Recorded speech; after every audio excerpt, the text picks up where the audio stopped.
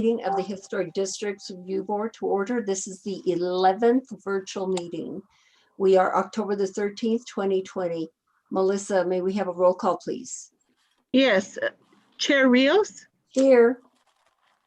Vice Chair Katz, Here. Member Beachside, Here. Member Bienvenue, Here. Member Guida, Here. Member Larson, Here. Member Roybal.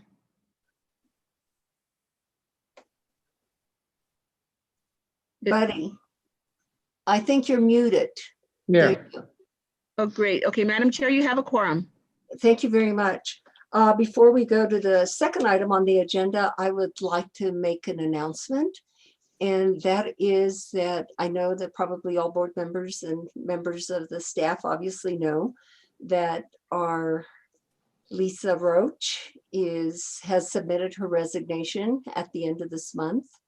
And I publicly want to thank her for all the hard work she has put in and for her working closely with the H board and also with the public.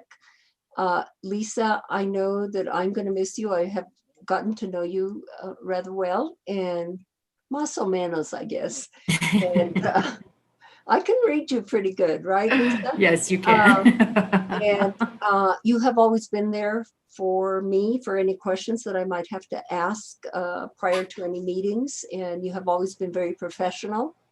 And you're a smart cookie there.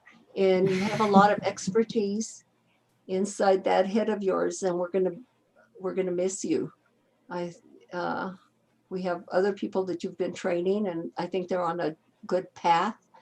But I think I speak for all the board, and of course, board members, you can chime in and indicate your comments. But I'm going to miss you, and I do wish you the best of luck in whatever you do next. And keep in touch, Lisa. Keep in touch. I sure will. Thank you so much for that. I'll miss you all too, very much. Anybody else wishing to make any comments? Lisa, this is Buddy. Again, thank you so much for the work you've done. Done an amazing job. So thank you. And again, good luck in your new endeavors. Lisa, we're going to miss you. You've been a real help. I mean, it's just been outstanding. And can we go and tell the mayor to not accept your resignation? No, we wouldn't do that. Do that? Hey, majority rules, right? No, obviously not. Okay. Thank you, Anyone guys. else? Lisa, thank you so much for sharing your expertise and for your professional and articulate presentation of all the cases and for your unique perspective on preservation. It's been really great to learn from you. Thank you, Jen. Lisa, you're brilliant and amazing, and I'm very lucky that I get to continue to work with you on the Friends of Architecture board. I wish you luck in your next professional endeavors. Thank you, guys. Okay. Go ahead and share the screen because I disrupted the screen share. Okay. I really appreciate all your I've so appreciated working with all of you through this crazy time that we've been in. But I won't be far. I won't be far away. Okay. Okay, good. So anyway, so are there any changes? We'll go forward. Any changes to the agenda, staff or board members? No, Madam Chair, there's just a few typos in the agenda. I want to just point out that this was our first agenda that we've done through PrimeGov. And I mentioned PrimeGov at the last hearing. You will be hearing from us regarding a training on how to engage with PrimeGov as an option to access all of the packet items in the agenda digitally online. So, and we're moving all of the city hearings to that platform. So stay tuned for more info on that. But this was our first sort of trial run of using it internally, and it seems to be really very, very easy to use. So that should give you hope. Okay, thank you. So if there are no changes to the agenda, I will entertain a motion to approve. So Board moved. members? Second. Roll call vote, please. Madam Chair, who made the motion to approve? The motion was made, I believe, by Vice Chair Katz and Flynn seconded. Is that correct or no? I made the motion. Sorry. Okay, I Flynn forgot made to the say. motion. The other way and around. The other way Okay. around, okay. May I just Flynn made the request, motion and Vice Chair Katz seconded. and if I Thank could you. just remind the board to please say your name when you're speaking, just to help us Thank have a you. really good record and to keep the public in the loop where we're at. Yeah, thank you very much. you. That's really important. And you've been doing pretty good, board. And Yeah, really good. we had a little extra week there where people just kind of forgot a little bit. So go ahead, Melissa. Thank you. Member Beachide, Yes. Member Bienvenue, Yes. Member Guida, Yes. Vice Chair Katz, Yes. Member Larson, Yes. Member Royball. Yes. Madam Chair, the motion has been approved. Thank you, Melissa. We have minutes of September 22nd, 2020. Any changes to those? We just had one case at that meeting. So it appears there are no changes. You did a good job again, Melissa. A Thank roll you. call vote, please. Excuse me, may I hear a motion to approve? This is just Member Frank. Guida. I move to approve. Beachside second. A roll call vote, please. Yes, Member Beachide, Yes. Member Bienvenue, Yes. Member Guida, Yes. Vice Chair Katz, Yes. Member Larson, Yes. Member Royball. Yes. The motion has been approved. And thank you very much. We have one finding of fact and conclusion of law. And that was in case 2020-0025448. And that was located at 113 Washington Avenue. Any changes to this finding? It appears there are no changes, so I will entertain a motion, please. Is there a motion to approve? I'll move, Buddy. Buddy Second, moved, Frank. and I'm sorry, who seconded? Frank. And Frank seconded. Roll call vote, please. Yes, Member Beachide, Yes. Member Bienvenue, Yes. Member Guida, Yes. Vice Chair Katz, Yes. Member Larson, Yes. Member Royball. Yes. The motion has been approved. Thank you very much, Melissa. We go to matters from the public. Is there anyone from the public that wishes to comment? I see that Stephanie Benenato has her hand up. Stephanie, you have the floor. Thank you. Can you hear me? Just barely. Okay, sorry, I'm gonna have to just There. get. That's better. Okay. I just wanted to make a couple of comments about the last meeting. I found that it was a hurried discussion and that members cut each other off from discussion. And even though you had laid out conditions or things that you needed to have the architect change, I think it's still the board's prerogative to look at the design of the changes, because even though somebody sets back 10 feet, it doesn't mean the design is harmonious or compatible. And I don't think that was an inappropriate type of discussion. I also find saying things like justification for a rooftop pool, a cantina, and a meeting space that it increases density. My understanding of increasing density is when you actually allow more businesses or residences on a particular property, not allowing a hotel that wants to burn wood 365 days a year, probably even through the Rio and Navio fire, because God forbid their guests shouldn't have live fireplaces there. That could have been changed. They could have done away with that practice, which would have been environmentally sound, as it would have been environmentally sound not to have a pool in the middle of the desert in a 20+ year drought. So I just think that, you were going to approve it, yes, but I think the reasoning should be based in reality and not in just saying something. Thank you. It appears that there's no one else from the public. No one else has their hand raised. So I will go to the next matter on the agenda, which is staff communications. Staff, do you have anything to communicate to us? No, Madam Chair, no official communications at this time. Okay, thank you. So this evening we'll go on to the action items, and we have 2 cases under old business and 7 cases under new business. And as per usual, I need to tell you that if you disagree with the decision that this board renders this evening, you have the option to appeal to the city council. If you do that, you have to wait till the findings of fact and conclusions of law have been approved, and then you have 15 days to file your appeal, and staff can help you on the particulars on that. So with that being said, we will go to the first case this evening, and that is Angela's case. It's located at 324 Staub Street. This is a contributing building. Angela, may we hear your report, please?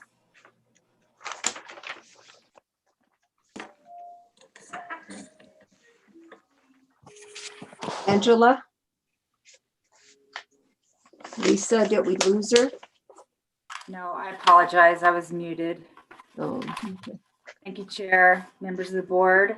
324 Staub is a contributing structure in the downtown and east side historic district.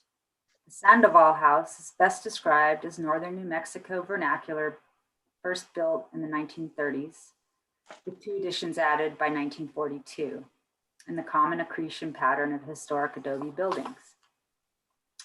It has 3 masses connected with a tall center section and 2 symmetrical wings. It has a flat roof and rounded corners. A historical feature is its simple nature with no ornamentation. The structure has been a duplex for a long time. It has undergone minor alterations. The applicant proposes to add a shed portal to the front of the house to be located between the 2 wings on the north facade, filling in that space. The proposed portal has a 3/12 pitch, 12/3, with a steel standing seam roof, ash gray. The exposed beams are to be stained with Cabot semi-transparent cordovan brown. The applicant also proposes to re-roof and re-stucco the entire structure. The roof is flat with parapets and not publicly visible. The proposed roof will be modified torch down, which is modified bitumen. The stucco wall will match the existing color, which is cementitious El Rey suede. In addition, the applicant has received a temporary permit to demolish 1/2 of the front north, which is the north concrete masonry wall east of the gate. As a historically contributing yard wall, the condition of this approval is that it be replaced in kind, design, height, material, and style within 90 days.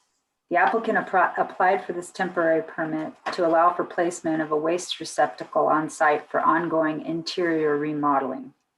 The applicant has no off-street parking. Because a proposed portal is considered an addition on a primary facade, the applicant requests an exception to section 14-5.2 D2A. The applicant requests an exception to 14-5.2 D2A, as additions are not permitted to primary facades of contributing and significant structures. A portal is proposed is considered an addition. The applicant has provided the following responses to exception criteria in the Historic Districts Code. 1, does not damage the character of the district. The applicant responds, the construction of the portal would enhance the character of the district, making this house more in harmony with its streetscape and the historic district in general. Portals filling building indentions as proposed are typical treatments for a street-facing facade. My response as staff is that I recognize the purpose of the code section that prohibits additions to primary facades. Adding on to a primary facade can risk altering the character of a facade. if the change negatively affects how an established contributing structure reads in the district. Adding an addition to a primary facade is evaluated by its compatibility with existing structures with respect to style, materials, and scope of change. Yet such a change must also achieve a design that distinguishes the old from the new. Arguably, a smaller addition would be less intrusive. The Historic Preservation Ordinance calls for differentiation between the old and the new. The balance is to seek this differentiation, yet evaluate whether a proposal would be in overall harmony with the structure. In this case, staff suggested an alternative to reduce the depth of the proposed portal so that it does not extend flush with the wings. If allowed, a smaller portal would be less invasive to the structure's unique wing configuration. Criteria number 2 is required to prevent a hardship to the applicant or an injury to the public welfare. The applicant states that covering entry doors is a simple, universal architectural value, providing protection for entry and exit. The applicant contends that the portal on the north and primary facade would provide protection from snow and ice. The applicant also believes the portal would add character and balance to a facade that is presently stark and uninviting, arguing that it would be a hardship for the applicant to be denied this aesthetic enhancement to this house. Staff recognizes the utility, prominence, and aesthetics of portales throughout local and regional architecture and on various historic structures. While adding a portal to the 324 Staub House can provide for protection from winter weather, preserving the condition of no portal also allows for continued maximum exposure to sunlight on a typically darker north face. Staff believes that denying the applicant's wish to improve the aesthetic qualities of the house is not a hardship, chiefly because a unique feature of this structure is its simplicity with its tall front entry flanked by the 2 symmetrical cubes, also without overhangs or ornamentation facing the street. The standards are intended to maintain the historic design and the character of structures and streetscapes. Criteria number 3, strengthen the unique heterogeneous character of the city by providing a full range of design options to ensure that residents can continue to reside in the historic districts. The applicant states that a thoughtful addition is a design option that should be possible and believes that the proposed portal would not harm the essential character of that primary facade. Staff finds that preserving the primary facade's character entails maintaining its current appearance and that a portal would compromise the essential character of the north facade.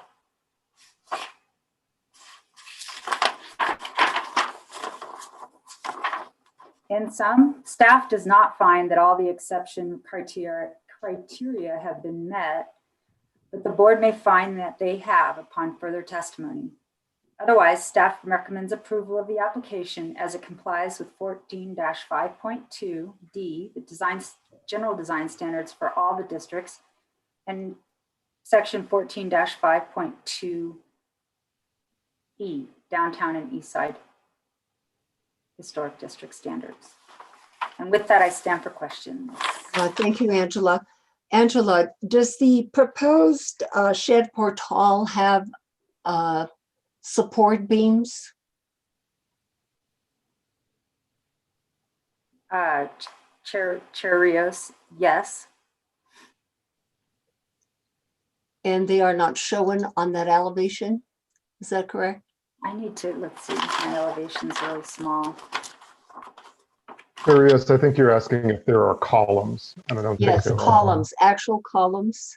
Oh, verticals. Not, yes, not Vertical columns. not horizontal. I see those, but vertical columns. Thank you, Anthony. No, I do not believe there are. Okay, thank you. Board members, any other questions for Angela at this time? It appears there are no questions for Angela at this time. if I can get the applicant or applicants to come forward and get sworn in. And Sally, may I get you to help me with 2 minutes for public comment? Yes, Chair, yes, I'll do that, no problem. Thank you very much. So I'm walking forward here. Let's see. Oh, it's Will. Hi, Will. How are you doing? Hello, Cecilia. I'm doing well. Oh, Good to see you there Nice and to the see board. you. And we're going to have Melissa swear you in. Okay, Will? That's All fine. right, please raise your right hand. You swear under the penalty of perjury that the testimony you're about to give is the truth, the whole truth, and nothing but the truth? I do. Thank you. Please state your name and address for the record. My name is Will McDonald, and I live at 488 Arroyo Tenorio in Santa Fe. Thank you. Will, you heard staff's report. Do you have anything Yes. further to add to staff's report?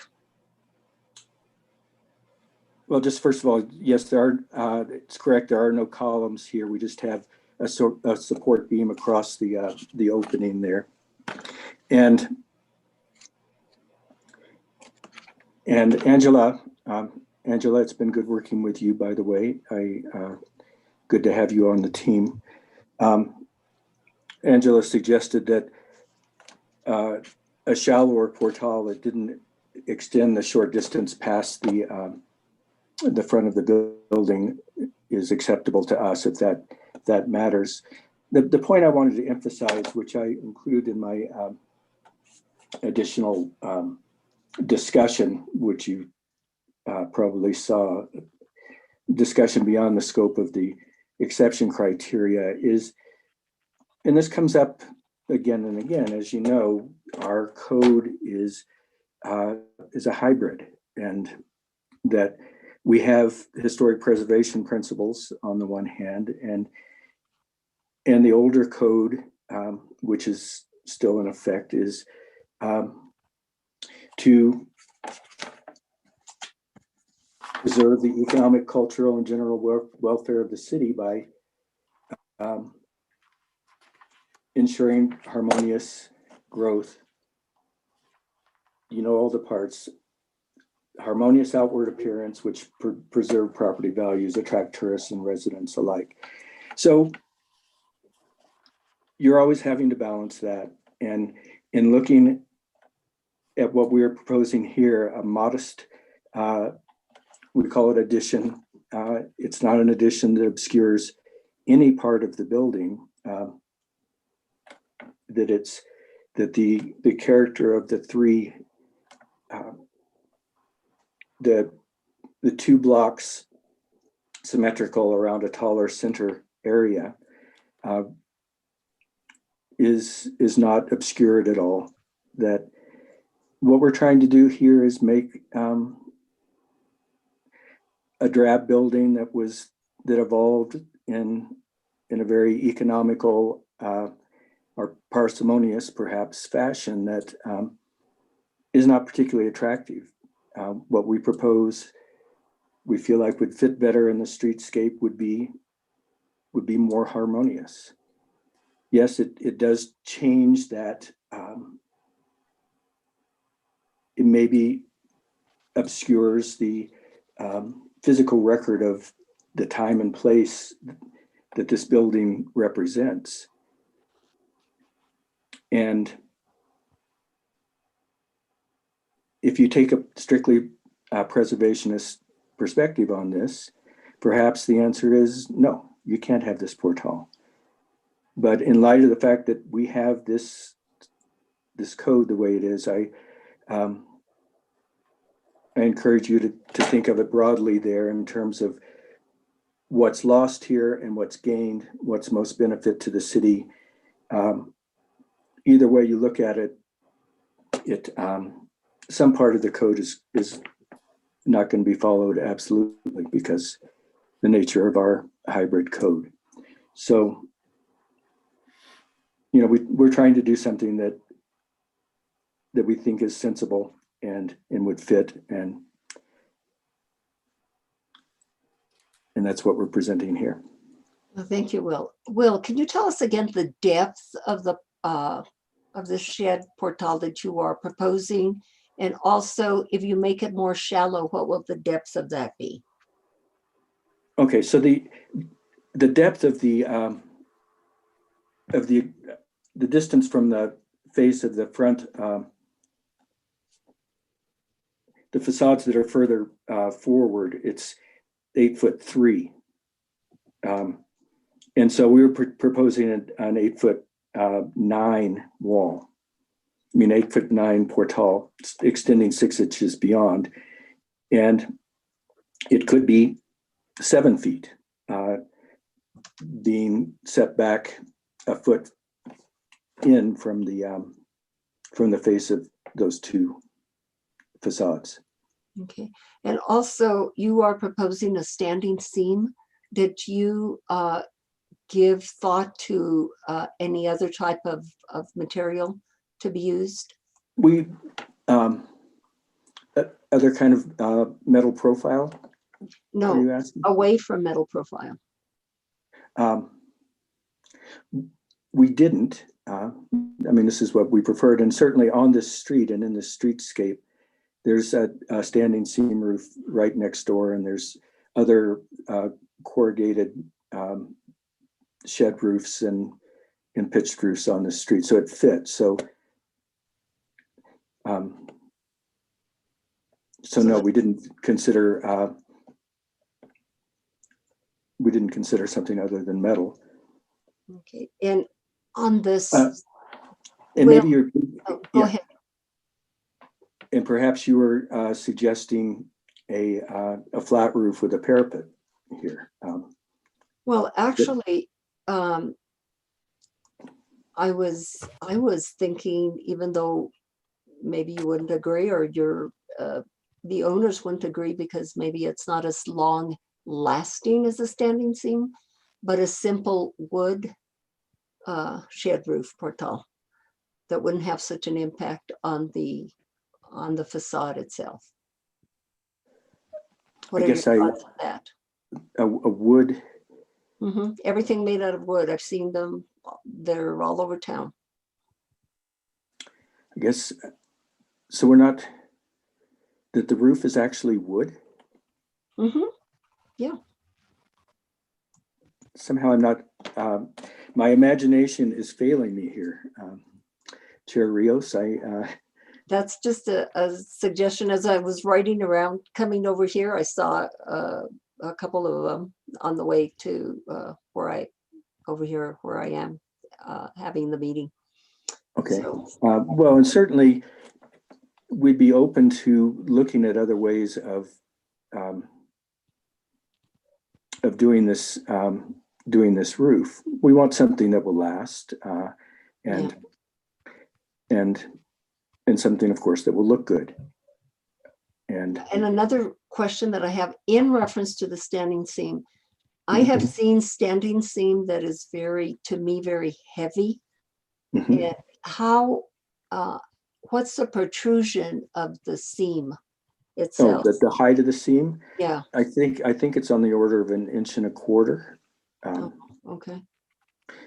Okay. We certainly, it's something that if the portal is approved, we can have staff review. But no, because it's a small feature, we want the details of it to be in proportion. Okay, thank you. For Let's sure, hear yeah. from other board members. Other board members have questions or comments in reference to this project? So far, I don't see any hands raised. No one? It appears not. Okay, we have Member Larson. Yeah, I was going to make comments a little bit later, but I am on the same page as Cecilia at the moment. I really think that, I'm looking at this block on Street View, and I see that there's quite a few properties that are kind of the duplex nature. I actually like that currently we can tell that this is a duplex, just without the coverage. I understand the need for privacy, but I also think that there's a case for the current facade, in that it's kind of unique and interesting in its way of not having a portal. So I'd be interested to see what everyone else kind of thinks and what their thought process is. But I do think that we may detract from this primary facade and adding coverage there, especially with the standing seam at a pitch when this is clearly a heavily parapet flat roof. It's just, to me, it looks very incompatible with the existing metal colors that we have on the building, as well as the metal as we see in the windows. It just seems to stand out a little bit. I see neighboring properties have the very bright silver standing seam, and I understand that you're trying to duplicate that, but this is a different style house, and I think that there's room to improve here. Thank you. Thank you. Attorney Paez. Thank you, Terrios. I was just going to request that we maybe show the street view. If we're going to be relying on internet stuff, it's ideal that we present that so the full board can consider it and the public can see it. Thanks, Lisa. Thank you. I went in there and I think I'm looking at the wrong address, so I appreciate your quick Googling. Thank you so much. Okay, well, let's take a minute to look at this.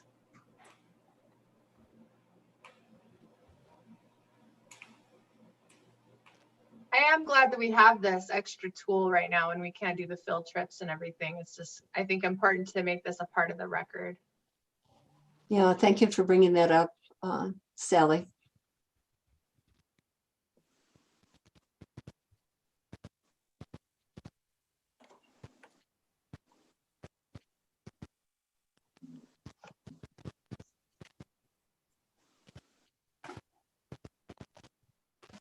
Well, I think we can see that there are obviously different architectural styles in this neighborhood. And let me see, Member Katz, you have your hand up. Thank you, Chair Rios. I think that I agree with Angela in her recommendation, and I agree with Glenn that what's really distinctive about this house is the plain flat front of the three segments of the front of the house. And the portal would just really change that markedly. And it's not that it's a bad design. I feel Will's pain a little bit on this. I mean, you know, maybe it would be a nicer thing or more comfortable, but that's not really what our job is, and that's not really the standard for us. I don't think that there's a hardship. Not having a portal over the door there hasn't been a hardship for what, 55 years or so, or however many years it's been. I think given the lowering amount of moisture, the exceptional drought that we're in, I'm not sure that there is more precipitation and snow. There seems to be much less. And all it takes is a broom or a shovel to clean it off after it happens. So I think that we are failing our job if we don't maintain the primary facade and what is unique and what causes us to name primary facades. Thank you. Thank you. Member Guida. Thank you, Chair Rios. I kind of disagree with the direction of the board discussion at this point. I think, number one, we have, our charge is not to defend the existing city fabric from any changes. The ordinance is set up to recognize that things do change over time. This is not a significant work of architecture. This is not a significant structure. This is rightly a contributing structure, and this is a primary facade. This is why we have an exception process, and this is why we have exception criteria to look at these issues. In this particular case, I feel like the what is proposed is in character with how buildings like this would have developed over time, both in terms of the materiality, the metal roof, and the detailing and architecture of this very small change to the facade. This is exactly how it would have been done perhaps 50 years ago or even 50 years before that. So, overwhelmingly, I don't have a problem with what is being proposed. More so, I recognize that this is a north-facing facade. I can only imagine how snow and ice build up in front of the front door of this house. So I have a lot of access to the hardship argument from the owner. And a metal roof, I believe, is not only harmonious with the street, it is in character with the district and how this would have been done on Portals throughout Santa Fe. I don't agree that a better version of this is pushing it back a little bit. I think that's an attempt to make something less bad. The design seems to have integrity and works with the building. And again, something very simple that is imagined to be as it would have been built by really anybody. It follows the logic of the building and really doesn't detract in my view. So I would encourage the rest of the board to approve this application as drawn. Thank you, Member Guida. Attorney Paez? Apologies. Bad Oh. hand usage. Oh, okay. Member Benvenu? Thank you, Madam Chair. I just wanted to follow up with Angela on the applicant's apparent agreement to your earlier proposal that the portal be set in. And I'm wondering if, in your opinion, if that was the application or the agreement made today, that it be inset by that, I guess, 1 foot 3 inches, how that would have changed staff's recommendation, if at all. Member Bienvenue, thank you for that question. That was a suggestion that on my site visit, when I learned of it's the code applying to additions to primary facades of contributing buildings, that it would lessen the impact of a portal if it did not extend all the way flush with the two masses. And the applicant, as they are entitled to propose what it is that they wish to see, proposed it this way. And in subsequent conversations with the applicant, as I work with them through this process, the applicant discussed the willingness to consider that and saw that the board process was the venue for that. And I've encountered this with other applicants as well. So does that respond to your? Well, it does, thank you. But I'm also wondering if, given that agreement at this point, apparently to inset it, would you now recommend approval, or would you still say that the one or more of the exceptions still, in your opinion, would not be met here? I Exception believe, criteria. Chair Bienvenue, I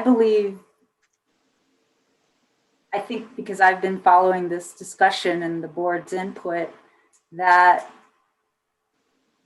a shorter, an in-depth portal would be more acceptable because it is not going flush with the two masses. As Member Flynn noted, the two, this is a street of multi-family buildings and duplexes, and this does read as a duplex in that regard.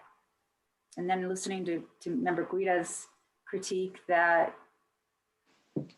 perhaps over time a portal would have been built there. We don't know that, but it's possible. So in my estimation, striking the middle ground would be to make the portal extend out less than the two front masses. Okay, I appreciate that. That's my own inclination as well, that it does strike me that this, I'm surprised a portal hadn't been put on it in earlier times. It just literally begs for a portal, given the exposure that it has, and that door having no protection whatsoever, multiple doors having no protection. But a portal that extends flush with the two side wings does seem to visually destroy the distinction between the three masses by uniting the two sides. So if there was some distinction to be made there, that it was clear the portal was in between the three masses, I would be comfortable with it. The only other question I had was the height.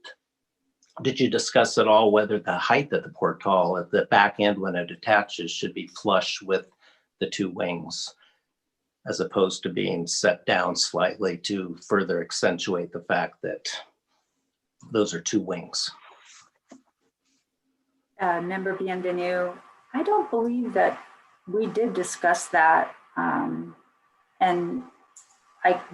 from what you just described, in my opinion, that would differentiate it from those two masses better if it were not just placed in there to look like it was always there.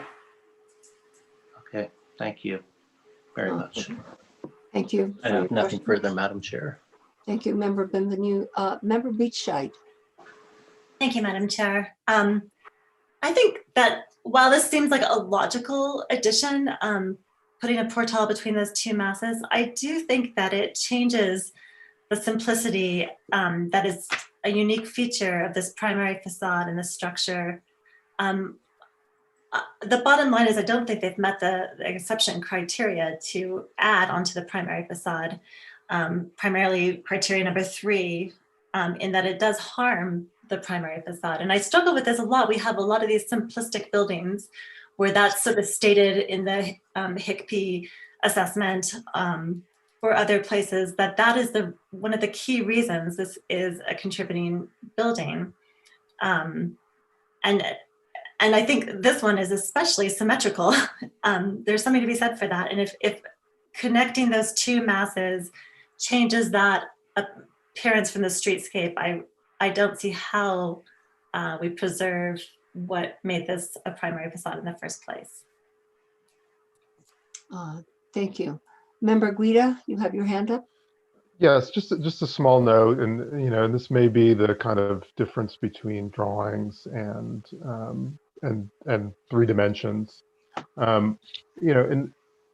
Overwhelmingly, I feel like the proposal to do a relatively light, minor portal between these two massings does not disrupt the massing of the original structure. Had this been a proposal to do a portal with a parapet wall, I would entirely agree with the other comments on the board that it would destroy some of the kind of differentiation of the 3 masses of the building. That's not the case here. This is a small light structure and the 3 principal masses remain legible in this design proposal. That's an important thing, and I think the applicant did a great job in minimizing the impact here. Thank you. Member Guido, what is your opinion in reference to lessening the depth of the portal to 7, and also the inset? I think they were discussing bringing in the portal.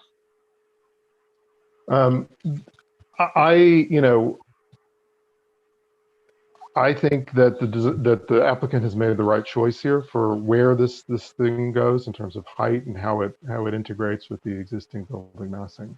I'm less inclined for the board to provide design advice, particularly when it amounts to just like, oh well, let's just tweak it a little bit to make it a little bit less bad. I think it runs the risk of splitting the baby in terms of our decisions. I don't think it would make much difference at all whether this was 6 inches lower or if it projected less towards the front yard. Thank you, Member Beta. Any other comments, board members? I don't see any more hands up. I will go to the public comment. And we have Stephanie Beninato. And Stephanie, if you'll get sworn in, please. Yes. Melissa. You swear under the penalty of perjury that the testimony you're about to give is the truth, the whole truth, and nothing but the truth? Yes. Thank you. Please state your name and address for the record. Stephanie Beninato, PO Box 1601, Santa Fe, New Mexico. You can hear me, right? Yes. Okay, good. I'm in agreement with Angela's recommendation, and I think instead of just talking about design, you need to talk about the criteria. And one of the criteria here is hardship, and the hardship was aesthetics, that it somehow is not aesthetically pleasing. That's not a hardship. And if you begin to give out exceptions based on aesthetics, you'll be giving out exceptions every time somebody comes forward. And I'd like to remind you of another case of a very simple building that Mr. Guida insisted be kept really simple, and that would be 125 Romero Street, which was a 635 square foot house that virtually had very, very little detail that would distinguish it. And it was very clear that the board did not want anything more than an eyebrow over the front door. It wasn't supposed to be more than 3 or so feet wide and about that deep. And so I think if it's a problem coming in and out of that front door, that the least impactful change would be an eyebrow over the north door. And that way it maintains the simplicity, but gives the practical solution.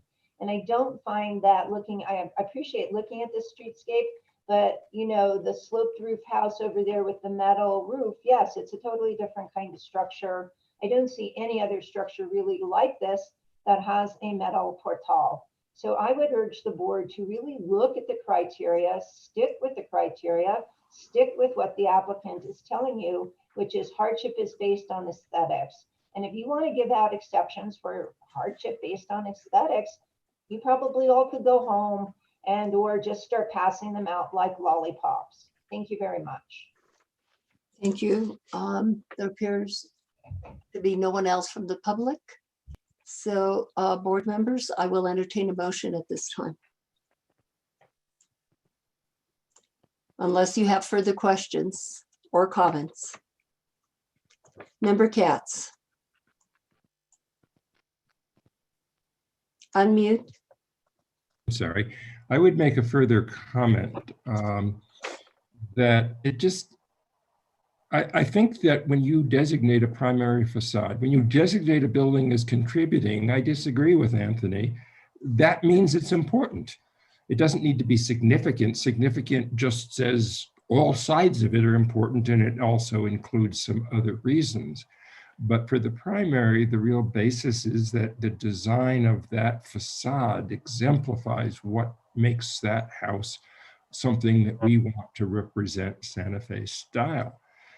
And of course it could have been done differently, but that's not the issue. The issue is we have a house that's done this way that has an attractiveness and a distinctiveness because it is done this way. It expresses those masses in a way that would be harmed by having a portal between them.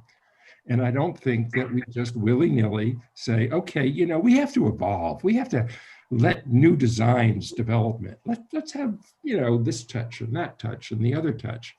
Or if this house didn't have restrictions on it, it could have developed organically in a number of different ways. And certainly that's true.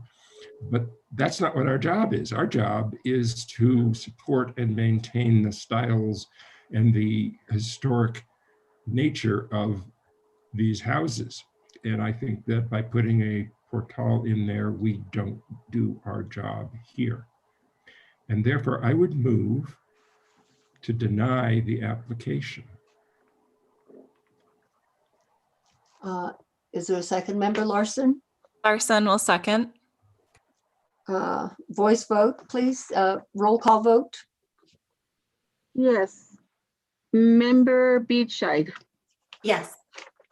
Member Bienvenue, No. Member Guida, No. Vice Chair Katz, Yes. Member Larson, Yes.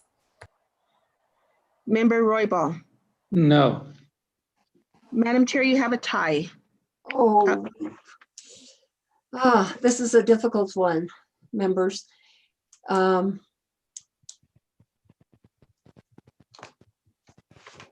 Well, I've been analyzing this for a long time, and I feel that a porch could go here, but my problem is with a standing seam. I think that if we had another material that,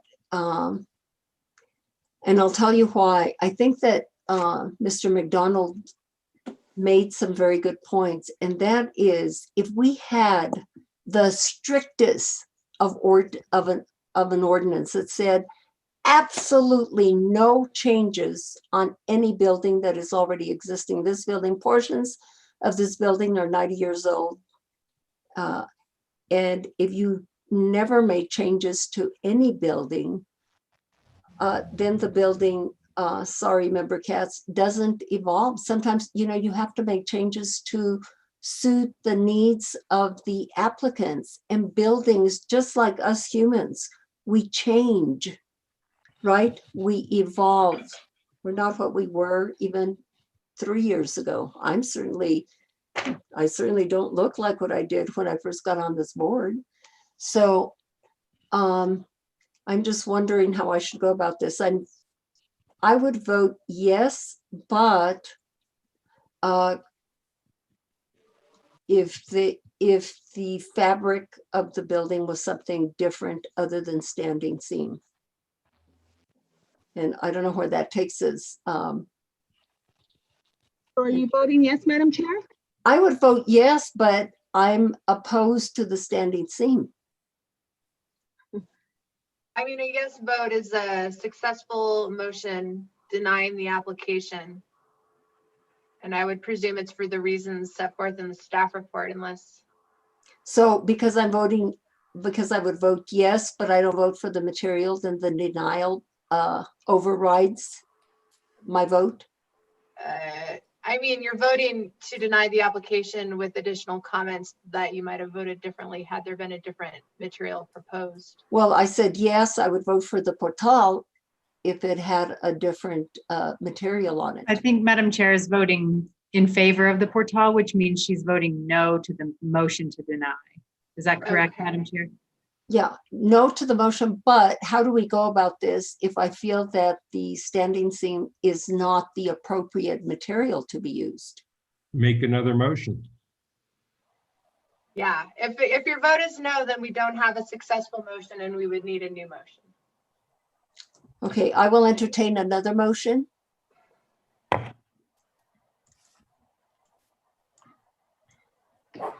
Chair Rios, do we need more discussion about the material?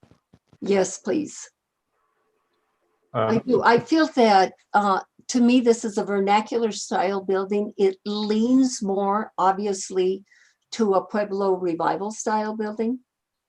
And even though it's within itself unique because of that middle portion of it, and just because of the way the building was built. But I just feel that the standing seam is in opposition to what this building represents.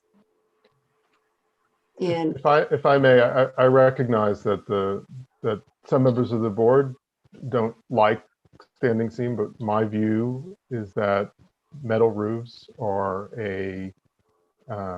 integral part of the way that Santa Fe style has evolved. It's a material in multiple configurations, whether we're talking about corrugated or standing seam, that has been part of the architecture since the railroads arrived. There are many, many buildings in Santa Fe that have standing seam roofs. Maybe a corrugated metal building would be more in keeping with, I mean, that's used, corrugated metal is used more in this style, in Pueblo Revival style buildings. It's certainly something we see, yes. I think that if I could ask the applicant, would you consider that a corrugated metal? I would. I want to say I appreciate the board's discussion of this. I feel like it's been a good discussion, and I actually prefer corrugated myself in this case. The owner was interested in standing seam, but I feel confident that he would agree to corrugated, and I think that it would look good. And the color would be in the gray family? In the gray family, and maybe something that is essentially a traditional galvanized. We wouldn't want anything shiny. We wouldn't want anything as shiny as the building to the right here in the image. I think something that looks very traditional is what we want. And it's not that I don't like standing seam, Member Guida. It's that I don't think that standing seam is appropriate to this particular building. Member Benvenue. Thank you, Madam Chair. That may well be true about this particular building, but I just wanted to point out that my office used to be at 310 Mackenzie, which is the Mackenzie Irvine House, one of the very significant houses, which is exactly one block away, the same neighborhood. And I feel fairly confident if someone wants to do a street view that the portal is a standing seam metal portal in gray. And that's from the 1800s. Okay, thank you for, yeah, the standing seam the building may have been from the 1800s, but the standing seam wasn't from the 1800s, obviously. So I don't know what the date it is, but I believe it's quite historic, the portal. Thank you. Member Beachside? Thank you, Madam Chair. I still think we have a problem meeting the exception criteria, but if you all are going to discuss materials, it might be worth asking the applicant what the current roofs over the doors on the south and west facades are. I believe those are corrugated. Just look at those pictures. Yes, those are corrugated. They are. Not that you can see them from anywhere through those jungles of trees of heaven, but those are corrugated eyebrows.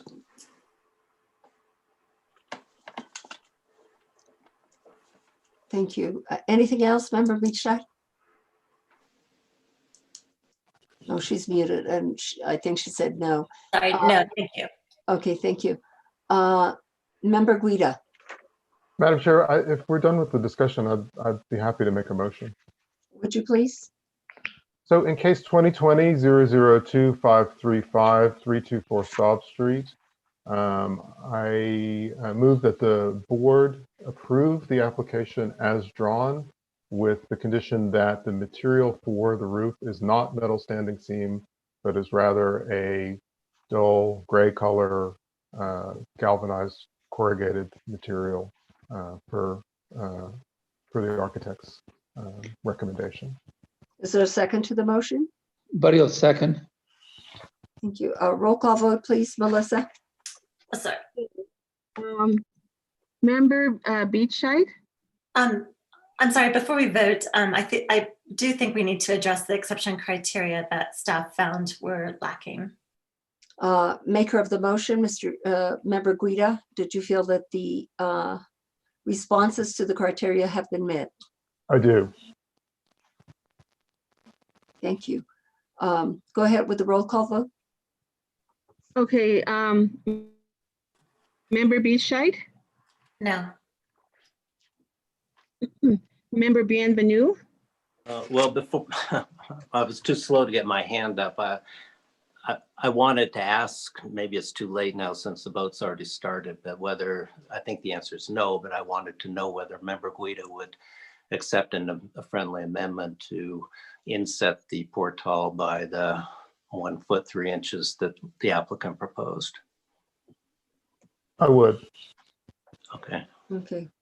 Would the seconder of the motion, Member Roybal, would you accept that friendly amendment? Can we back out and, Yes, I would. Thank you. okay, and if you don't mind starting over on the votes, Melissa, my apologies. okay, so Member Beescheid, No. Member Bienvenue, Yes. Member Guida, Yes. Vice Chair Katz, No. Member Larson, No. Member Roybal. Yes. Chair Rios, there is a tie, therefore, what is your vote? Yes. Then the motion has been approved. Thank you very much. Thank you. And thank you all. Thank you, Will. Thank you. Next case is Daniel's case. It's 2020-002480. This is at 512 Sekimother Unit C. It is a contributing building. Daniel, may we hear your report, please? Yes, Chair Rios, can you hear me? Yes. Okay. 512 Asiquia Madre Unit C is a single-family residential structure designated contributing to the downtown and east side historic district. The structure is situated behind the former Tito's Market and is built in a simplified Spanish Pueblo revival style.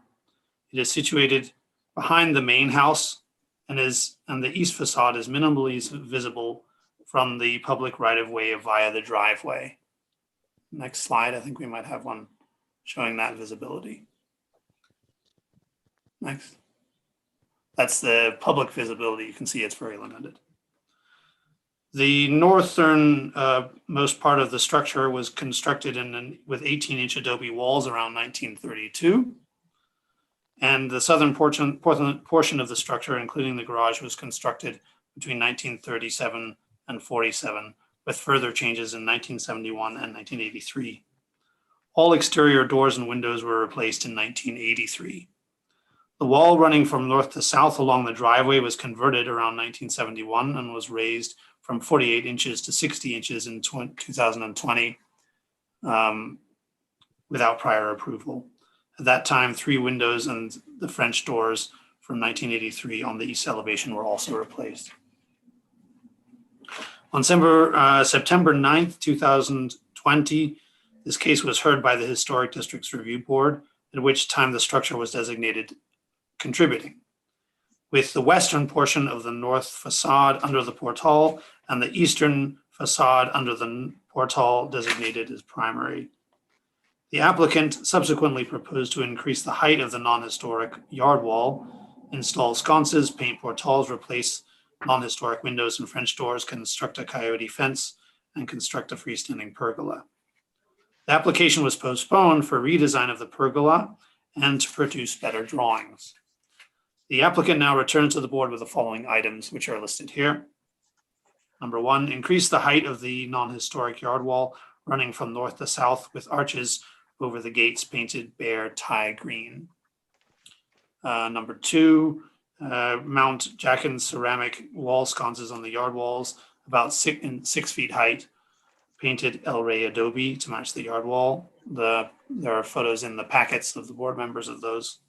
Install Port Oxford 5-inch chestnut wall sconces to the side of the front door and kitchen door at a height of approximately 6 feet. Photo is also in the packet. Item 4, paint the underside of the portal posts and the front and kitchen door bare Thai green. Item 5, next slide. Replace 3 non-historic windows and a set of French doors on the east facade. It will be aluminum clad in pinnacle clad ivory with simulated divided lights. Item 6, construct a coyote fence to a height of 6 feet at the rear portion of the east facade. I believe there's a slide to go with that. That's the location, it's in the rear. And item 7, construct a coyote fence to a height of 6 feet, separating the outdoor spaces of units A and B to the south of these units. Item 8, replace the garage doors, that's at the rear of the property, and insert a 3-foot wide door to their right in the garage where the circle, the red circle is located, would be a 3-foot door. And item 9, the application for the freestanding pergola from the previous case has been withdrawn. Staff recommends approval of the proposed project and finds that the application complies with section 14-5.2 D and E. I stand for questions.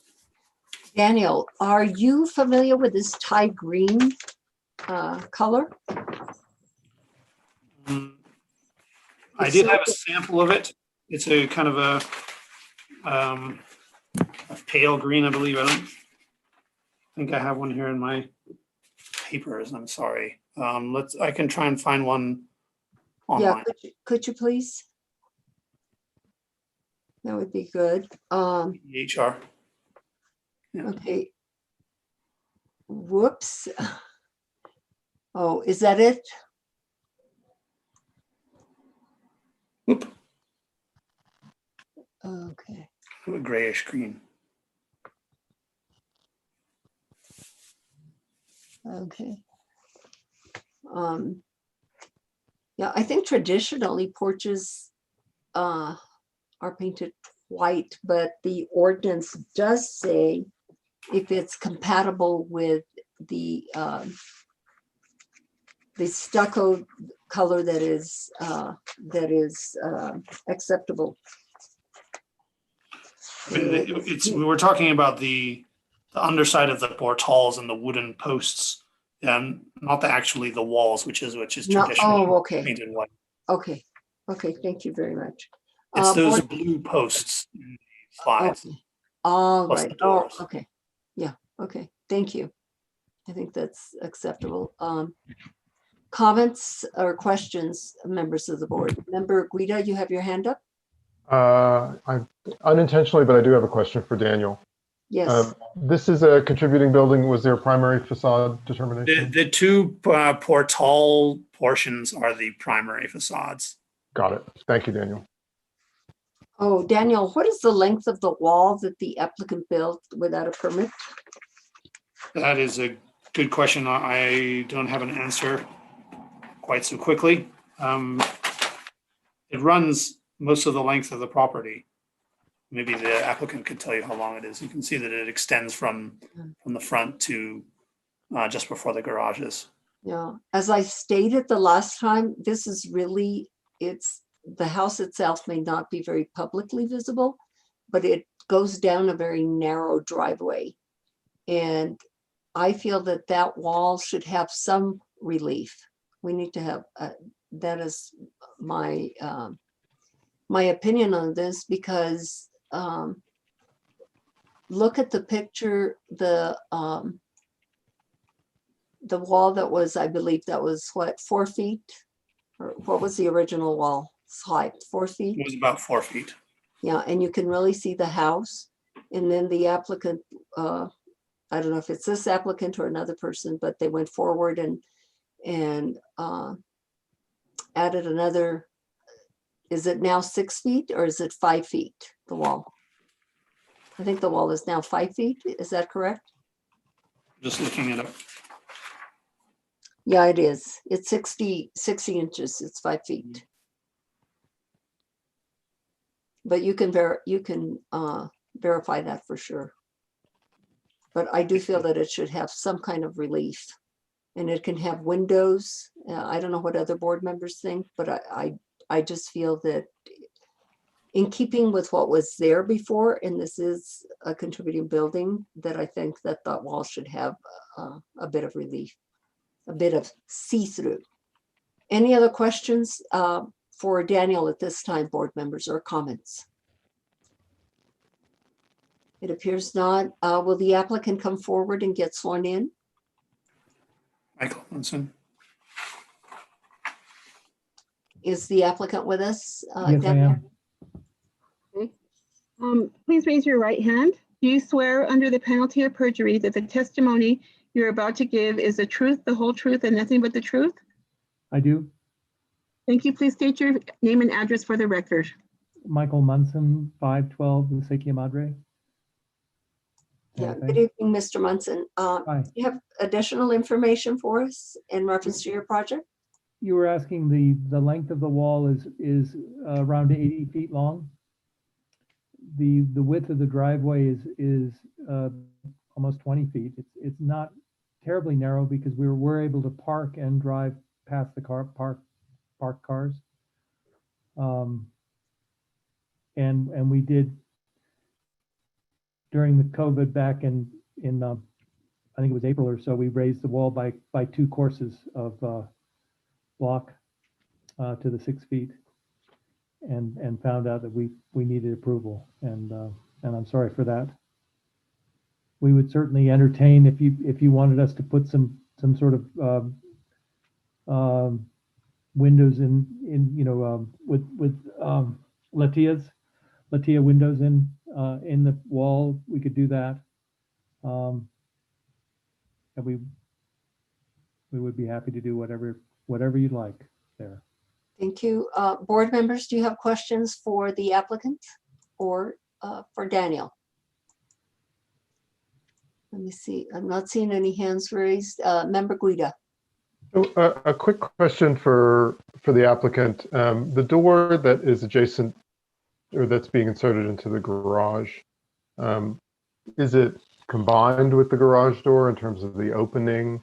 Or do we imagine that there's a very small sliver of stucco on either side of that door? I believe it's 6 or 8 inches on each side.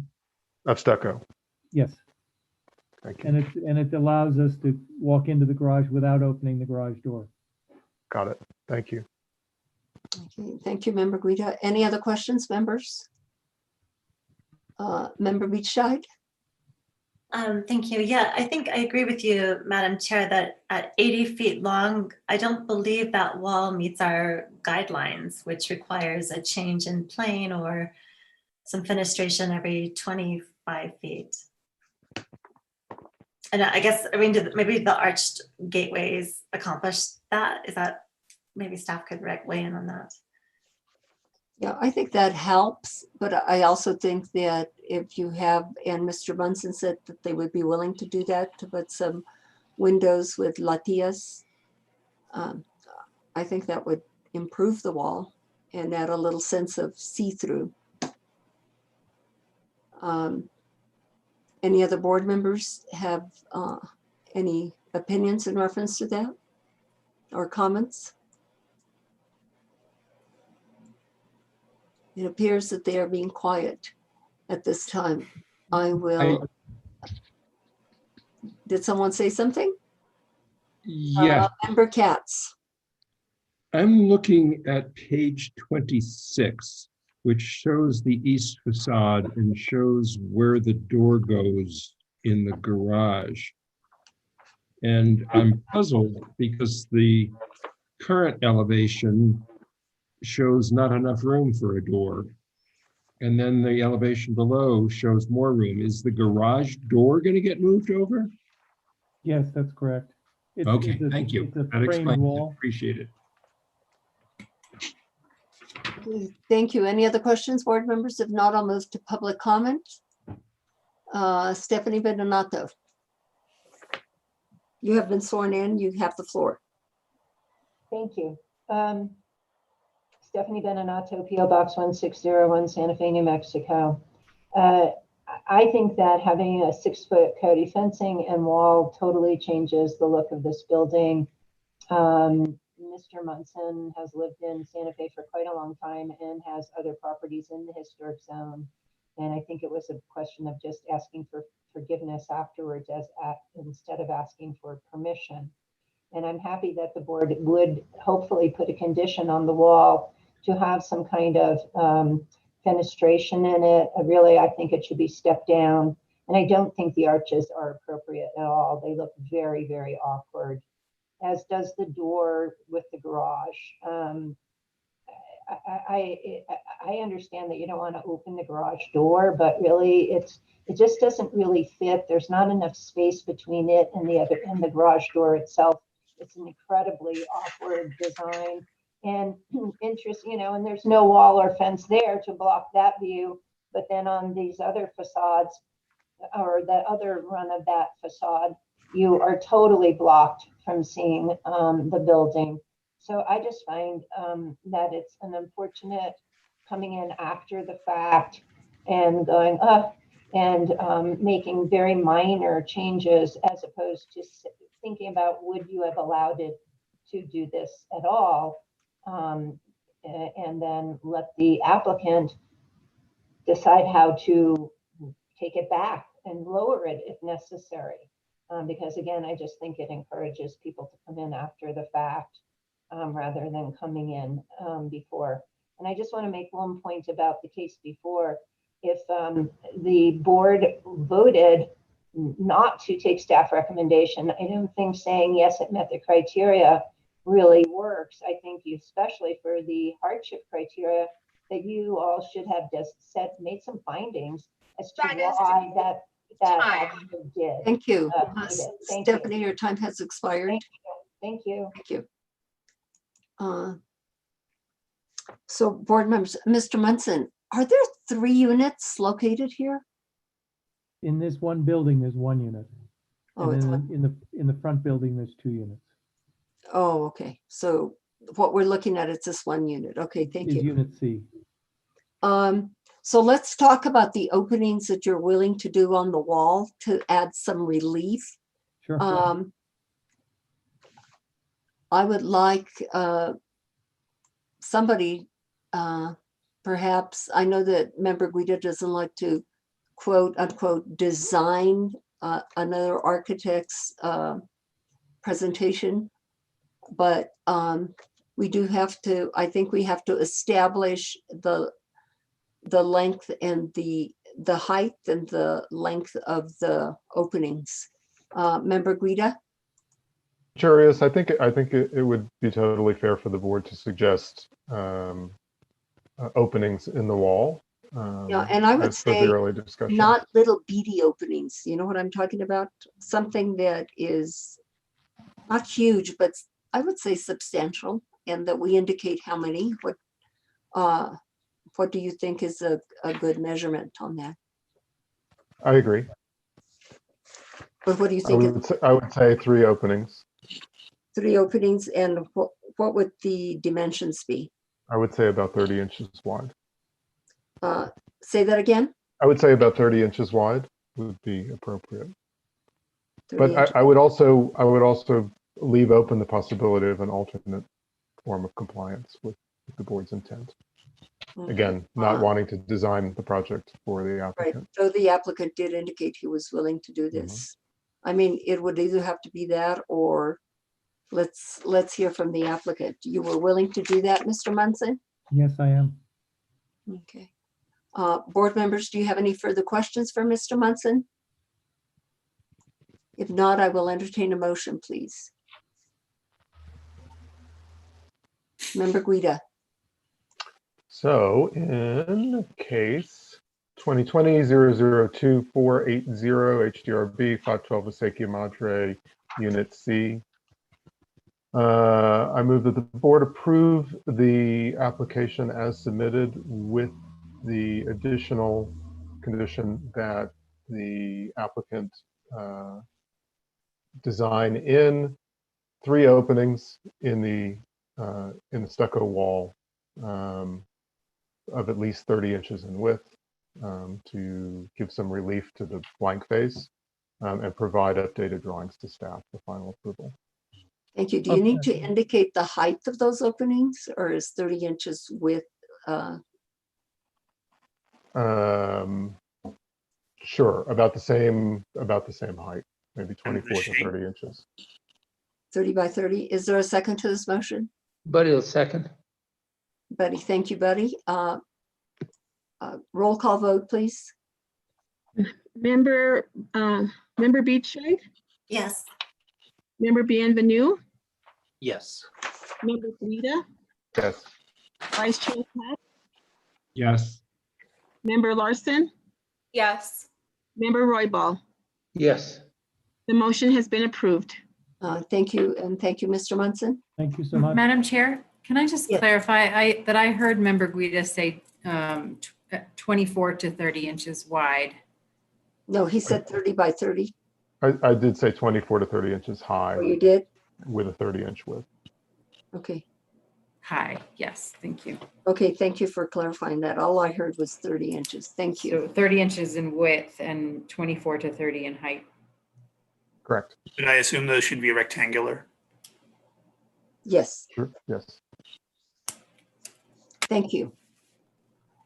Next case, this is Angela's case. It's new construction. It's case 2020-002541, located at 16 Montoya Circle. Angela, may we hear that report, please?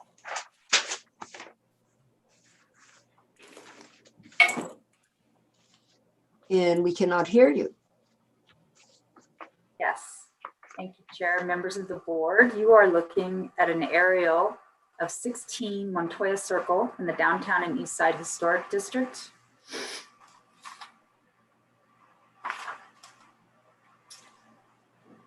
And where you see the little red pen is where a new structure is, thank you for the arrow, yeah, Lisa. A new structure is proposed for a level portion of a west sloping hillside lot at 16 Montoya Circle.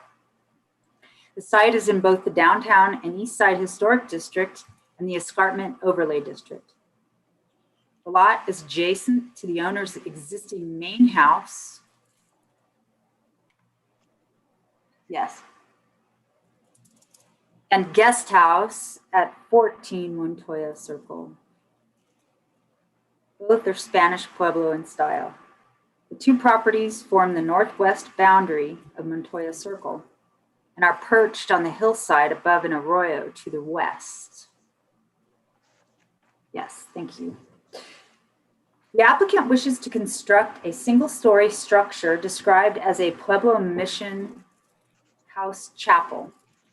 It is similar in form to Spanish Pueblo style with wall-dominated massing, flat roof, and parapets. You're looking at lots of surrounding land of that lot. The house chapel's front-facing facade resembles a church entry with double entry doors. Above the entry is a faux Juliet balcony with carved balusters and a guardrail. The parapet above the balcony will step up to the center point of 18 feet 9 inches, the maximum allowable height for this site. Its south-facing facade also has a set of double doors and includes a shallow, low-pitched standing seam metal overhang painted Hawaiian blue. Above the door entry on the south elevation is a round specialty window with a spoke and wheel light pattern. The round window will be simulated divided light color sky blue. The applicant has provided an exhibit showing the proposed round window's style and type. A door lintel detail depicted on the elevation sheet is labeled number 5. The windows will be metal clad, simulated divided lights, color sky blue. The exterior doors will have exposed wood lintels, stained chestnut with infill painted carving details. There will be 2 metal-lined wood canals stained with copper downspouts on the house's west side. 2 entries will be covered with low-slope metal shed roofs colored Hawaiian blue, covered with stained decking and corbels, chestnut in color. All portales will be painted extra white with stained decking and corbels, extra white, and have color concrete paving, color dune. The electrical meter enclosure will be wood painted extra white. There will be 2 Spanish colonial style 3-tiered punched tin light fixtures flanking each exterior door. Product information is in your packet. The structure's retaining walls on its west, south, and north sides and mechanical enclosure wall will be stuccoed El Rey's buckskin. The north side entry courtyard wall will be 4 feet 6 inches. The yard walls and retaining walls will retain earth cuts and create a north entry courtyard and a private south living patio. All new pathways will be color concrete or color concrete with a brick edge.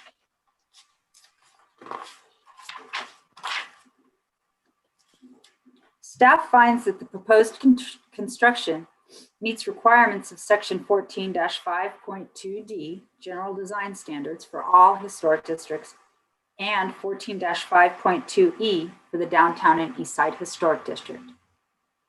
With that, I stand for questions.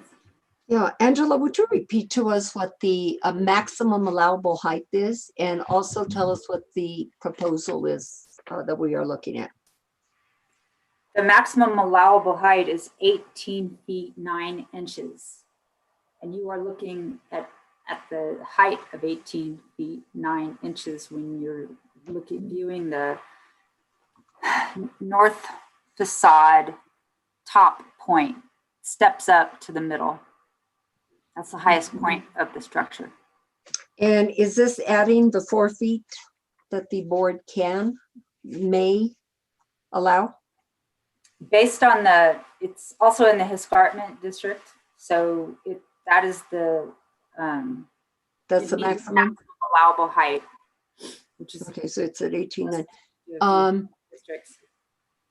Angela, do you know, is this actually going to be used, out of curiosity, is this actually going to be used as a religious chapel, or does the applicant just want a chapel looking building that may be used for something else? Do you know the answer to that? Thank you, Chair, for the question, members of the board. My purview is not use. However, you are, I believe, free to ask the applicant about that. This is proposed as a residence with a chapel style. Okay. And you indicated this was a single story, but a single story that looks like a two-story building? Is that correct? Am I looking? Rios, it does appear taller, but I believe it's a single story structure with high ceilings. Okay, and all the lights are divided, is that correct? Simulated divided lights, yes. Okay, and are the corners soft or are they sharp? Sure, are they rounded or are they sharp? They aren't sharp, or they aren't permitted to be sharp. And I reviewed them as they met design standards with rounded corners. Yeah, and again, how would you characterize the architectural style of the building? Members of the board.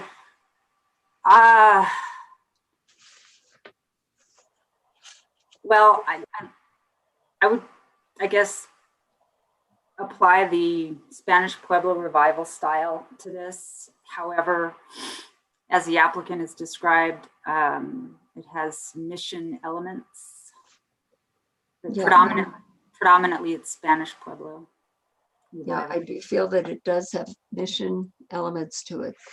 Also, do you know if I believe that we got some information that there were neighbors or a neighbor objecting to the building, the location of the building, the visibility from their property to the building. And is that correct? And they were also objecting to possible noise coming from, I believe I read, noise that cars would make taking off on gravel. Do you remember reading that, Angela? Chair Rios, there are comments that have been made public record that should be available to you, or I'm not sure how that works with Zoom, but folks in the public are likely to be present and want to speak to those topics. Okay. I also have a question for Sally. Sally, I did read an objection by a neighbor that was indicating that their views would be compromised. And can you comment on view shed in reference to the law?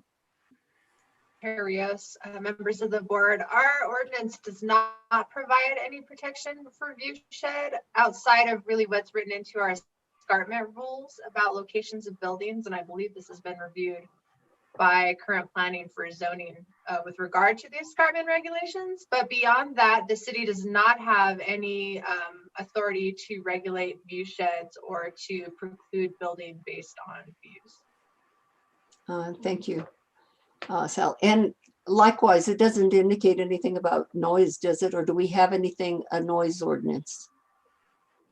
Terrios, thanks for that question too. We do have a noise ordinance, but it certainly wouldn't cover something like tires and gravel. It's much more geared towards like louder industrial type noises, commercial buildings and things that emit a much higher decibel range. It's sort of based on a decibel emission. Thank you. Member Roybal. Yes, the question would be, how it has an existing guest house.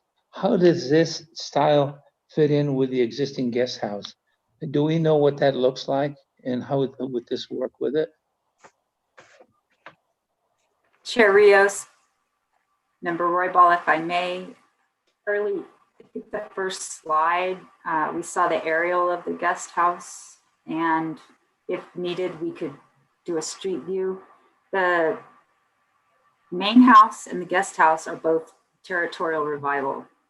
That's the guest house that you're seeing in the lower right corner photo.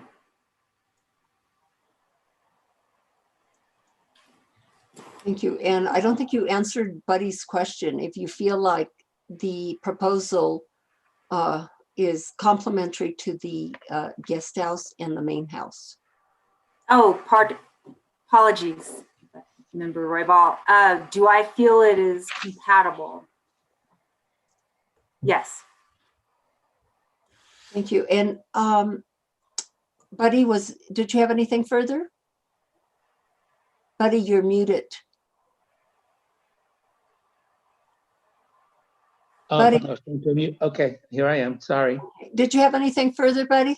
No, I was just concerned about the different style. It seems completely that this style, I don't totally object to the style. I was just wondering how it would fit in with a guest house. It doesn't seem, it seems totally, that would be totally different from the guest house. And my concern was that it would be that different, that it would not fit in within its own property. Yeah. Angela, is this on a private driveway? Chair Rios, Member Public. Roybal, I would like to orient you again, go back to the, thank you, Lisa. This is Montoya Circle that heads west from Gonzales. As you head up Gonzales, and it is, north of Palace. So those are the two main thoroughfares that have access to Montoya Circle. This property is at the northwest corner of the Montoya Circle neighborhood. The property owner and applicant here has bought this lot and bought the lot where the guest house is and has created a contiguous site that is accessible from both Gonzales, but not publicly accessible from Palace. And is the proposed chapel, is that in the arroyo?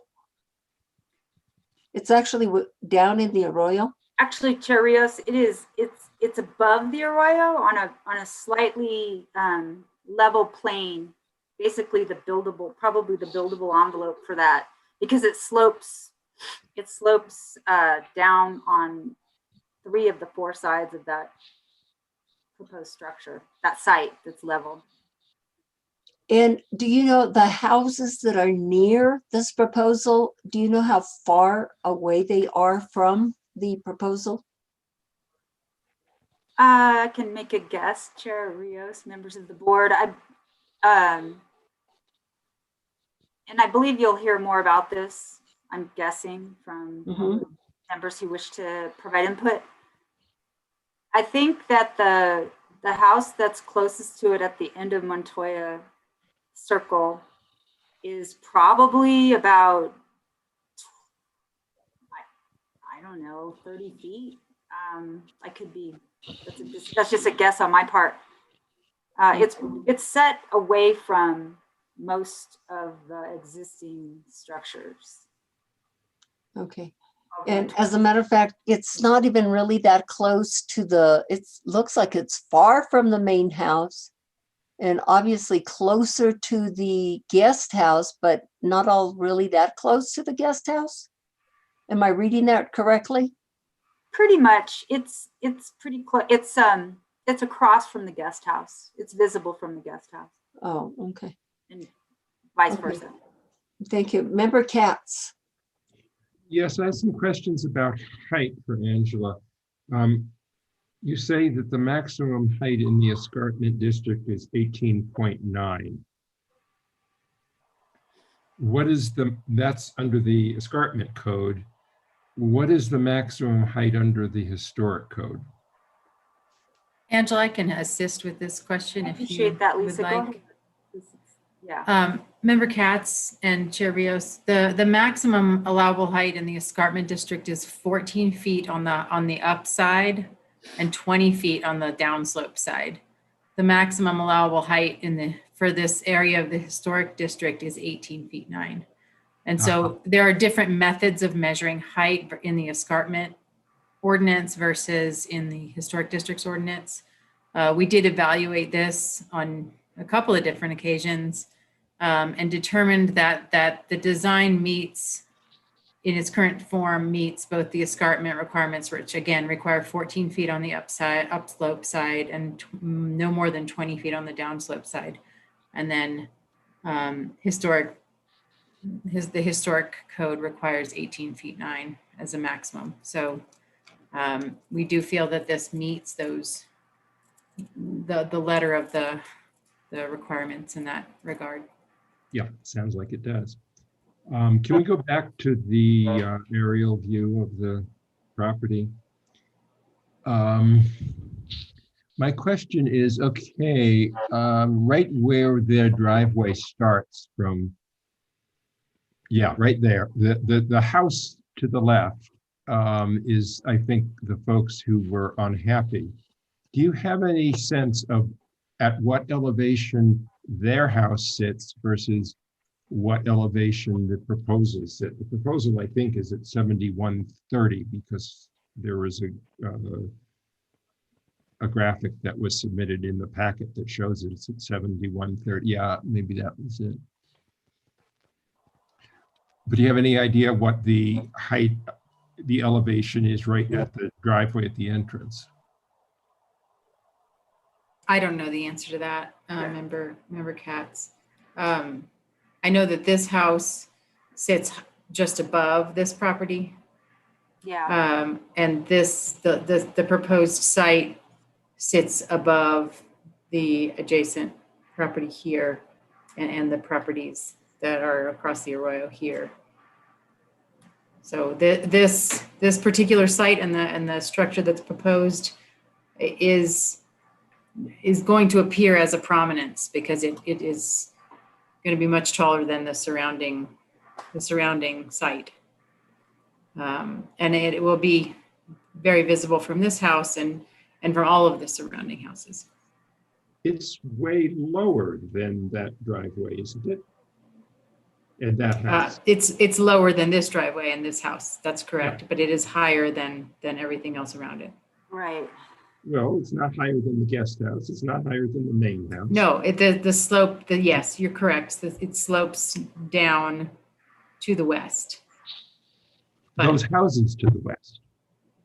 The houses to the west and the south are accessed not from Montoya Montoya Circle, Circle. but from where? From some From other. Palace. From Palace. And there's some that are down by the, closer to the arroyo that are below the chapel. And then there's, as you go Correct. further to the left, further to the west, the hill goes up quite substantially, doesn't it? I don't specifically know the answer to that question. Thank you. Thank you. When you say that the proposal is much higher than the houses, than some of the houses, how much higher are you indicating? So if I may, Chair Rios, if we could go to the photograph that shows the story poles, that might be helpful in the perspective. Uh-oh, there they are. So what you're looking at is the site, the level site. The main house is to the northeast, up, yes, and the guest house is to the east, kind of across, and that is a slope.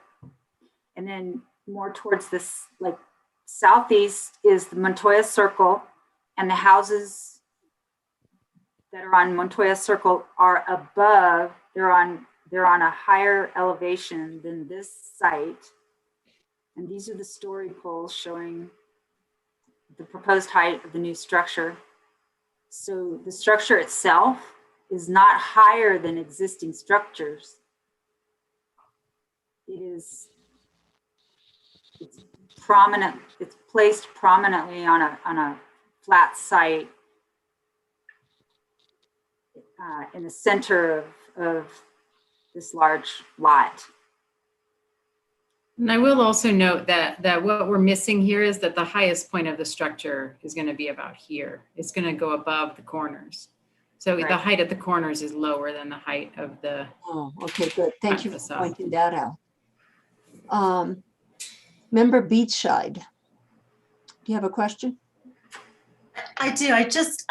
I think this was asked before, but I wasn't clear on the answer. Does the 18.9 maximum allowable height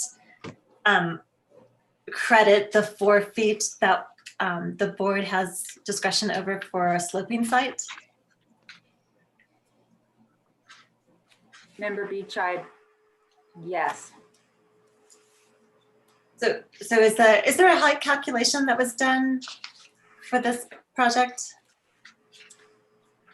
Member Beachside, Chair Rios, yes, it was an existing height calculation because there was nothing within very near it other than that guest house that is up to the east. Mm-hmm. Now it's single level. And so I'm just trying to understand, is the maximum allowable height 14 feet, 9 inches? And then we're presuming that the board will allow the additional 4 feet for the slope. Or is it 16? Yeah, I think we've calculated the maximum allowable height with the board approving the 4 feet on top of the 16 feet. Does that make sense? Well, Angela, if I may, just the distinction is that the maximum allowable height is a fixed calculation. The applicant can request 4 additional feet in allowance for a sloping height allowance for a sloping site. I think Member Beachside is asking, does that 18.9 include the 4 additional feet, or is it exclusive of that? That's what I asked. Yes. Yes, Oh. that's what the chair asked as well. So what is the maximum allowable height? That 18 feet is the request, including the 4 extra feet. The So maximum yes, allowable height. the 18.9 includes the 4 feet for slope, correct? Correct, Okay. under the historic design review board. Thank you. Member Beachside, do you have anything further? The only other thing I was wondering about is the blue colors that are proposed for the roof and the windows. Do we have samples of those that we can see? In your packet should be that the product literature. Is it somehow not? We just get a black and white copy. So Oh, shoot. Yeah. And I don't have slides of the finishes and the colors. Okay. Can you describe it? Well, there's Hawaiian blue and sky blue. They are bright. Well, not bright, not deep saturated blue, but sort of a lighter blue color. If I may, these colors appear on page 15 of the application in color. Oh, thank you. Thank you, Anne. Okay, Member Beachside, did you have anything further at this time? No, I don't. Thank you. Thank you. Member Guida, you have the floor. Angela, thank you for the presentation and for making clear the height issue. A question for you, two questions. One, most of the development around this on Montoya Circle is new construction. Is that correct? Like within the last 3 to 5 years? The main house for this property? Member Guida, that's correct. The guest house is definitely new construction, and I believe that the main house was an existing structure that was remodeled and expanded extensively. Okay. Thank you. And then I know we talked about, the limitations of or maybe the lack of standards on viewshed and all of that, but in terms of public visibility, did you determine that this, with the story poles, that this has public visibility from any particular streets that surround this? Member Guida, that is sometimes a complicated issue, as you know. This is off of a private lane, so it is not visible from Gonzales Road. It is visible from below, that are houses that are below within its from perhaps the Lano compound. I'm sorry. That the Lano compound we were just describing, it's kind of below this, yeah. Right, and yet that is not captured in our definition of public visibility with respect to the code. Got it. Thank you. But it is visible from other houses that are in the area. Correct? Yes. That's correct. Correct. And it's visible from the streets opposite to the west. Member Katz, I've explored that. I couldn't exactly pinpoint. I think it's more that the houses that are at that edge west of that site, it's visible. That's the east side. And then on the west side, west there's side the below. arroyo, and then the slope goes up considerably. There's some houses at the bottom that are below this proposal, and there are a number of houses above the proposal and streets that drive to those houses. So I gather you didn't do a drive around and look to see whether those story poles were visible from any of the neighboring streets. Member Katz, I actually did, and I had a hard time finding public way visibility. I could not access driveways because those are private, and it wasn't visible from streets I was on, and I think that may have to do as well with the vegetation being leafed out right now.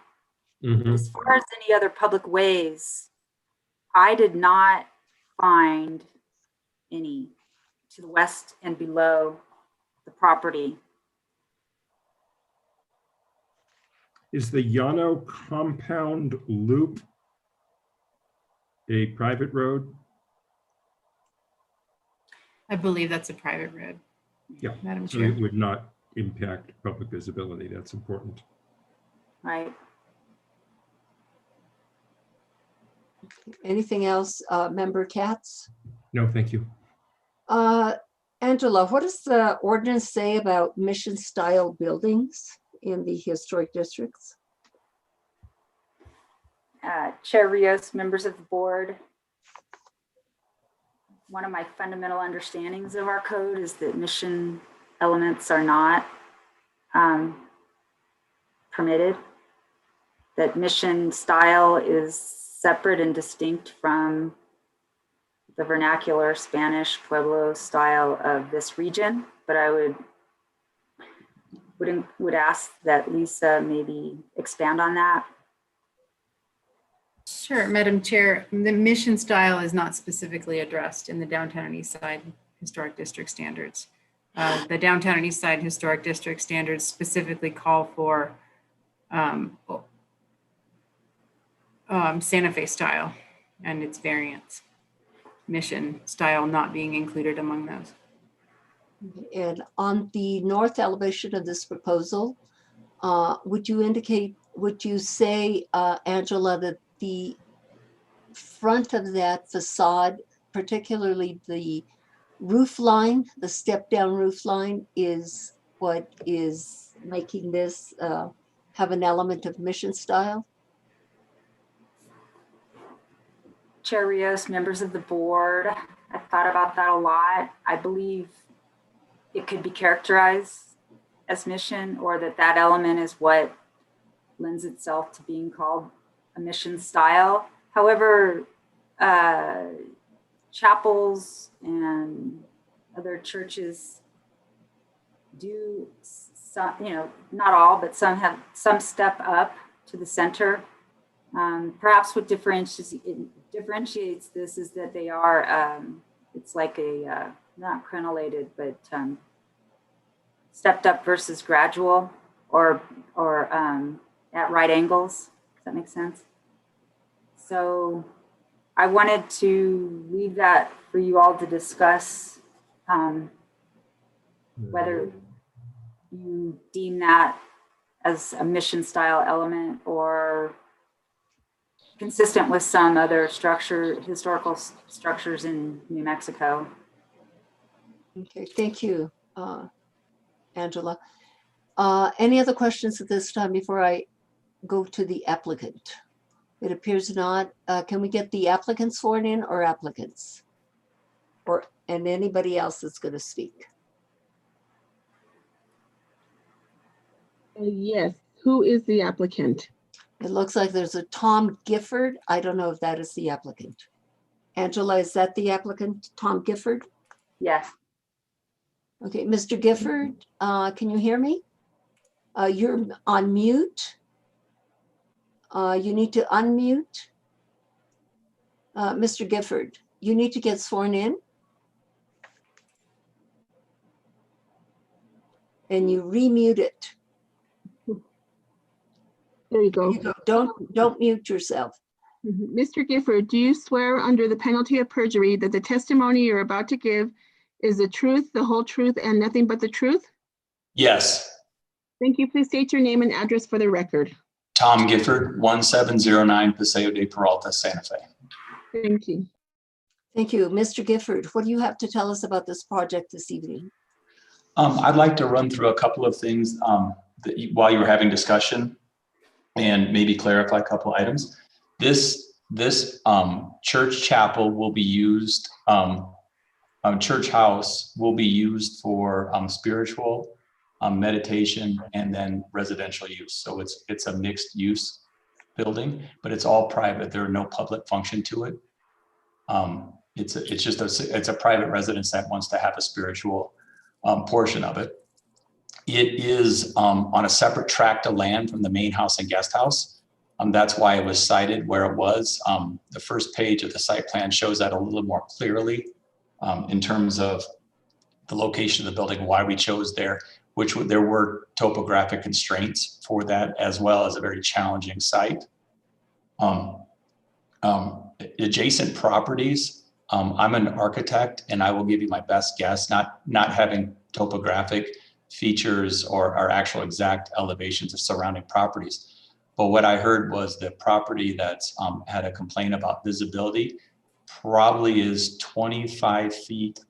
Its finished floor is probably around 25 feet higher than our finished floor in the neighborhood. I would say the properties to the west, it varies, but they're probably 4 to 5 feet higher than our finished floor. We are at nearly the same grade as the property to the south, 847, to the south of us. In my opinion, in my estimation, from any public way, it is not visible. That was another item I wanted to clarify. And then finally, I wanted to talk about the Mission and the Pueblo mixture. I would call this primarily a Pueblo structure. The idea of the Mission is that it's sort of the mirroring of the chapel, but we use Pueblo, the idea of a chapel, and then it's Mission, but because we tried to make a place of significance, of kind of spirituality. The repeated windows on either side, so it looked like a church nave. The Juliet balcony would be the choir loft. The extended height would give the internal volume of a church. So we tried to replicate the form of a church, a very simple northern New Mexican church that we've seen throughout northern New Mexico. And that was the intent. We tried to lower the overall impact of the building by dropping it down 4 feet into the grade, so that it wouldn't basically on the east side, it wouldn't appear, it's in the 14-foot tall range. And then on the western side, it would be that, the full height, the 18 feet and some change. The idea is this is a residence for the applicant's father to live in right now. So hopefully I've answered any questions that were lingering throughout the presentation by Angela, and I'm happy to answer any questions. Thank you, Mr. Gifford. You did answer many of the questions. In this structure, it's only 538 square feet, is that correct? Yes. Okay, and let me see. Let me see if other board members have questions or comments. Board members, I'm opening it up to you at this time if you have any questions for the architect. It appears that they do not have anything right at this time, so I will open it for public comment. Oh, I do have a question. I do have a comment to ask you. Did you meet with any of your surrounding neighbors? Madam Chair, I did not meet with the surrounding neighbors. I met with city staff. We discussed locations of the property. I don't believe there's a required public function where I would be required to meet with city staff, with adjoining property owners to discuss the location of the property. I felt like I worked on both the main house addition and Lisa's estimation of the time for estimation of the both properties is correct. There's an existing residence. I worked on the existing residence. I designed the guest house and this one. And so I'm fairly familiar with the property. And I feel like we tried to do a very sensitive job of siting it, there isn't a lot of vegetation near the house or near the chapel where we're placing it, but we tried to place it the best possible location to impact the adjoining properties the least.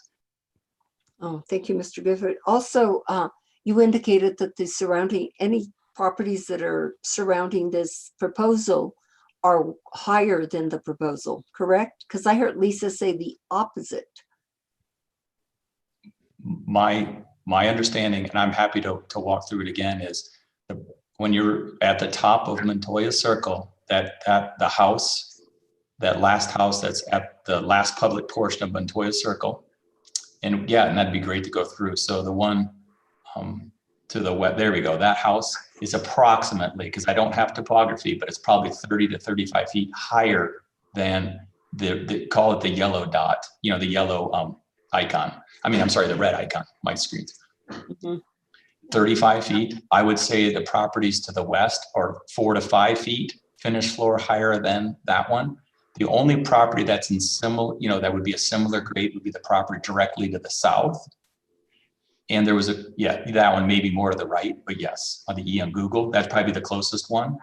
And I would estimate the distances. I didn't answer one other question, the distances between those. And again, I don't have a way to measure it this second, but we're in the at least 100 feet between the nearest property and our property, or in between our building and the nearest residence.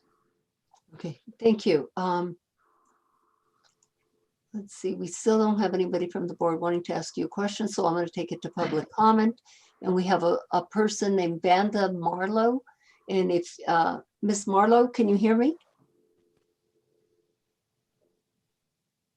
Hello, Vanda Marlowe, can you hear me? You're on mute. Can you hear me? Oh, okay, now we can hear you. Oh, You need to, good evening. You need to get sworn in by Melissa. Would you do that, Melissa? Yes, of course. You swear under the penalty of perjury that the testimony you're about to give is the truth, the whole truth, and nothing but the truth? Yes, I do. Thank you. Please state your name and address for the record. My name is Vanda Marlowe and my address is 1 Montoya Circle, which is the property that you were just referring to, down and to the right, where your red dot is. Whoever's in charge of that, if you would like to just go down and to the right, you'll circle our property. There, thank you. Thank you for hearing my comments today. I would like to mention a couple of things. The first one that I noticed is that this map that you're looking at is actually not strictly accurate where that red dot is. If you look at the site plan on the plans, you'll see that it's actually much closer to us than is currently shown. Where the white hand is right now, if you go down a little bit, you'll see there's a line across the path. Down a bit, yeah. Thank you. Right there is a green gate. That is the property line. And you'll see from the site plan that actually the proposed residence is much closer to that property line than your red dot is showing. And the consequence of that is that if you look at our house roof, you will see that there's a brown deck on the top left of our house, and from that brown deck, we look straight at the proposed residence. In my packet, I did include the photograph of the white story poles from our deck and the length of our deck, and that is our main aspect. So our master bedroom, our kitchen, and our living room look out across what at the moment is an empty arroyo, but with those white story poles, we're looking straight at this building. And because we're looking at the southern aspect of this building, we're looking at the patio. So the noise of anyone speaking or entertaining on that patio will travel up the arroyo to us. At the moment, the arroyo is a very quiet neighborhood. So all the noise travels. We hear the delightful laughter of kids in the arroyo below us, but noise definitely travels. And from the proposed residence, they will actually be looking straight up and into our home. If we're sitting on our deck, we'll be very visible to them. They'll hear us, and they'll be very visible to us, and we'll hear them. So I have an issue with the siting of the building. If it were to be moved, for instance, from our deck, we don't see the guest house at all. If it were to be moved further up the arroyo, so it was actually closer to your red dot or even a little bit further north, we wouldn't see it. It wouldn't be in our view. We might still hear noise, but I'm willing to compromise on that. I want to be a good neighbor. But right now, I don't feel that we have received neighborliness in terms of discussing the siting of this building. If I could just also speak to the aesthetic of the building. I'm a little disturbed to hear in today's meeting that the white story poles are not even the full extent of the height, and that actually because of the chapel nature, it will be higher than those white story poles. That's a little disturbing to me. But I would like to just say that if there's We are at time, just to, sorry to break in. No, excuse me. This is, this is a neighbor. I'm going to let her go ahead and speak. Thank you. Your discretion. Yeah. I'm trying to keep my time clock. Thank you. Thank you, Sally. I Sorry to totally interrupt. appreciate you. Miss Marlowe, you can go ahead. So much. So I would also just like to say that with a blue roof and white trim, it will really stand out in the arroyo. For instance, our deck is dark brown. Everything else is earth tones, trying to minimize the impact of buildings whatsoever in the arroyo. The second thing is access to this site is only along Montoya Circle, apparently. Montoya Circle, we all of us have an easement to be able to use that. And I'm not sure that Portales Vistas, who actually control that, have given an easement for access to this site. I'm concerned about the construction impact, the noise of construction. And also, I'm not sure about the use. I hear what the applicant says, but there is already a guest house on the main property. So I don't understand why this has to be built for spiritual use and for having the applicant's father live there. Many people in our neighborhood are very concerned about the rise of Airbnbs in this area. And last night when I checked the VRBO website, there is actually a guest house for rent on this property. So my preference would be either to move this building so that it's not in our view line, or not to build it at all, and to preserve the nature of the quiet Arroyo district that we all love. Thank you. Thank you, Ms. Marlowe. Mr. Gifford, are you with us? Yes, I am, Madam Chair. Okay. According to Ms. Marlowe, there's a discrepancy in terms of the location of the proposal. Can you answer that question? The dot you're seeing? Madam Chair, this is a Google Maps image that I pulled off of the internet. I don't have an opportunity to move that red dot. That red dot is randomly placed by Google. Oh. There's no discrepancy with what they provided. There's the site plan shows very well where the proposed site is, and the red dot is actually showing up over here on Google. So it's just a Google issue. Oh, so what Ms. Marlowe was saying is correct, that the proposed chapel is closer to her house. Is that correct? That's correct, Madam Chair. Yeah. Okay. Thank you. I will go to the other person, Stephanie Benanata. You have been sworn in and you have the floor. We're under public comment. Okay, just took a second to get unmuted. I'm opposed to this because it's not a Spanish Pueblo revival style. If it was a Spanish Pueblo style or a Pueblo style, which I believe the architect termed it, it would have setbacks. This has no setbacks. And the round window, I mean, we do find out that on the cathedral, which is a Romanesque cathedral, you have extremely long windows, but they're not stained glass. So if you really want to simulate a chapel, then why do you have divided lights? Why not have stained glass there? The stair step up there on the, sorry, I can't read it, north elevation. I mean, that's so minimal as to be almost non-existent. On Spanish mission styles, which I believe like 721, Don Diego is a Spanish mission. Gross Kelly Warehouse in the rail yard has an elevation that is a Spanish mission style. There's one downtown. I don't know if it's part of the Palace complex at this point or not, but they're not 2 stories. They're actually a 1-story with a slight addition, as if there was a little bell tower up there. I find the 18-foot height for a 536 square foot building is really excessive. And there will be noise because it is an arroyo. It's not just distance from other people. It's the configuration of the arroyo that bounces sound around. I know I lived with an arroyo in my backyard, and I had a neighbor a block and a half away on another street. And when his dogs barked, people thought the dogs were actually in my yard. So sound does carry, it bounces around. It's hard to determine exactly what will happen, but I don't think the height, the round windows, the long windows, or this little detail here are really appropriate. And certainly the straight up 18-foot, no relief really anywhere. I just think the design needs to be redone. Thank you. Thank you very much. There's no one else from the public wishing to speak, and I'm going to ask board members if you have anything further to say.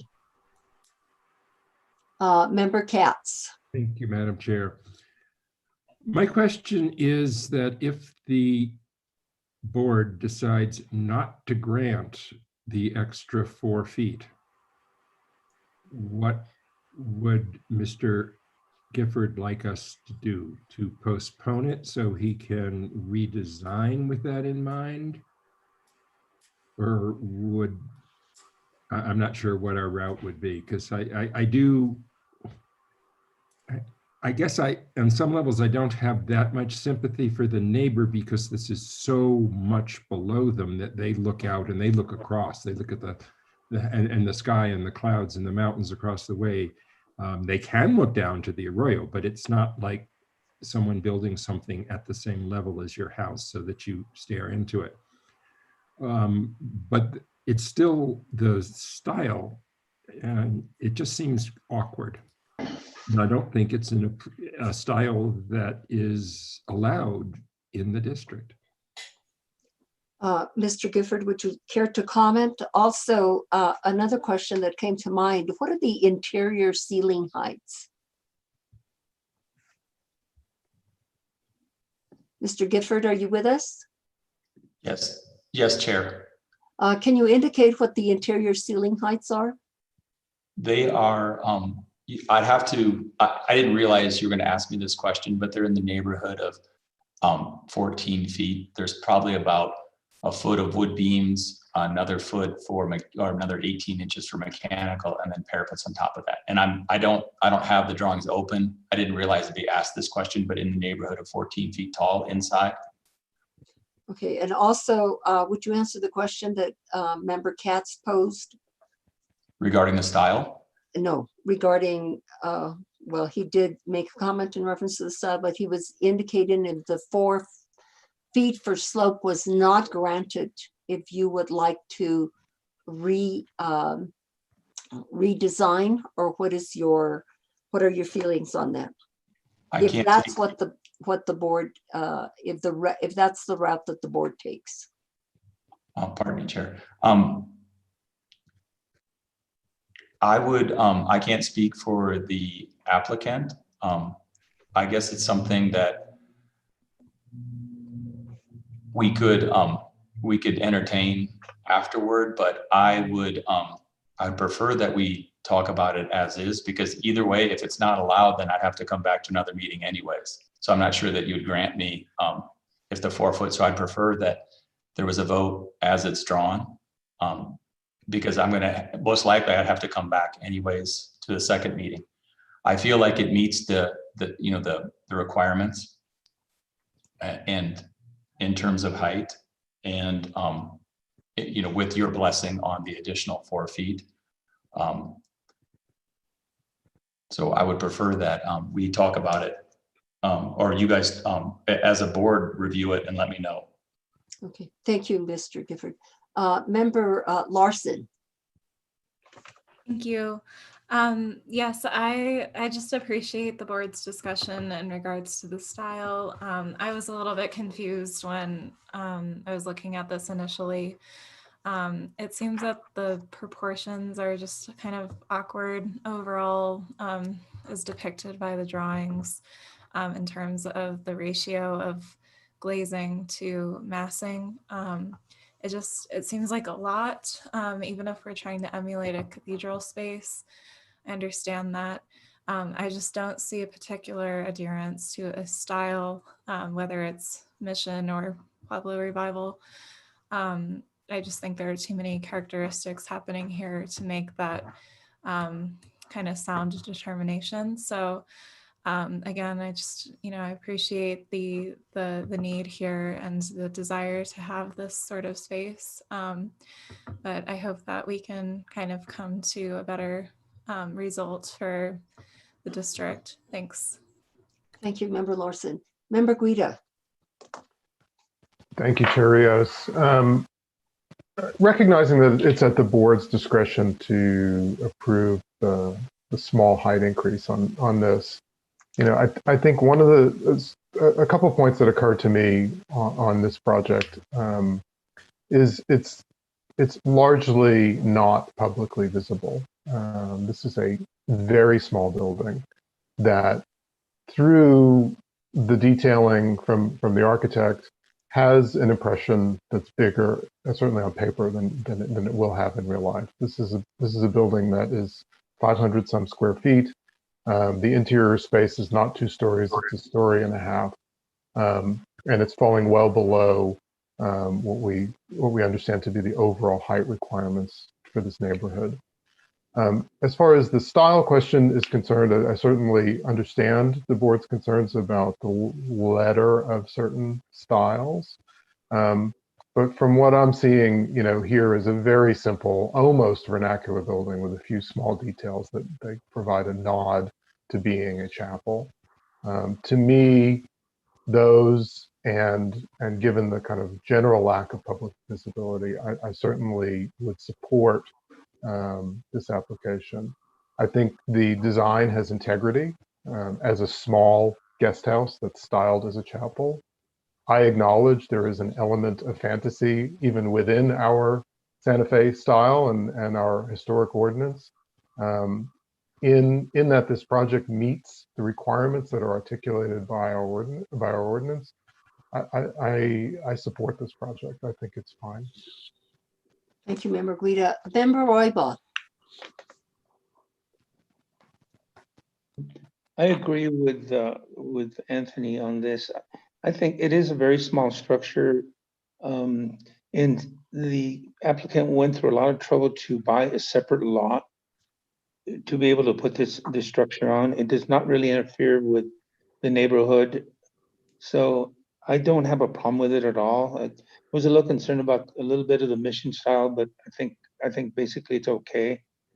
Like I said, the footprint on this is going to be so small, it's not going to be of significant differences out there. And I'm always concerned about the needs of a applicant and what they want to do and their rights. And it is a new structure, so it does not. So I am for this project. Okay, thank you. And board members, any other comments? Member Benvenue. Yes, thank you, Madam Chair. I'm stuck a little bit on the idea that we have this discretion that seems to be completely undefined to grant this additional 4 feet. But it seems to me in this case, there's no more reason to exercise the discretion to grant it than there is to not grant it. And given that it's such a tiny footprint, the height in this case, in this particular instance, does strike me in my discretion as being excessive for the design. So I think that the issue about the style of it would be more easily resolved if it wasn't as tall as it is. I do have to share a little bit of the concern about the round window, which struck me as, echoing our Romanesque cathedral, but not so much Northern New Mexico chapels. But I do think there are some examples of that in traditional New Mexico chapels around the state. So I think that could be acceptable. But where I would end up on this is to not grant the 4-foot high additional height and request that the applicant return if so desired with a new design. Thank you. Member Beachside. Thank you. I guess I have a question about the slope requirement as well.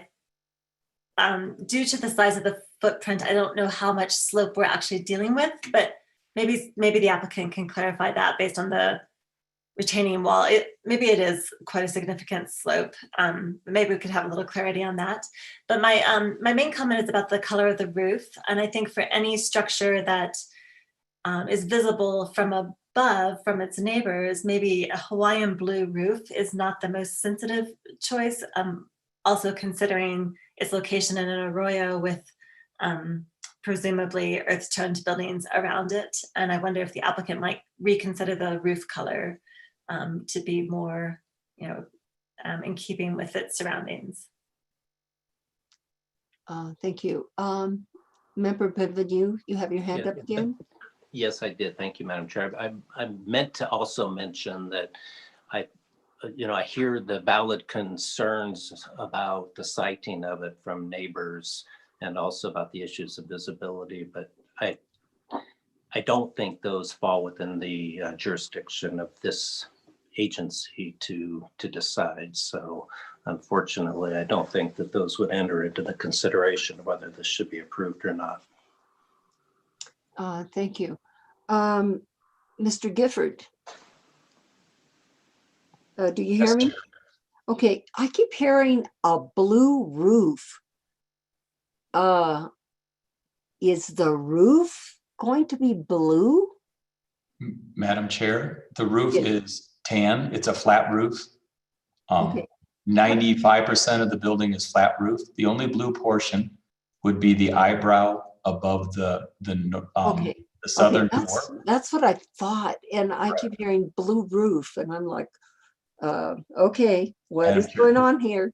But Madam thank Chair, it's a you. flat roof. So it's the roof over the eyebrow that's on the southern side. Okay, and that Hawaiian blue, how you want to describe that for us? Is it a light blue, a dark blue? Is I it would have to say, if you were looking at the drawing now, it's slightly darker than the blue that's shown in the numerals.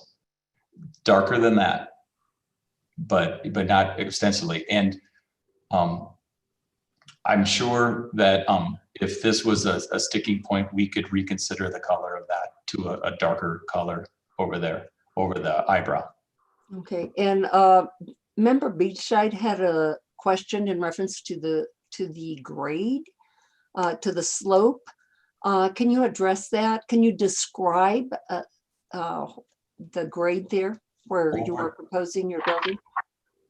Madam Chair, Member Beecham, that there's approximately 4 feet of grade, 3 feet 6 and a little bit on the site that our building touches. So, from one corner to the next, we have an elevational grade of 3 feet 6 inches that's different. Okay.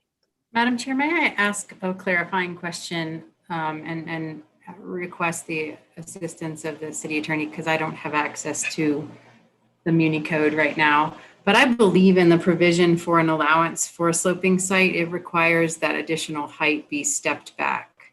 I'm not convinced that this design achieves what the code requires for that allowance.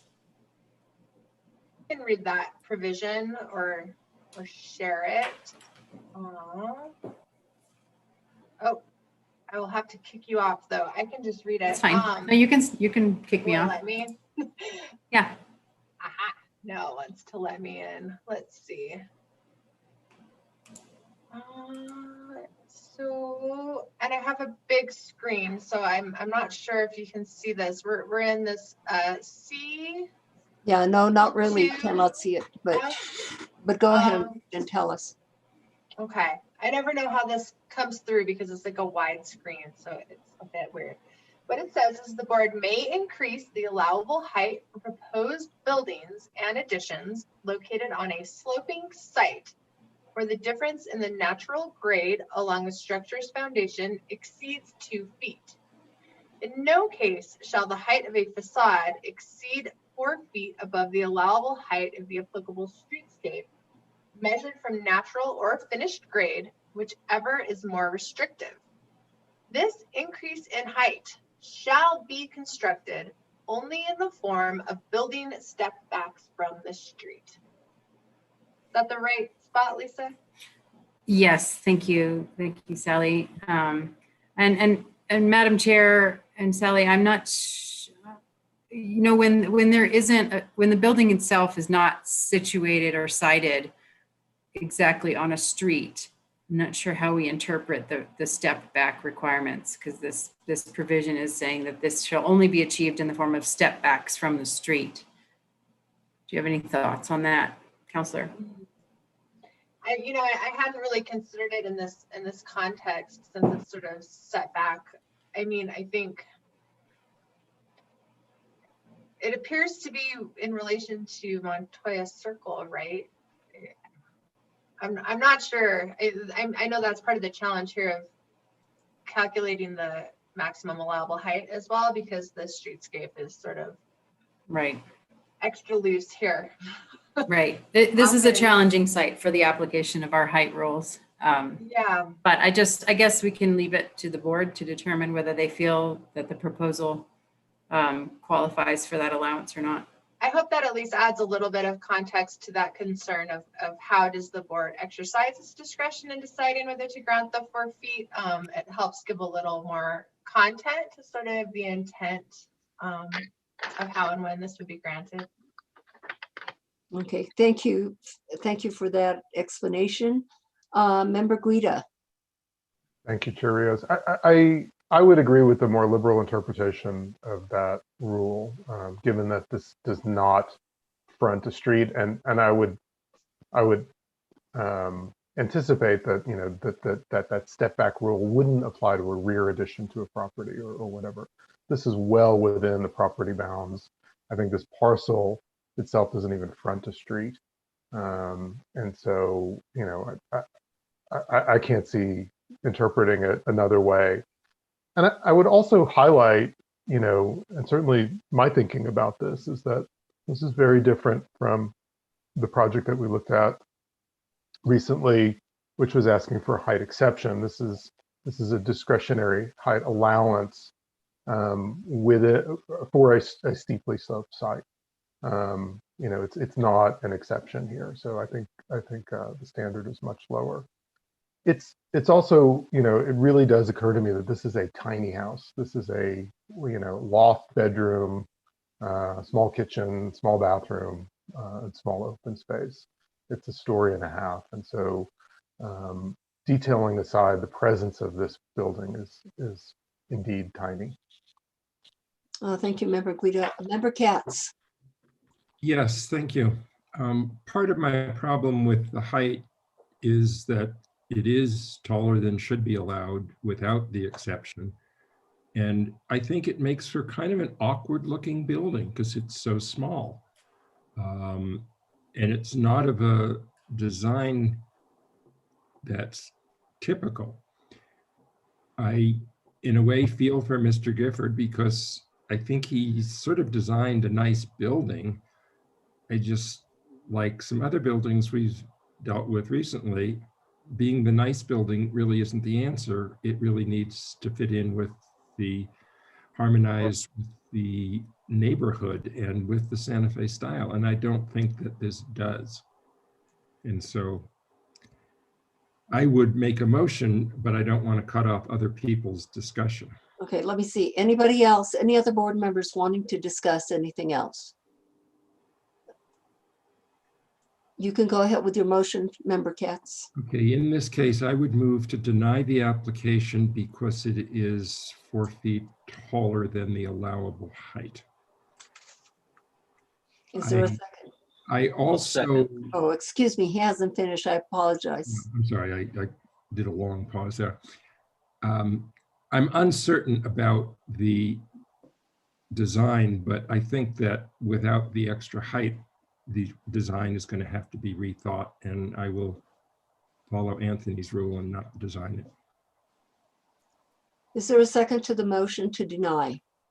I'll second. It's Uh, John.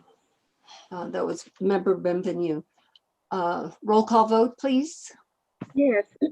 Oh, wait, hold on. I'm sorry, Melissa. Member Bichai, did you have something?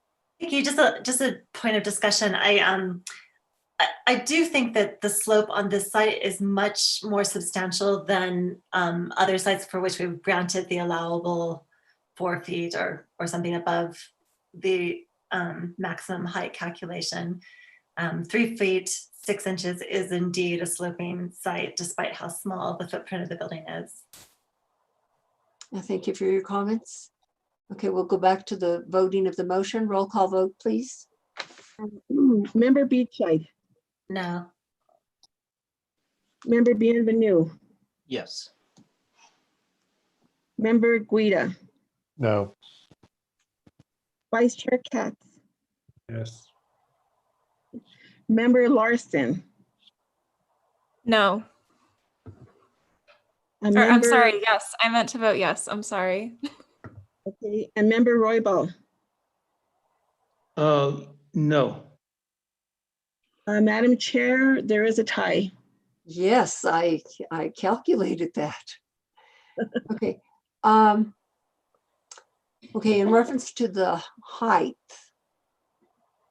I feel that I would grant the applicant the 4 feet.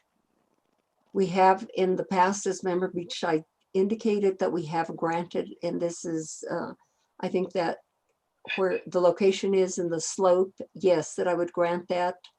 And it is a small building. Now, my problem comes in, and that is in reference to the architectural style of this building.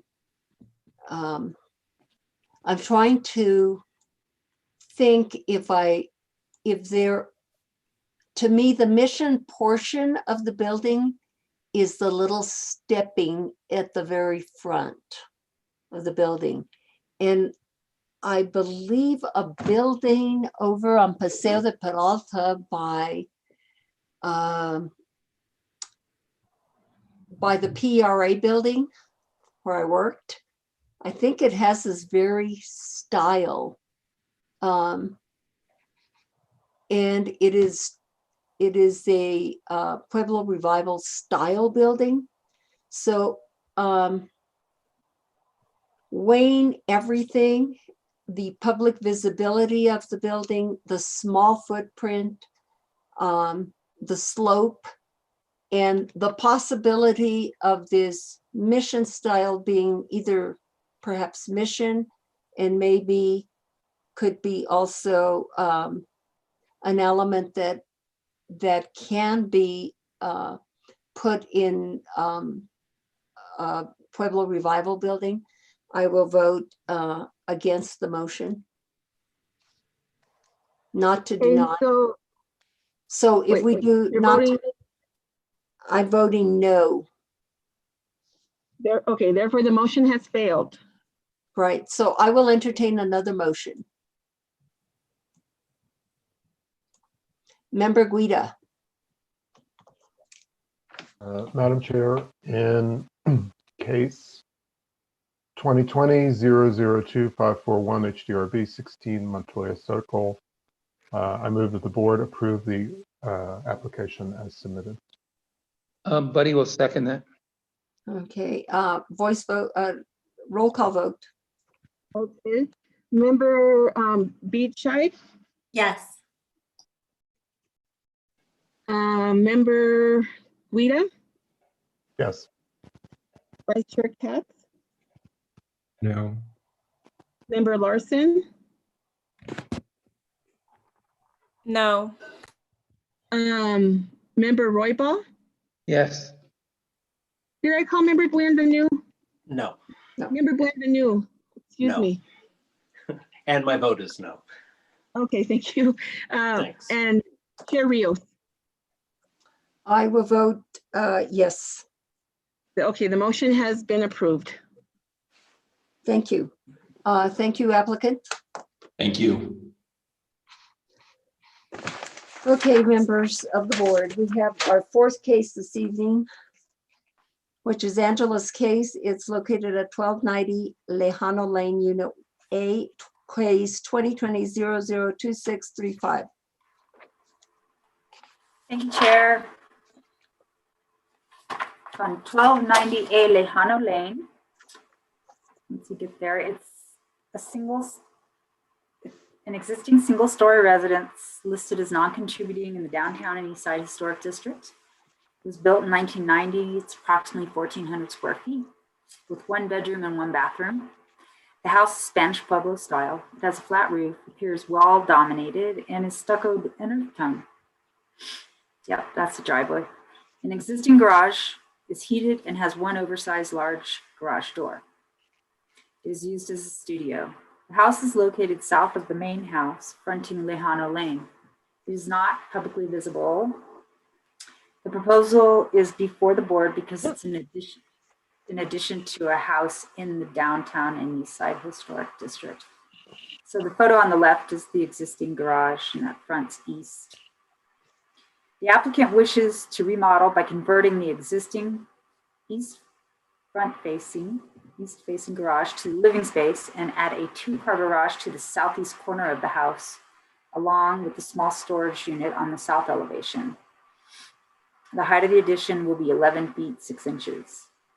The entrance from the addition into the home will be on the interior wall of the storage room, so no new door will be necessary. The home's main entrance and portal remain the same. New windows and trim will match existing for the bedroom, storage room, and garage. The garage addition will match the existing single-level Spanish Pueblo style architecture and stucco Oak Creek. There are no other changes proposed. With that, staff recommends approval of the proposed project and finds that the application complies with section 14-5.2D, general design standards for all the districts, and 14-5.2E, downtown and east side design standards. And I'm complete my staff report. Thank you, Angela. Board members, any questions for Angela at this time? Member Guida. Angela, is there an existing garage door on the north elevation right now or not? Member Guida, Chair Rios, the existing garage door faces east, and it was in one of the photographs. The proposed additional, the garage addition, will have garage doors that actually face north. Got it. Thank you for clarifying. Sure. Any other questions, board members? If not, let's get the applicant sworn in. Applicant, are you there? Can you hear me? Who is Madam the Chair, I'm having trouble finding the applicant. Can the applicant please raise their hand? There's a phone number there with a raised hand, but Her name is Joanne McClarity. I know, I'm not seeing her. okay, but we can hear her. Well, I've unmuted the person on the call. Is that Joanne? It does appear to possibly be muted on your end if you're on the phone, caller, perhaps. Okay, Miss Clarity, was that her last name, Clarity? If you can hear me, please unmute.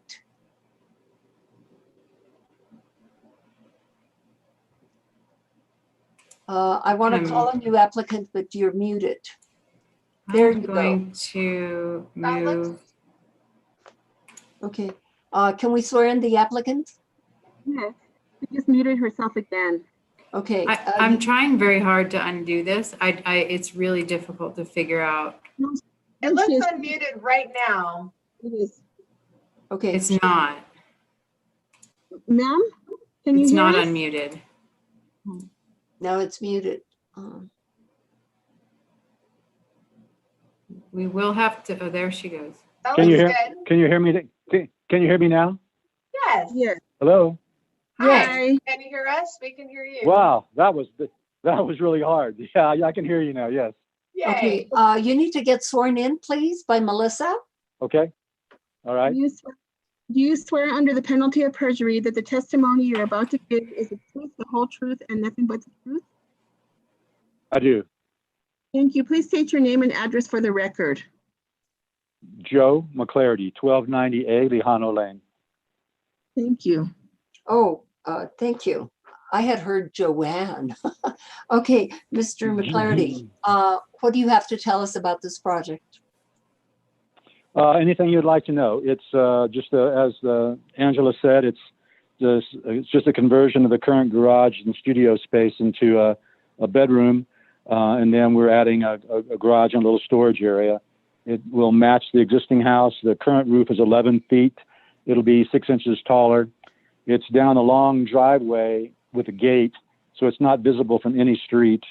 And I don't think it will have any visual impact on anything. It's a 1990 house that we're not aware of any historic significance to it. Okay, thank you, Mr. McClarity. Let me see if any board members have questions for you. Any questions for the applicant, board members? It appears they have no questions at this time. I will open it up for public comment.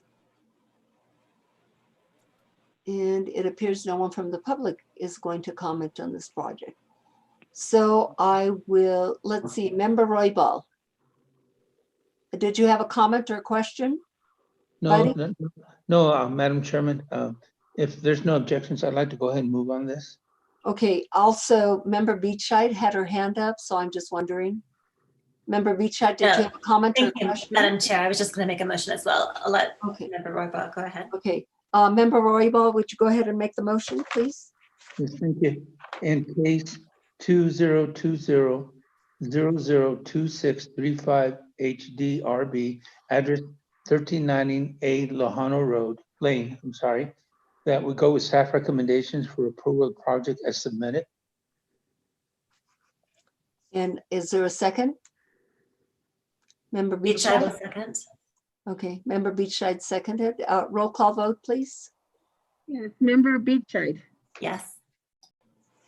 Member Bienvenue, Yes. Member Guida, Yes.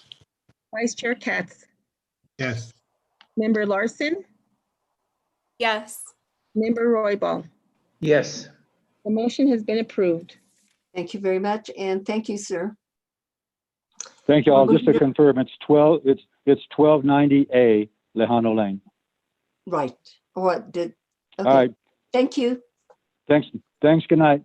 Okay, good evening. We're going on to the fifth case this evening, which is located at 225 East Marcy Street. This is case 2020-002610. This is a contributing building, and this is Daniel's case. May we hear your report, Daniel? Madam Chair, if I may interrupt, I need to recuse myself from this case. Okay, let the record show that Member Anthony Guida is recusing himself from this case. Thank you. Go ahead, Daniel.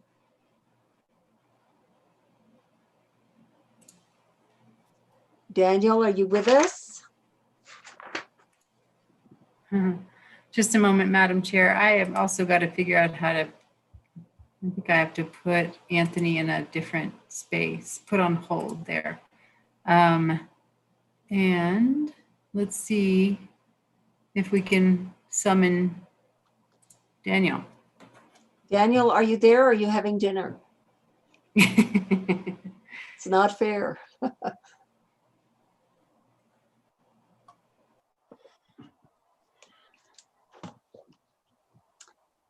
Okay, where is the man? Can we call him? I just attempted to, Madam Chair. Hello? Nope, that was not picking up. So I will go ahead and give his report and assume that he's going to be joining us momentarily. Okay, thank you. Maybe he was guesstimating and guesstimated wrong. Maybe so. Yeah. Let me just send a quick text to his partner.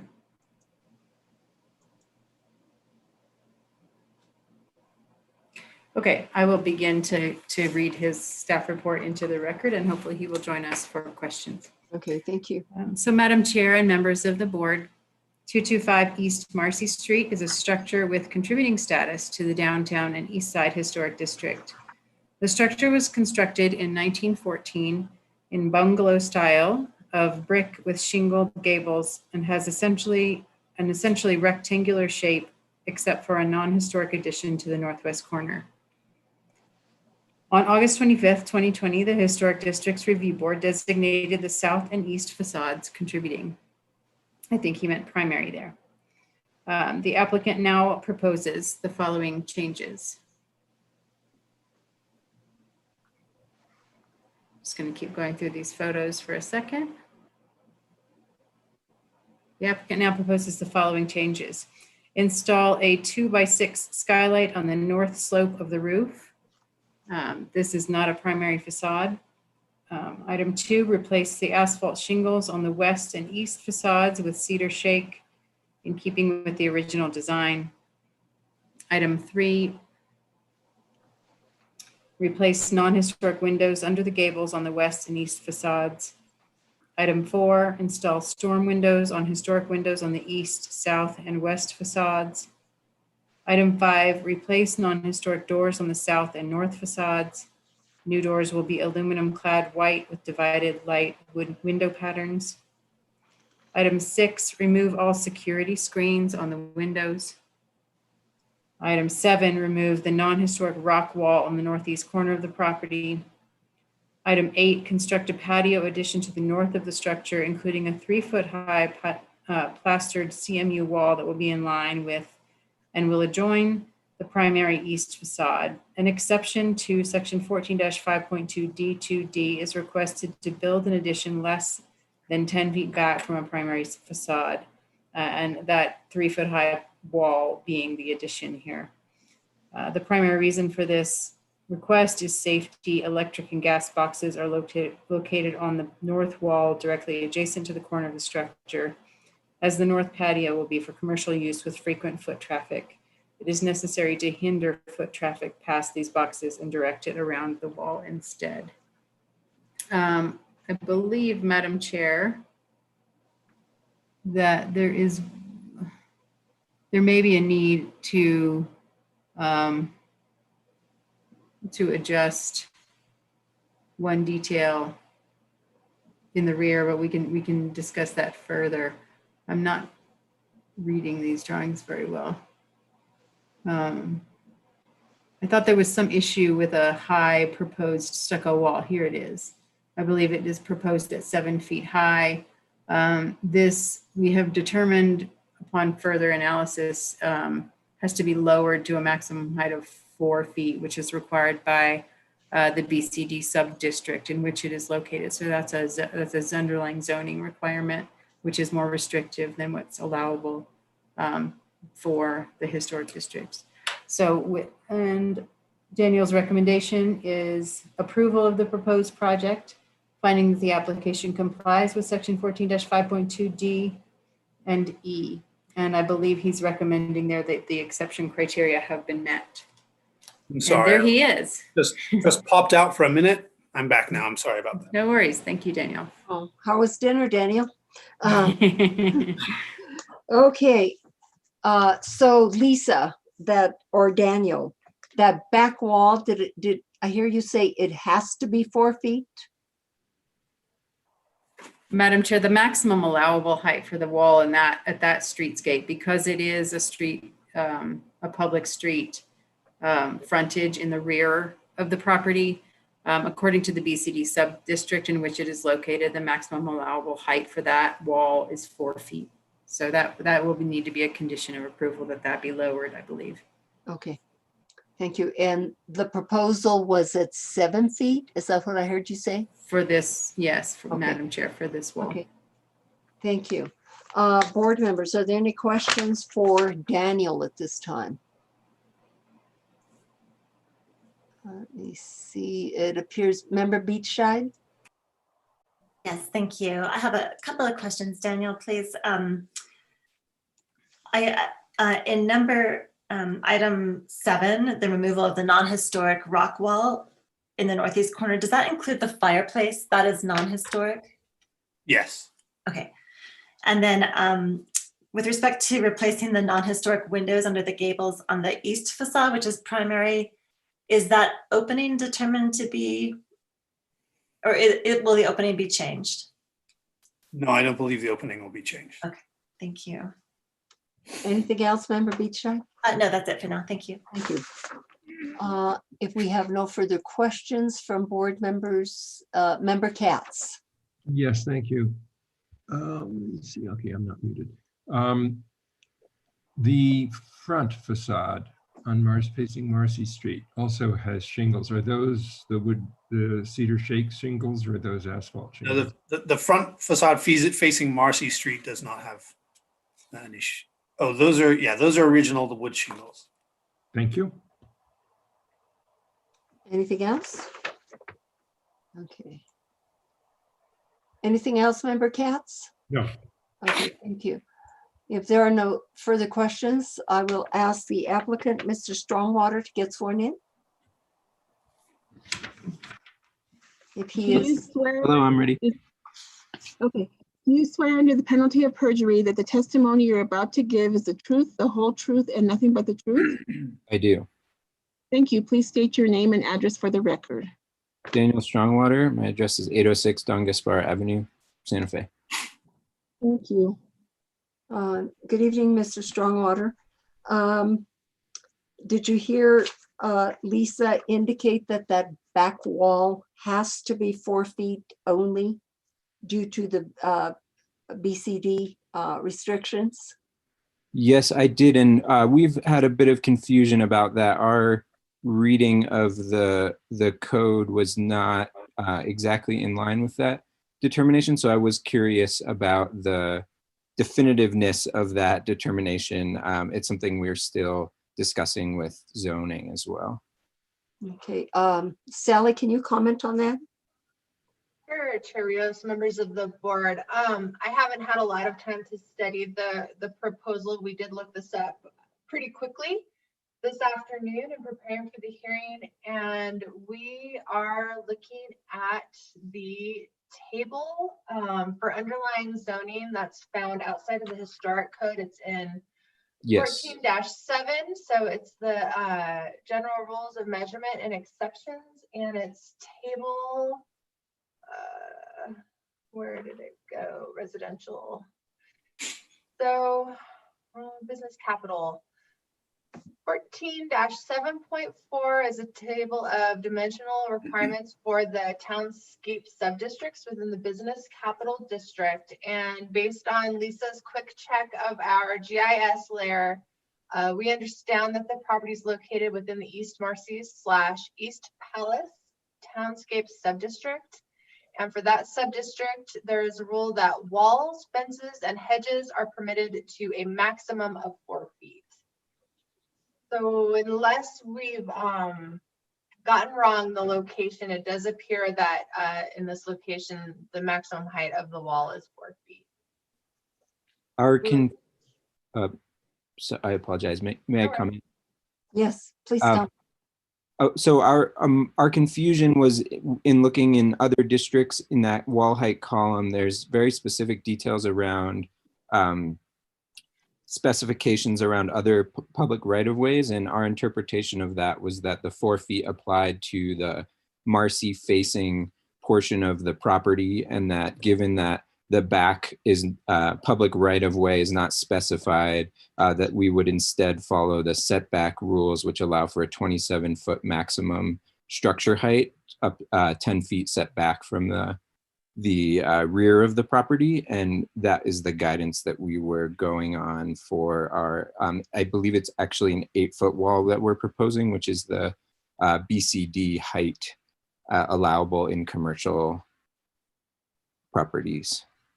Madam Chair, I might recommend, since the Historic Preservation Division is really not ultimately tasked with the underlying zoning, and because they and I are less experts than the planners in that division, that perhaps the board could condition it approving to the maximum allowable height for the subdistrict as determined under the underlying zoning, if you want to leave that issue. I think that's an excellent suggestion. Okay. Thank you. Let's see, Mr. Strongwater, if board members have questions in reference to your project. Any questions or any clarification, board members? It appears that they don't have any questions at this time. Let me see if anybody from the public wishes to comment. Stephanie Benenato. Stephanie, you've been sworn. Did you have comments? It just took a minute for the unmute to come up. I need to wait for that to come up before I can actually speak. So that's why there's this hesitation in between. Stephanie Benenato, PO Box 1601, Santa Fe, New Mexico. I can understand how there needs to be something there to protect the utility boxes. I'm a little concerned about just saying you'll approve it to whatever height is allowed, because could very well be an 8-foot wall back there. And I'm not sure that that really fits in with the rest of the property. It does sound like if it's, and I think it's extremely confusing the way the city has done the zoning with these BCD, but then underlying smaller zones. So I think that's really unfortunate. And I just did have a question, because I'm sorry, I did read through some of these materials before, but I thought that one of the doors on the street facing facade was going to go away. I don't actually see that in the packet. And so maybe I'm confusing this with a different project. Yeah, so that's my question. Thank you. Thank you. Mr. Strongwater, did you want, let's see, the doors on the front facade? No doors are changing. They are changing. No, we are not removing any doors. We are proposing a change from non-historic wooden doors to glass doors, which we feel are much more appropriate for a commercial building. Okay. And are you keeping that grill on the windows on the front? No, we're proposing removing all of the security grills. Okay. We're proposing a light pattern on the doors that we feel is in line with the historic building, or historic windows, excuse me. Okay, thank you. Board members, any questions or comments? If not, let's see, Member Katz. Thank you, Madam Chair. I'm a little, the drawings of the windows and the doors I like a lot, but I don't really have a sense of what they look like. Do you have photos of what those doors are? Unfortunately, the company that makes them does not have great photos online. They look very much like we have drawn them. They are divided light in the pattern drawn. They're made by Sierra Pacific. They're simulated divided light with divisions in between double pane glass in addition to on both sides of the glass. Do they meet the 30-inch rule? Say it again, I'm sorry. Do they meet the 30-inch rule?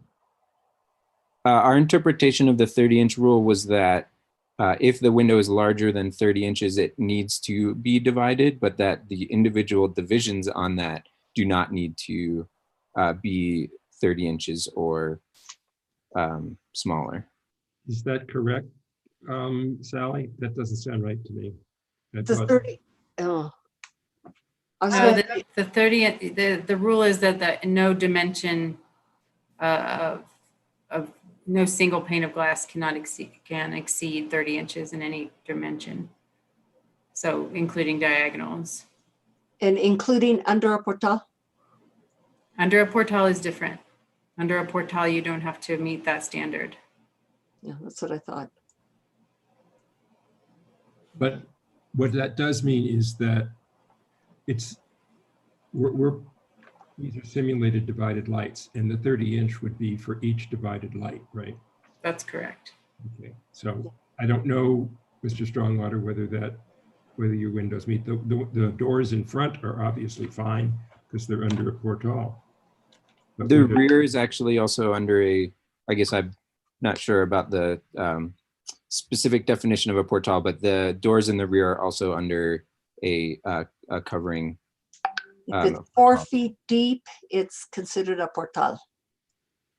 I don't have the exact dimension handy, but it is mighty close to 4 feet and maybe deeper. We could check on that. Yeah, okay, thank you. That's Okay, the maker of the motion can indicate that in their motion that windows need to meet the 30-inch rule that are not under a portal. Any other questions or comments, board members? If not, I will entertain a motion. Oh, I had one question. On the skylight, Mr. Strongwater, I'm going to guess that that's going to be low profile? Yes, as low profile as possible. Okay, thank you. And it will be a flat pane of glass. It will not be a bubble. Okay, thank you. Member Beachside. Thank you. I guess I'd just like to hear a little discussion from the board about the proposed wall on the east elevation that attaches to the primary facade. I believe it's in plane with that facade. And there was a suggestion from Daniel that we consider maybe a small gap between the historic building and that new wall. I think we typically do that where possible, especially with, walls. Require just a small separation of some sort. Does Any anyone have thoughts on that? Yeah. Any comments in reference to this, other board members? This is, remember, the south and the east facades are the primary facades.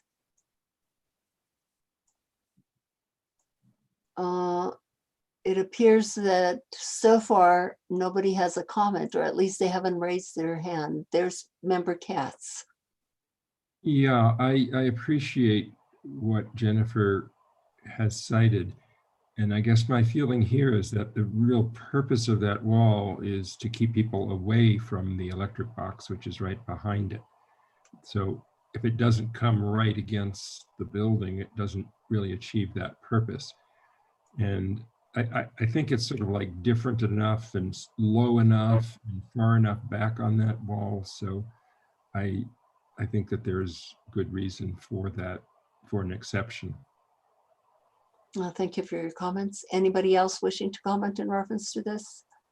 Areas, I'm maybe I should just qualify the staff response that it would really need to be a gap of, less than 9 inches so that nobody could try to squeeze through there. Okay. Thank you. Board members, it appears you have no more questions or comments, so I will entertain a motion, please.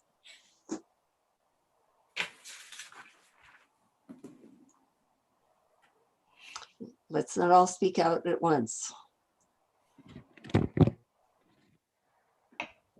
Capable members, please make a motion.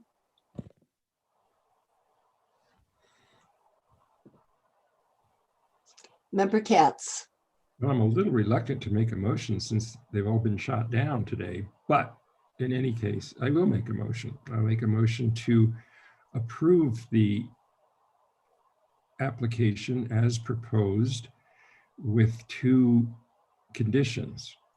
One is that the wall in the back off Chapel Place is not taller than is allowed. So if it's only 4 feet, I'd be happier if it were only 4 feet because it seems to block the house being higher. But the condition is that it can be no higher than the what is allowed in that district.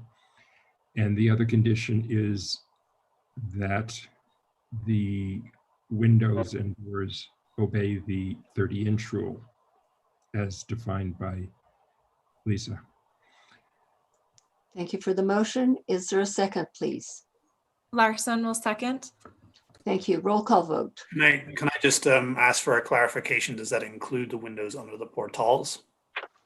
They meet the 30, they comply with the 30-inch rule because they don't have to meet it. Yes. Thank you. Member Larson, seconded. Member Beachside, did you have something further? I just would like to ask for a friendly amendment that if there's a determination about the door and the 30-inch rule and or the height of the wall on the north facade, that the drawings be revised before the applicant seeks a permit. Am I able to ask for a clarification as well? I apologize. I don't mean to be out of order. I'm sorry, I didn't, Member Beachside, would you repeat what you said? I'm sorry, I wasn't listening. Oh, I'm sorry. I was just asking that the drawings be revised and resubmitted to staff if there's changes required to address the conditions of the motion. Oh, okay. Okay, thank you. And also, Member Katz, there were exceptions in this case, so you need to address that. Thank you. Yes, I would say that the criteria for the exception are met because of the hardship and danger to the public of ready access to that electrical and other equipment right around the corner where people would be walking to enter the back. Thank you. Roll call vote, please. Member Beachy, Yes. Member Bienvenue, Yes. Vice Chair Katz, Yeah. Member Larson, Yes. Member Royball. Yes. The motion has been approved. Thank you very much, and thank you, Mr. Strongwater. Thank you. Next case, it's case number 6 on the agenda this evening. It's located at 811 West Manhattan Avenue. This is for a status review, and it is Daniel's case. Madam Chair, And, could you pause for just a moment while I readmit member Guida back into the fold? Yes, thank you. And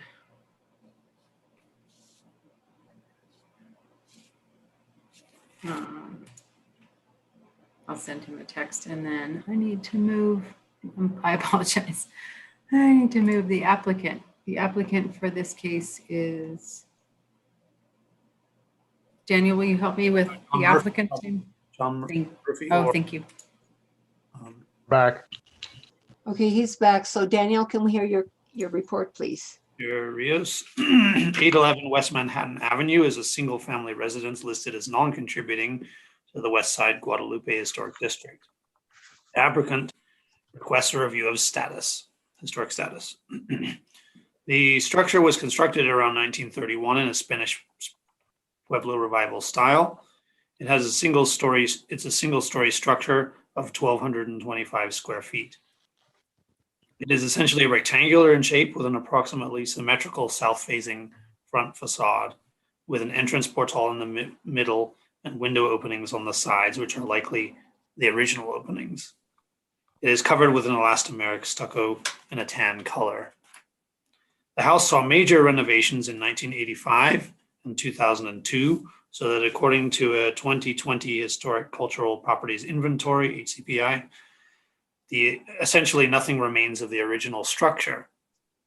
The original entry portal had a square roof plan, which was replaced by a 5-sided roof plan in 2002. I think I have a picture comparing those. That's the rear of the building. And here you can see the square original portal and the 5-sided revised portal.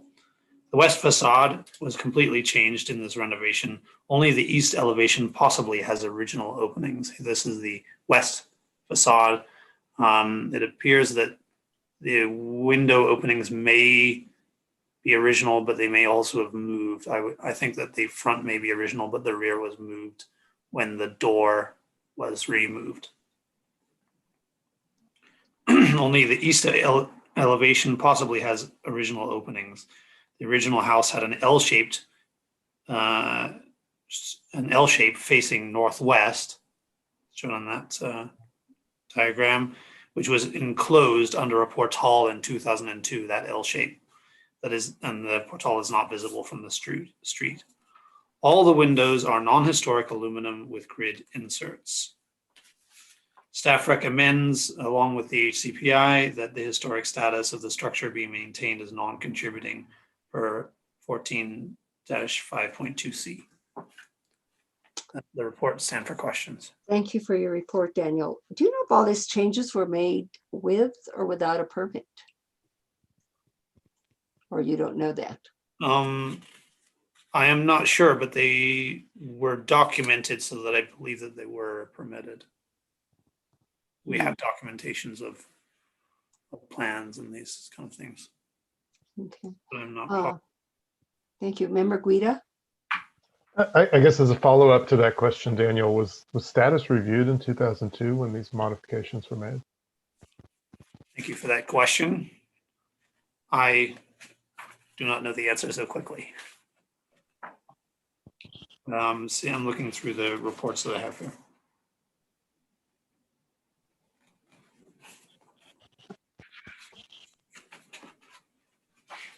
I would have to look carefully through the records. I didn't see anything about a status review at that time. Thank you. Any other questions for Daniel at this time? Okay. Will the applicant come forward and get sworn in?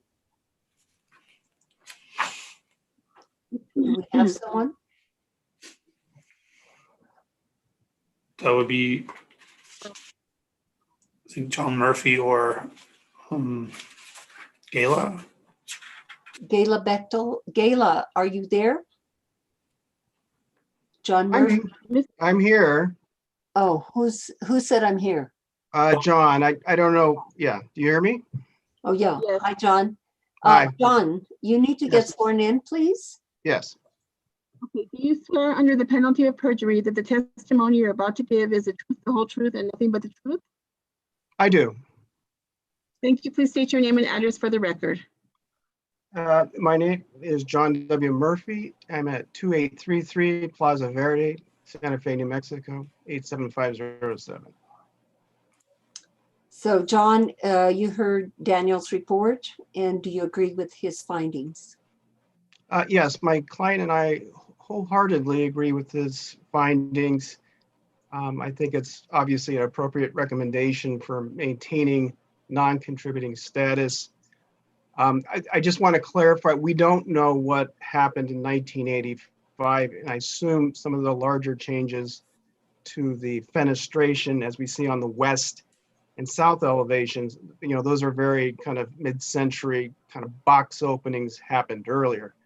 We definitely know what happened in 2002 with the removal of the box-like portal and the addition of the 5-sided portal at the front south facade.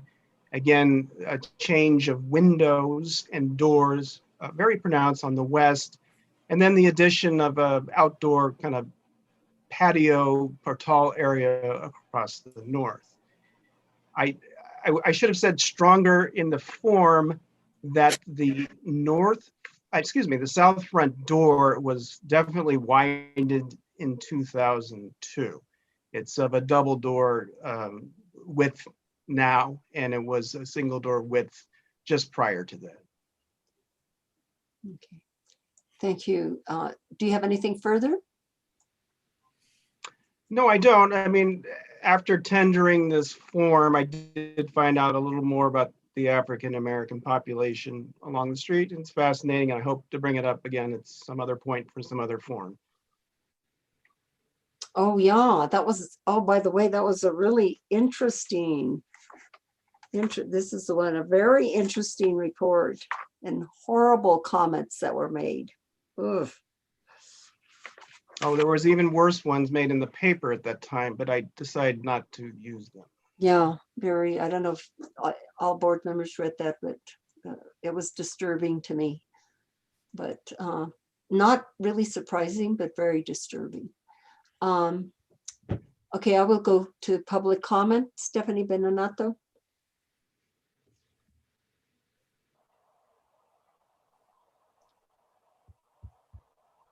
Stephanie Beninato, can you hear me? Just barely.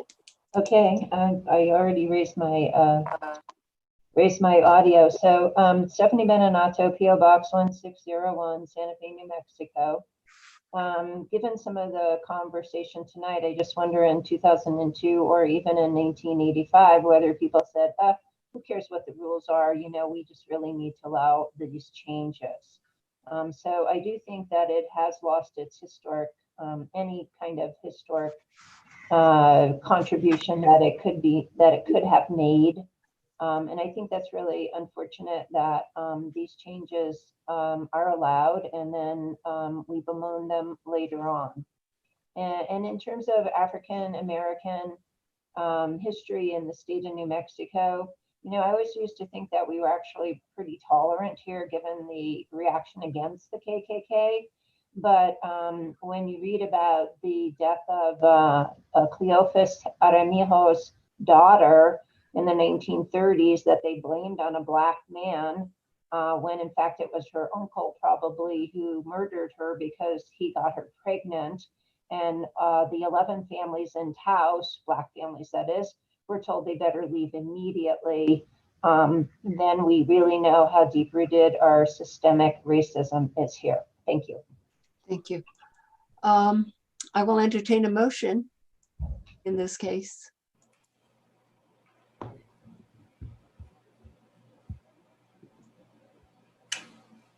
Member Katz. Thank you, Madam Chair. In this case at 811 West Manhattan Avenue, I would move to accept the recommendation of staff and maintain the non-contributing status, and give a big thanks to John for another wonderful report. I'll second that, Buddy. Buddy seconded. Roll call vote, please. Member Beachay, Yes. Member Bienvenue, Yes. Member Guida, Yes. Vice Chair Katz, Yes. Member Larson, Yes. Member Royball. Yes. The motion has been approved. Thank you very much. And thank you, John. We will move on to the next case, which is case number 7, and it's located at 524 Calle Corvo. Case number 2020-002609. This is also for a status review, and it's Daniel's case. Madam Chair, if I may interrupt, I'm a former owner of this property and I need to recuse myself. Okay. Let the record show that member John Benvenue has recused himself from this case. Thank you, Chair Rios. 524 Calle Corvo is a single-family residence listed as non-contributing to the Downtown and East Side Historic District. The applicant requests a status review and designation of primary facades if applicable. The structure was constructed as part of the Hughes subdivision, probably between 1949 and 1951. The subdivision is an exceptional example of urban design in Santa Fe. The subdivision contains 20 lots, which are shown on this diagram, 16 of which are essentially rectangular, and 4 of which curved along the street.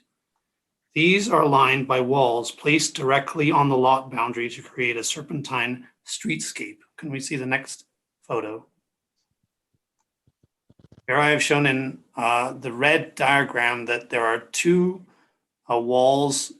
I don't know if they were built at the same time, but they have a very similar articulation and design, tracing the curve of the street. 524 is one of these curving lots with a streetscape defining wall that takes up the full width of the view as one moves through the subdivision. Next slide, please. Here you can see this is a wall view coming down the street.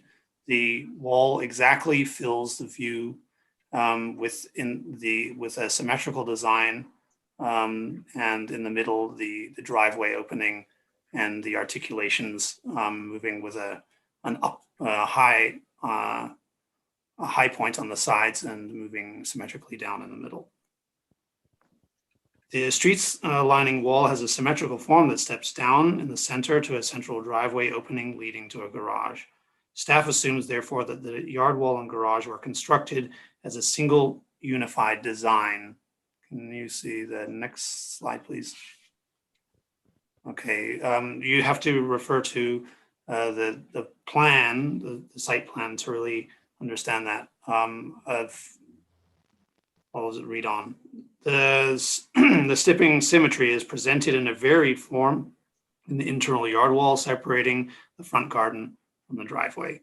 The house has a stepped massing that follows this curve and a wooden gate with diagonally offset diamond pattern that is mirrored in the design of the front door. Next slide. Here's the wall with the diamond design. Next slide. The house is a one-story structure, originally with only one bedroom with Spanish Pueblo Revival elements, such as rounded parapets, exposed vigas, and an asymmetrical massing. Facades 9 through 14 are publicly visible. Aerial photos suggest that the west facade was originally linear and that the garage, can we go to a next slide? That's next. These are the doors. This is the facade diagram. Next, please. So this, the white portion is what we presume to be the original portion of the house. The west facade that's at the bottom was originally linear. and the garage, which are facades 1, 13, and 14, together with the street-facing yard wall, the south bedroom, facade 6, 7, and part of 8, mudroom, facades 3 and 4, and rear porch 4, 5, and 6 are later additions.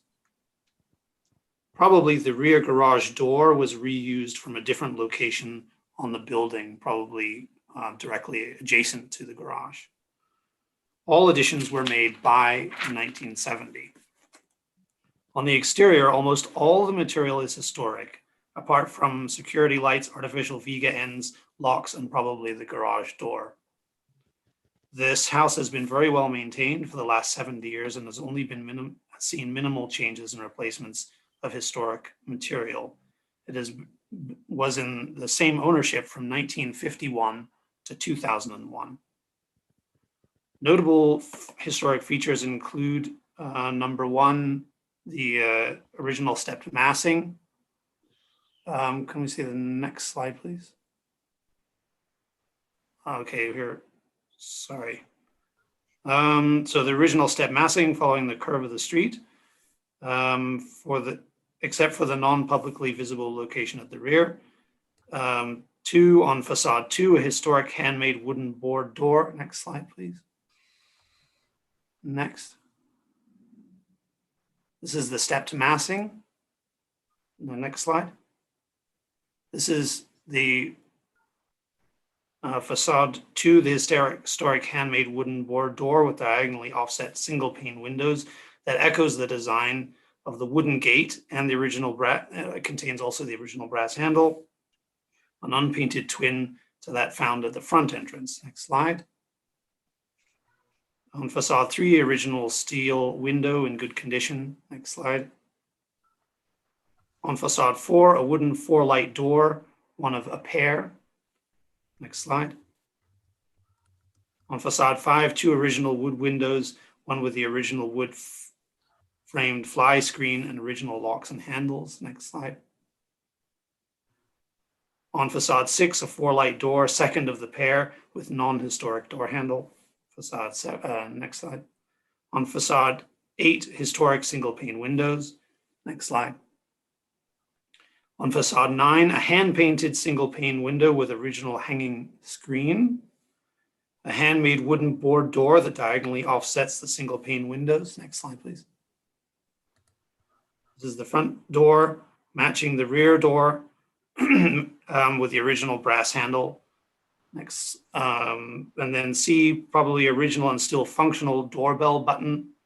And next slide, the original roof construction with wood joinery details. Next slide. On facade 13, the wood garage door frame. These are the windows on the front facade. And on facade 14, the steel windows. That's the door, that's the garage door. And the next slide is the original steel window on the garage. So staff, these are the vigas on the front. The vigas appear to have been removed inside, but some of the ends were retained, although one of them is now missing. Next slide. Okay. So staff recommends at a minimum designating the structure as contributing and designating facades 9, 10, 11, and 12 as primary. Perhaps you can go back to the primary facade diagram. So facades 9, 10, 11, and 12 as primary, as these represent the principal elevations of the building according to the code definition of a primary facade. Staff also recommends designating the yard wall along the street and the internal yard wall as contributing. Staff recommends identifying the following features as features that embody the status of the structure. We did have a follower of conversation about this point in our staff meeting. Even if these features that embody the status are recognized as such, if they are not on primary facades, they would not fall under the protection of the code. So, but they include the vertically and horizontally stepped massing, the porch roof construction with wood joinery details, the wooden board doors with diagonally offset single pane windows on facades 2 and 9, the original windows on facade 5, the paired 4 pane windows on doors on facades 4 and 6, the doorbell button on facade 9, the hand painted single pane window on facade 9, the urban design element of the street lining yard wall with its symmetrical form and central driveway opening, and similarly symmetrical internal yard wall, and finally the wood gate with its diagonally offset diamond design mirroring the wood board doors. That's my report, and I stand for questions. Thank you. Thank you for your thorough report, Daniel. I do want to say this is an excellent example of the types of homes that are on Calle Corvo. And they lend a certain flavor to the street. You know, they have low walls, primarily low walls. There are a couple of homes there on Calle Corvo. One, I think that's right next to this one, and how it got approved, I have no clue.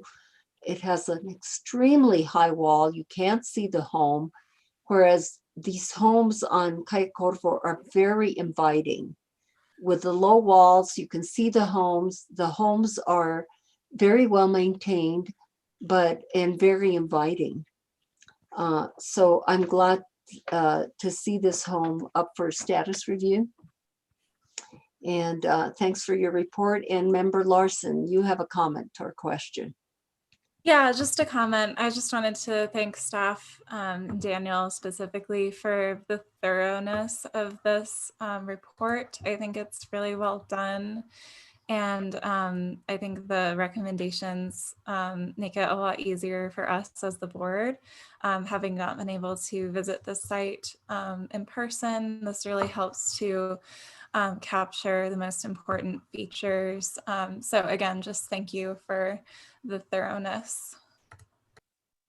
Yeah, and I thought that was really neat that there's a lot of features that have been there on the house for a long time, and that the owners elected to keep those features, you know, like the door handles and the doorknobs, the doorbell, the doors themselves. Very nice. See, I just think this is really inviting. And then if you go further this way, there's a really high wall there. See this house? Yeah, that wall is really high. And this one on the right-hand side is high as well. But anyway, Member Beachside. Thank you. Just a question for Daniel. Just given the amount of features that you called out on facades that are not recommended as primary, did you have any discussion about whether or not this should be recommended as significant? Yes, we had a discussion among staff, and I talked to the author of the HCPI, and I also spoke with John Murphy. The consensus seemed to be that while it is well preserved,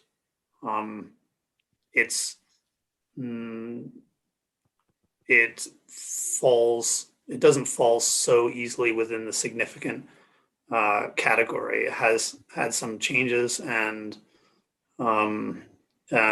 it's not an extraordinary. There's a word. I'd have to look in the code. There's a word that's used to describe significant structures. Distinctive attributes. They're very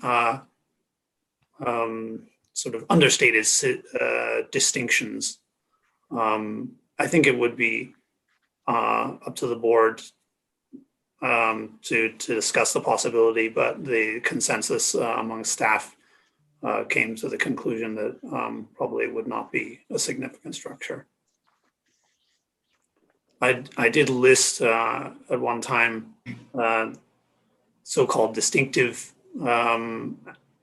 attributes, such as the hand-painted window, the urban design, the wall, the yard wall, and the the kind of coherence of the structure as being distinctive for its type, and that's always the important qualifier, is that given the type of building that it is, which is a very modest, originally one-bedroom house, it does have distinctive qualities. But as I said, the staff came to the conclusion that they would recommend contributing. Thank you. Just one follow-up.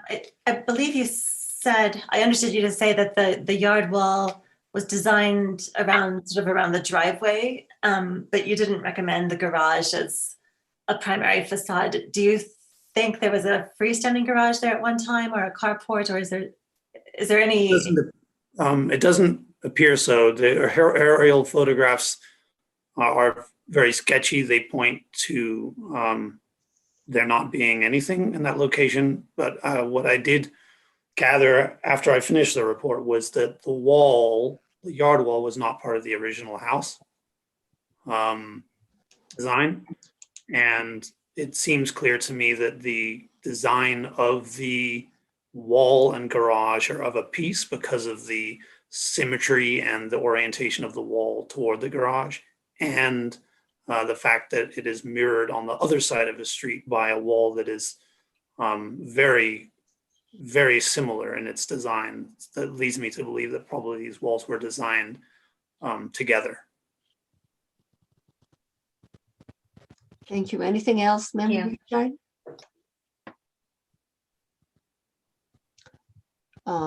She's muted, so. No, thank you. Oh, okay, thank you. Member Katz. A little bit along those lines, I was wondering what your thoughts would be about making the facades 13 and 14, essentially the garage, the visible garage facades, primary. When I thought about that initially, I thought that this was, such a wonderful style of a house, and the garage seemed to fit in so well. But learning that it was built 20 years later make me wonder whether it should be, the 13 and 14 should be primary or not. I would be interested in Daniel's thoughts about that. Well, 20 years later is still 51 years ago. Well, it's certainly old enough. Vice Chair Katz, it was at least at the very latest 1970. I think we had placed it at before 1965. I think it does fit in very well with the rest of the building. And the recommendation was the minimum facades that I would recommend. I think it's very, it would be appropriate also to designate these facades because, as I said, the massing of the entire structure steps down across the building and includes the garage. And the garage is of a similar materiality. These thin wooden frame on the garage door that you see here is historic and in keeping with the building as a whole. Thank you. Thank you. Member Guida. Thank you. Daniel, thank you for the thorough job on this report. I really appreciate it. And it's certainly the case that this house is remarkably well maintained. And the integrity of certain original details is certainly something that we would want to protect. I'm having a hard time understanding, I agree with the minimum recommendations here. And I know there's a temptation that just because things are old that we need to protect them. So I really want to I do want to balance out those concerns in the board's recommendation on this. I guess I'm concerned about what the implications are of your recommendations for details that are on the rear facades. And when we say that the facades on the front are primary, that makes a lot of sense. But like this door, that window, what are the implications for that for any potential owner of this house? Thank you, Member Guido. We had a conversation about this today, so that the report is in some sense not quite up to date. Even designating these features as embodying the status, they won't be protected unless they are on primary facades. So it's just really just a recognition that they are historic, but they would not be preserved unless they were on a primary facade. Got it. Thank you. Okay, thank you. Anything else? If not, let's get the applicant sworn in. And who is the applicant? Courtney Massey. Okay. Hello, this is Courtney. Can you hear me? Yes, you can, and you need to get sworn in by Melissa. Thank you. Please raise your right hand. Do you swear under the penalty of perjury that the testimony you're about to give is the truth, the whole truth, and nothing but the truth? I do. Thank you. Please state your name and address for the record. My name is Courtney Matei, 2 Camino Pequeño in Santa Fe. 87501. Okay, Mr. Matei, do you agree with staff's recommendations in reference to the status of this house? Yes, we've gone through a lot of review on this project, and I think the biggest question we had to pose tonight and going through this more was the impact of what you guys have just discussed. What about, the special features that are noted on facades that are not primary? We recognize the character of the house as being, pretty well intact, but there are changes that we need to be looking at to bring it up to make it more usable space. The way it's designed and laid out, particularly on the back side, creates a lot of unusable space for such a small structure. So long as those special features are not included with the, the restrictions that are imposed on a primary facade, I feel like we can, work with that pretty easily. We have done, a lot of examination of the things such as the water flow that comes off of the roof. A lot of it heads towards the west side, which is jammed up against the property line. And so we've got some massing issues and water drainage issues we need to accommodate, particularly back there in the areas that are shaded in red on this facade diagram plan here that's shown.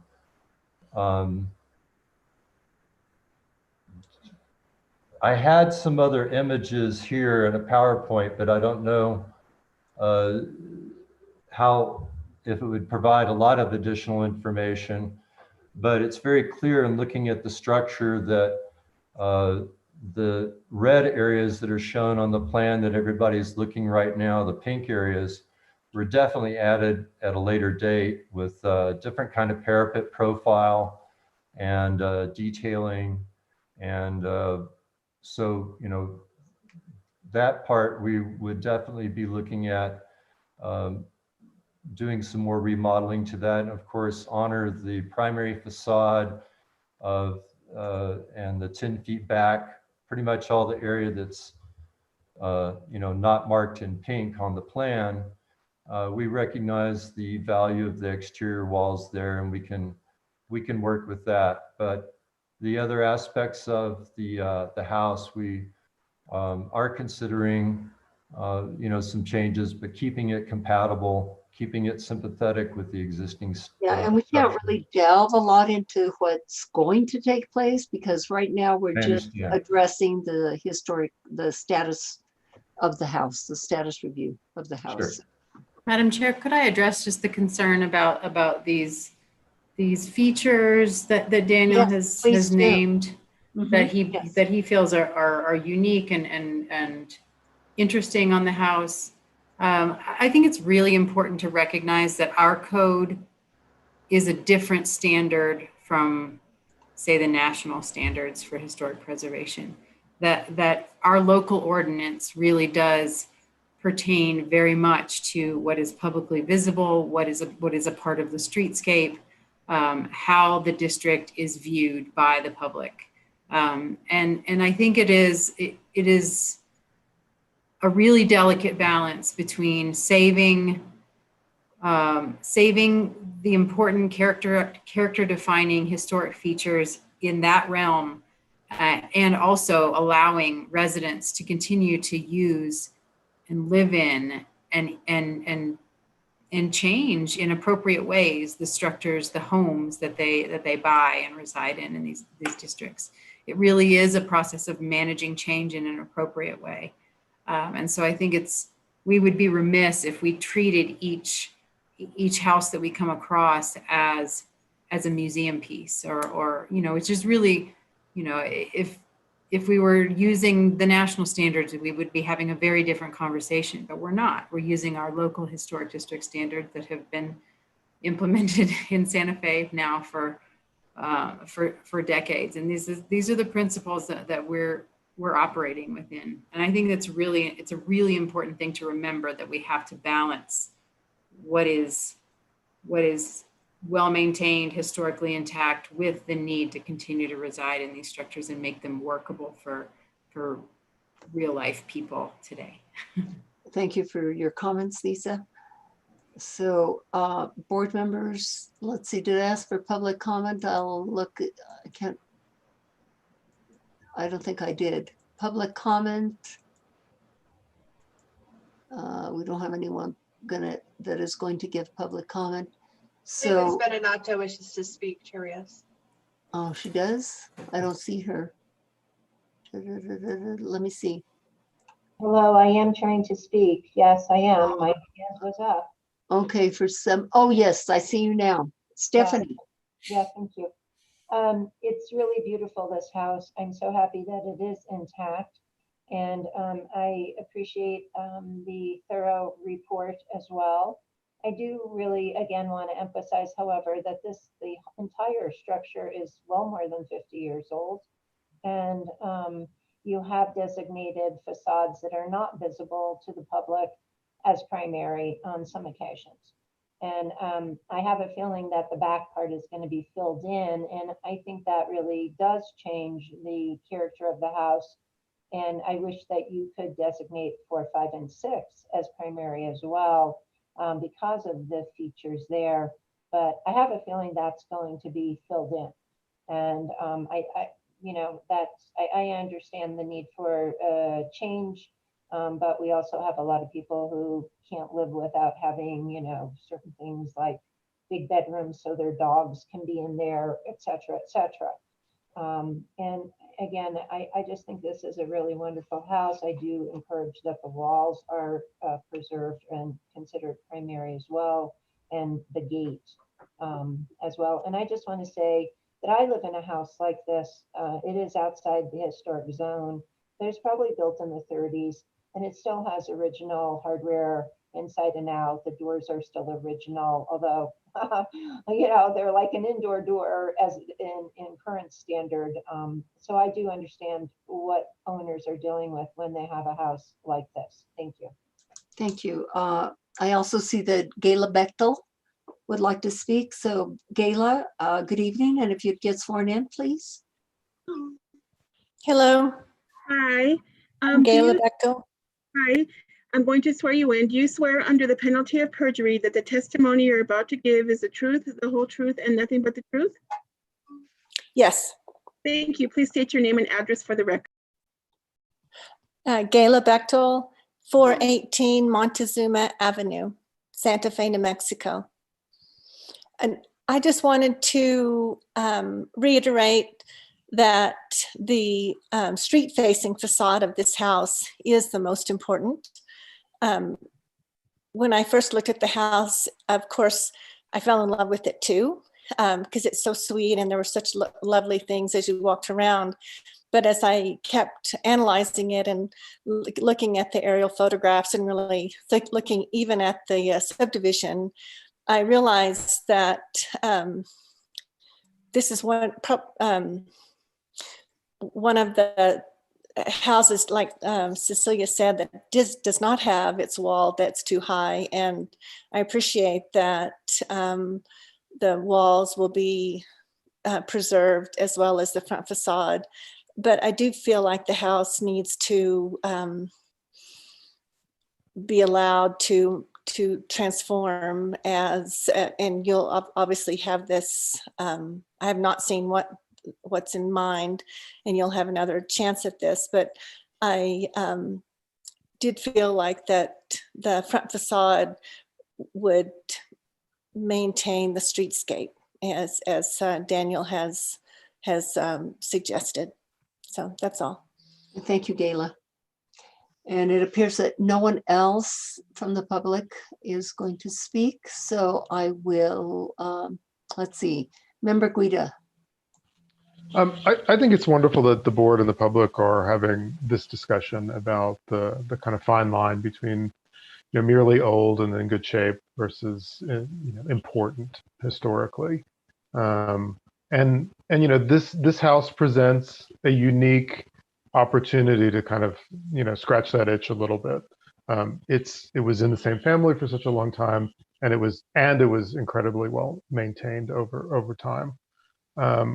I agree with what was said before, and I guess I would like to just kind of add my point of view on some of the points that are made in Daniel's report. I think I wholeheartedly agree with the minimum facade designations. I certainly agree that that's a character defining feature of the home as it relates to the subdivision. And the step back facade and all of that stuff. The stuff I have a harder time with, is perhaps the wall, which, although it's an old wall and it's beautifully done, it simply follows the street. I think the recognition that it's of a height that is character defining for the neighborhood is important. I think noting, the quality of the entry gate, as well as some other features that may not be on primary facades, is important. But the notion that we would look at the garage as character defining, as contributing here, I find really problematic. I know it's over 50 years old. This board has had this discussion about other buildings that were not that old, and had some historic significance, either because they were associated with somebody important, or an architect, or a movement in Santa Fe. This is a garage that was added at a much later date than when the subdivision was made. And so I would really discourage any recognition of the garage facades here for those reasons. But I do appreciate the discussion. I certainly appreciate the detail in the report, and I would wholeheartedly agree with the recognition of 9, 10, 11, and 12 as primary. Thank you, Member Guida. Member Larson. Thanks. Yeah, I think Lisa raised a really good point. I think if we were looking at this home, to federal standards or to national standards, the garage may be up for consideration in that garages, carports were very indicative of the time of the automobile and that whole era of modernism. However, I think we've done really well, again, at capturing some of those other defining elements that convey that time period, and while still allowing for the flexibility and living and functioning in this home, and in respectfully still capturing all of those historic elements that we notice. So again, really good discussion, and thank you all. Thank you, Member Larson. members of the board, if you have no further discussion or questions, I will entertain a motion.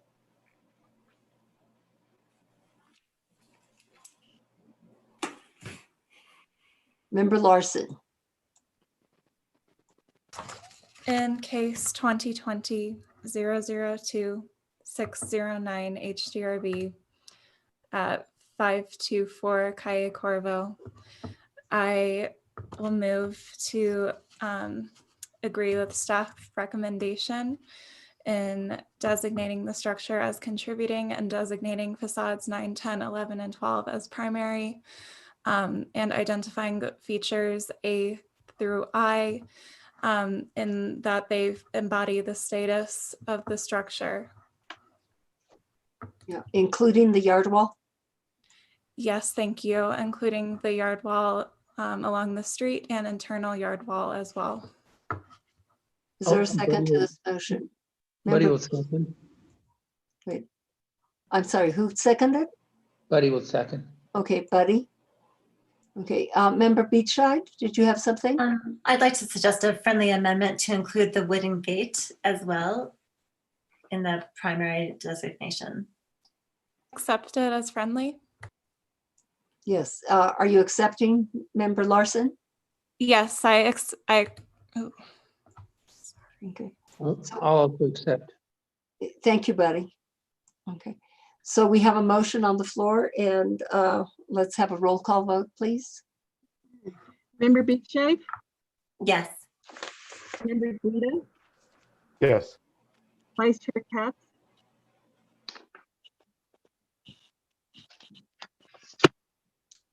Member Katz? Yeah.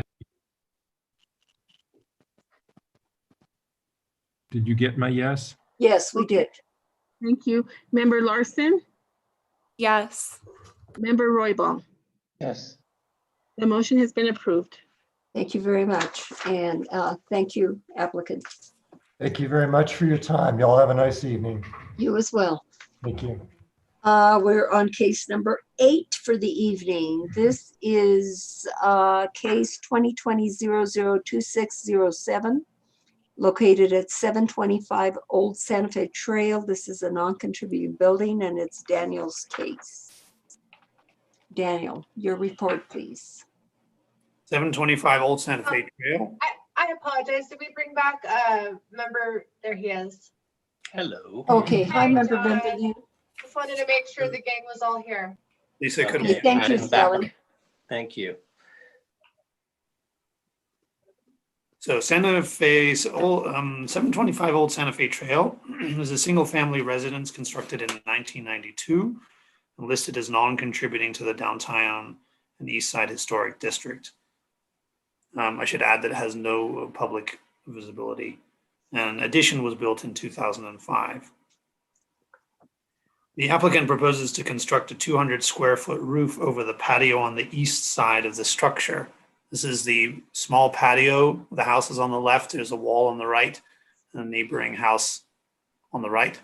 And the roof would extend from this wooden vertical horizontal line out over to the kitchen, and the post of the patio would extend from the inner corner of the kitchen down and to the right. Yes, right there. A 200 square foot roof over the patio on the east side of the structure. This will provide extra shading and rain protection in the narrow outdoor kitchen area between the house and the yard wall that runs 3 feet from the property boundary.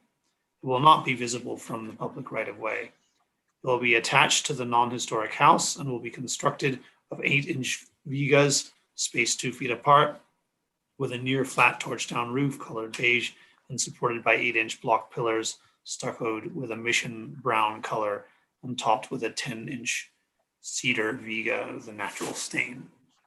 That's the plan.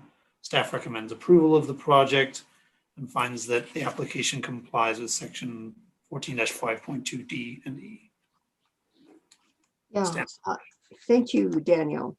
Daniel, in this project, was there also, I think we got a neighbor's comments that are in opposition to the project. Can you tell us a little bit about that? The neighbor, which was in the house pictured, the house is very close to the house in question, and the neighbor has asserted that there is an easement that I think extends onto this property. We got this documentation today. I haven't had the time to verify it. A fence was recently approved administratively, and that's what I know about it at the moment. Okay, thank you. And that appears to be something that is not within the purview of this board, correct? That would be correct. Thank you. Yes, Okay. Madam Chair, that private easements would not be in the purview of this board. I do want to just mention that we are aware that the outdoor kitchen pictured here did not receive proper permits. So there will be a requirement that when, if this application is approved by this board, then the applicant will need to obtain retroactive permits for the outdoor kitchen as well. Okay, thank you. Member Katz? Well, that sort of raises my problem. What is the side setback rule here?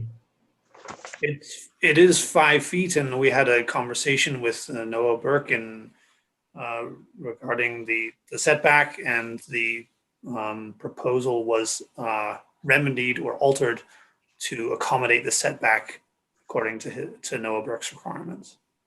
No, this is what's there now that they didn't get a permit for, that they'll need to go to get retroactive permission for, that doesn't meet the setback standards. And why would they get permission for that? Well, a wall would not have to meet setback standards. I think that the outdoor kitchen here would need further review by zoning, and we really can't speak to what zoning's determination will be regarding that. Okay, then let me ask one other question about what is proposed for tonight. The roof violates the setbacks. No, it does not.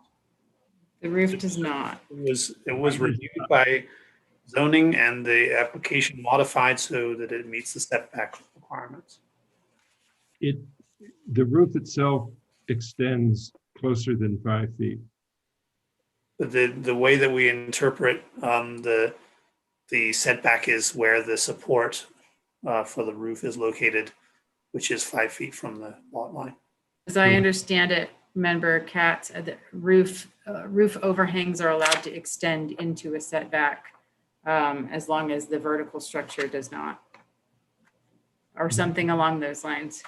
Yes, we discussed it, as I said, in length, and he had to revise his drawings to the satisfaction of the zoning department. Okay, thank you. Okay, Member Guida? Thank you. I guess, recognizing that some of this lies beyond the purview of this board, I was immediately concerned that the kitchen was built without permits, and that in fact, given that the ledger board for this roof exists already in the living room volume, that this was being pursued without board review. There's quite a few other kind of red flags for me in the submittal, where if there is an issue about where the property line is or where the easement is, that are of concern. Notably, the site plan and survey does not show what appears to be a recent addition to the property, bedroom 2 and 3. And the elevations are not correctly drawn. The proposed roof is meant to attach to the living room volume, and it shows it being attached to the bedroom volume, which doesn't appear on the site plan. Just because something is marked 5 feet on on a relatively cryptic drawing. I'm also having trouble understanding if that indeed is correct dimensionally. So I just have some issues with the building set and what appears to be a project that has been done largely out of sequence. Thank you, Member Guida. Any other members have questions for Daniel at this time? It appears not. I will ask the applicant to come forward and get sworn in. And who is the applicant? Thomas Ostenberg. Oh, okay. Mr. Ostenberg, would Yes, you ma'am. get sworn in, please? Yes, You swear under the penalty of perjury that the testimony you're about to give is the truth, the whole truth, and nothing but the truth? I do. Thank you. Please state your name and address for the record. Thomas Osterberg, 725 Old Santa Fe Trail, Santa Fe, New Mexico, 87505. Thank you. Okay, actually, when she asked you to get sworn in, you said, thank you. I didn't hear you said, I do. I do. I did say I do. Okay. Let's get again. Thank you. Mr. Ostenberg, what do you have to tell us about this project? Well, first of all, as far as what do you call it? The question that the neighbor raised about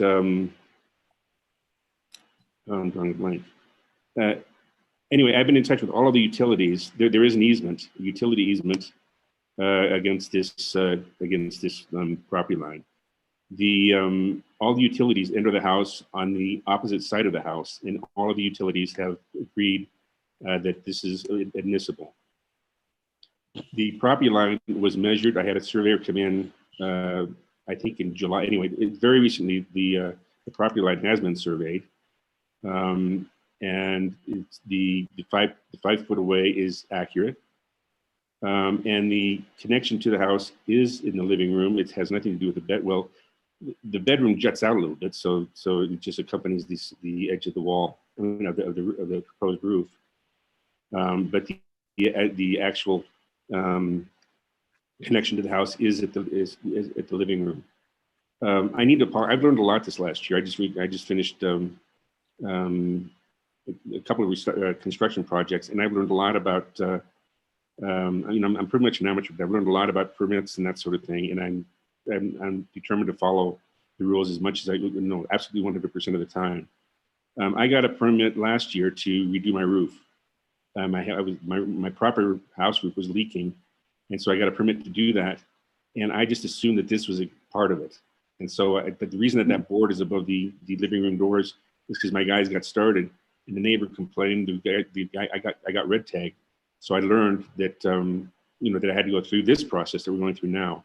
It wasn't out of trying to be sneaky or inconsiderate or whatnot. I just assumed that it had been covered, and that's why I'm here today. The patio wall has been there for, I don't know, 8 or 10 years or so, and it was done together with the neighbors. The neighbors were right there. I don't know if you can see this little window sort of thing above the pizza grill. Mm-hmm. That was provided by the neighbors themselves. I mean, they asked to. My initial inclination was to have a straight wall. They asked me to step it down, so I did at their request. And that little window there they actually provided the grill to go that's sitting inside that window. And so they've been, and the other thing is, before the survey, I thought this wall was pretty much, it wasn't meant to be a wall separate from the property line. I thought it was, you can see where this where the coyote fence, which is, I assumed that the wall was actually part of my fence on the property line. I discovered after the survey this year that I'm 3 feet in from the property line, but that was also not meant to be. I just thought I could do it. I have nothing else to say about that. But what I will say is this is not a historic house. It's not visible from anywhere. I mean, it's probably 100 feet off of Old Santa Fe Trail, back up a little alleyway, private alleyway. It's not an adobe house at all. It's all studs and frame. And the proposed roof over the patio will match exactly the character of the house. It'll actually be very similar to the portico over my front door, and it'll enhance the beauty of the house. But the main thing is that it'll allow me to personally use an area in the, in inclement weather, and even in the winter, that I can't do now. I mean, I'm not hurting anybody. I don't mean to hurt anybody, and it would just be beneficial to be able to do this. I'm not sure what other objections were brought up, but I think, anyway, I guess that's what I have to say. Well, let's see, Mr. Osterberg. What There's one other thing that I would like to say. Yes. Is that all my neighbors to the east and the west have encroached on my property. I've not encroached on anybody. On the west side of the house, every one of my neighbors is built right on my property line, right on them. On this side of this roof, 70% of it is 14 feet or more away from the neighbor's house, and the last 7-8 feet of it is is 8 feet away. I'm 5 feet back. The reason it's encroaching is because they've encroached on the property. They're only 3 feet away from the property line. So I'm not trying to encroach on anybody else's property line, but everybody else has already encroached on me, which has made this a difficult task. Anyway, thank you for your attention. Thank you. Let's see what board members, what questions they want to ask you. Questions for Mr. Ostenberg, board members? Member Katz. Yes, Mr. Ostenberg, the outside kitchen there. Yes, sir. Was that built without permits? It was not meant to be. Well, first the wall was built, what I thought was my property line, and then I just threw in. I threw in the barbecues and the pizza. Yes, it was done without permits. I didn't realize I needed a permit for that. Yeah, I guess my concern about that. But it was done with the neighbors who built all over the place as well. And it was with, since they were involved in it to a certain extent themselves, I assumed it was okay. My concern is that I can understand what I was told when I asked about the roof extending beyond where the posts are, and they don't count the roof as infringing on the setback. My concern about the kitchen is that you have fires there, and being closer than the setback gives me some pause. And I don't know what will happen with the rest of the city and how your neighbors feel about it. I haven't a clue, but if they object to where this is, which I could understand because of the fear of the fire and how close the houses are, I just wonder whether we're not doing something. It's kind of a useless act here until we determine that, in fact, your outside kitchen can stay where it is. I mean, I like the idea of what you're doing. I wish I had covering over my barbecue, and makes that much more usable. It makes sense to me, but I do have concern about the issue of what we're doing is going to be mooted by other rules. Well, two issues. First of all, where the barbecue is itself is over 14 and a half feet away, 14 and a half to 18 feet away from the house. Their house jets in right at the very end to this, the last 6 feet, 8 feet of this side. If you're looking at this photograph of this side, that's where their house jets out. It's away from the fire. So, and in addition, the wall itself is like 10 inches thick of solid concrete. I mean, it was brick, solid filled with the cement and rebar. So I wouldn't think that fire would really be an issue there. Besides, they have a barbecue themselves on the other side. Up in the far end, they have a little rental house, which juts within a few feet of my property, where their renters have barbecues as well. Well within the setback. Thank you. Member Guida? I appreciate Frank's comments, and understand that we should be deferring to building and safety officials for the fire requirements on this project, and not this board or the homeowner in this case. I think what I'm still concerned about is the level of specificity, or rather the lack of specificity, in the drawings. The side, the elevation, I guess would be the south elevation, is drawn incorrectly. The proposed roof is not attaching to the correct volume of the house in that drawing. The east elevation is shown simply with dashed lines. I don't have a very good idea of what is actually being proposed above the vigas, whether this is a stucco parapet. There's a verbal description of this, but of some of the construction methodology, but this board relies on drawings for a representation of a project to make decisions. And for me tonight, this is not an adequate or a specific enough package for me to rule on. Well, I'm an old fart and I can't afford an architect, so I did my best. And I had the bedroom next to this. I did all the drawings for it, and it was good enough for permit on that one. And these drawings are very similar to what, I mean, I don't know what to say. I mean, it's just 8-inch vigas under with a torch down roof over it. And yes, there is a little parapet with runoff towards the north end of the garden. It's a very simple project. It's not like it's brain surgery or anything.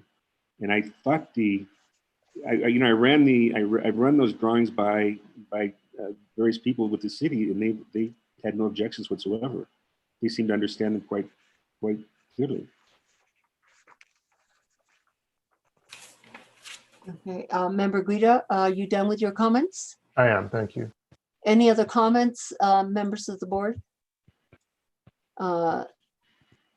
Did you want to express your comments in reference to what members Katz and Guida said? Do you have anything to say in reference to this project? Or do you think that the project is quite clear in its presentation in terms of the drawings? So the applicant is wanting a 200 square foot roof over the patio on the east side of the structure. And can you show us that drawing again? Daniel?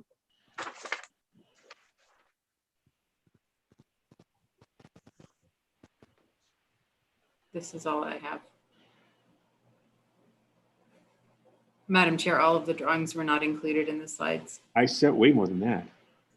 Yes, they're in the They are in the packet. packet. They're just not in the slideshow. Can you go back one slide?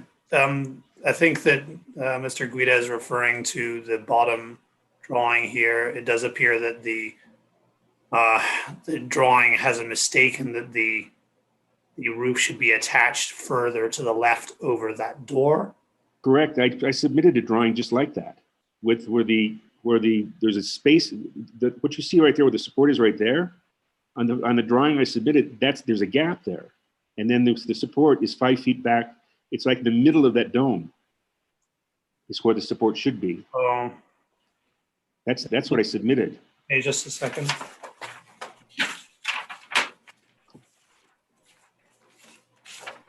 Maybe an error on behalf of staff, that it's an incorrect drawing. Yeah, this is the drawing I sent in previously that I was told was inadequate, and that's before I did the drawings. Daniel, page 13 of the packet shows the column in the correct place, but not the roof correctly drawn. Right. That's correct. There's still an error. There is still an error, but it is different than the one that you're seeing on this slide. The error is that the roof should connect over the doorway to the left of Oh, bugger. I see. But well, it's just extending those 3 lines straight back, and that would be the difference. That's what I'm proposing. That was a. It is an error in the drawing, but I think that the project is clear. Maybe it's possible to approve the project with updated drawings as a condition. Okay, let me see what Member Benvenue has to say. Thank you, Madam Chair. I was just going to respond to your question about whether we had comments. So for me personally, these drawings, while not perfect, are sufficient to be able to understand what the project is. And I don't think, especially for such a simple project, we want to be in a position where we're forcing applicants to hire professionals to produce drawings for us. Although I completely agree that the better the drawing, the better job we do, and the easier it is for us to understand. So I'm all for that, but I find these to meet that standard. I'm really glad, though, that it was pointed out that there's an error, so we would need to the applicant has corrected that verbally, and I think that could be made a condition of approval. And as far as the other issues, those don't seem to be our issues. Whether or not there's approval from the other bodies, I think is something for them to decide, not us. And that includes the setback as well as the retroactive approval of the work that's already been done. So I would have no problem approving this with the condition that it received those other approvals. Thank you, Member Benvenue. I will ask for public comment on this. And we have Stephanie Beninato. Yes, I thought this was going to be fairly simple, but I do think that I agree with Member Katz that in some ways it's like you're spinning your wheels, you're approving something that may or may not actually happen. And it would seem like a setback would be an important thing to know that you can actually do this. And from the description, I understand that there's this little game being played about the uprights and somehow the overhang doesn't really count. But when there's a fire, the overhang is going to count. And so again, the setback rules are for fire and safety. And I feel like, you know, going forward and saying, okay, is just like pushing it forward, really not knowing that this is a safe project.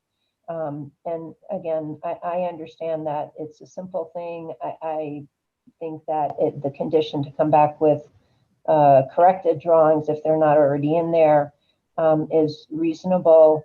But again, I just feel like these things get brought to the board with a lot of questions that are undetermined. Thank you. Madam Chair, if I may. Yes. This project has been reviewed by zoning. It has been reviewed by fire. None of those concerns are part of the purview of this board. What is the purview of this board is the aesthetics and the design of this roof over this area. Zoning and fire have worked through their issues with this project as presented. Okay, thank you. We have two other people from the public that wish to comment, and I would ask that they get sworn in. And if the first one, I'm not sure how to pronounce your name, Marnd? Arndt. Jim Arndt. Okay, if you can get sworn in, please. Do you swear under the penalty of perjury that the testimony you're about to give is the truth, the whole truth, and nothing but the truth? Yes. Thank you. Please state your name and address for the record. Jim Arndt, 428 Camino de las Animas, Santa Fe. Thank you. Okay, Mr. Arndt, if you can let us know what you have to say this evening. Okay. Well, first, that patio wall has not been there 8 to 10 years. It's been there about 2 to 3 years. So, and that his setbacks on his drawings, he did have a surveyor come out recently, and he said July sometime. So his drawings say that he's 3 feet, that little patio wall is 3 feet from the property line. But going off his surveyor's property lines, that little outdoor kitchen wall is 28 inches from the property line on one end and 18 on the other end. So it's not exactly 3 feet, and his drawing doesn't quite show the angle of that kitchen wall to the property line. So it's 18 inches by my measurement with just a regular old Stanley tape, and 28 on the other. The big round, there's a cooking oven on each end, and one of those cooking ovens is about 4 feet from our house. The height of the wall, when he puts the roof on, he states is 12 feet, which seems pretty high. And also it looks like there's two skylights drawn in. I'm not sure if that's what they are, but I don't know what those are either.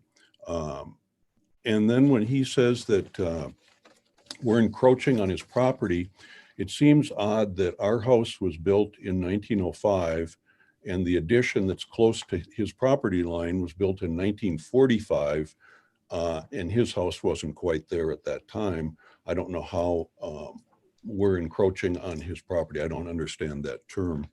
But anyhow, so my main thing is I think his setbacks are drawn wrong. And then I also don't understand how far out you can cantilever a roof. If he needs to get his setbacks by the bottom of the posts, can he set those back and then cantilever the roof out to the patio wall, which, like I say, is not 3 feet. I don't understand where the 5 foot setback comes when the patio wall. The 2 minutes just to alert the chair. Okay, go ahead and finish your comments, sir. No, I just don't, I don't understand his measurements on his drawings. They don't add up to a 5 foot setback when he says he has 3 feet and then he drops the post back to going from his own surveyor's property line. I don't think they're correct. Thank you. Okay. I have a question for you, sir, before you leave. Yes. So in reference to the project itself, Yes. Are you objecting to that? I know I heard you object to the location of. We've not objected to the project, but I believe that he should, use correct dimensions and get a setback. And I am, and having a wood burning, a wood fired oven is different than like a barbecue grill, but a wood fired pizza oven that's, I'm going to guess, well, I know our wall, it's 4 feet from our house. And we have like tar paper roof if sparks go up. I don't know how that all works, but it seems awfully close to have an oven that close to our house. Okay, thank you, sir. I know you're not in charge of fire or all that, but setbacks seems odd. And we're not opposed to the project. It just seems that it needs to meet some rules. Madam Chair, I would encourage folks that have concerns about fire and setbacks and zoning issues to contact the zoning staff and express those there. There really isn't under the purview of this board to discuss. May I make a comment about Well, that? I didn't hear the person that just spoke. The reason I asked the question is because I didn't hear him comment on the actual project. He was commenting primarily on setbacks. So I'm going to go to the next person, and that is Natalie Kent. If you can get sworn in, please. Do you swear under Natalie Kent, are you penalty of there? perjury that the testimony? Okay. Do you swear under the penalty of perjury that the testimony you're about to give is the truth, the whole truth, and nothing but the truth? I'm still having trouble moving her over. Oh, okay. Apparently she has to be moved to the panel because she's using an Sorry older about version that. of Moving a little Zoom. bit quickly. I don't know where she ended up. She's using a non-updated version of Zoom, so I'm not sure what happened Let's when see, I she tried was to. there, and now I don't see her. There she is. No, I don't see her. She's here under the panel. She had to be moved to the panel okay. because she's not updated her Zoom. Okay. Ms. Kent, do you swear under the penalty of perjury that the testimony you're about to give is the truth, the whole truth, and nothing but the truth? Natalie Kent, can you hear us? She doesn't appear to be hearing us.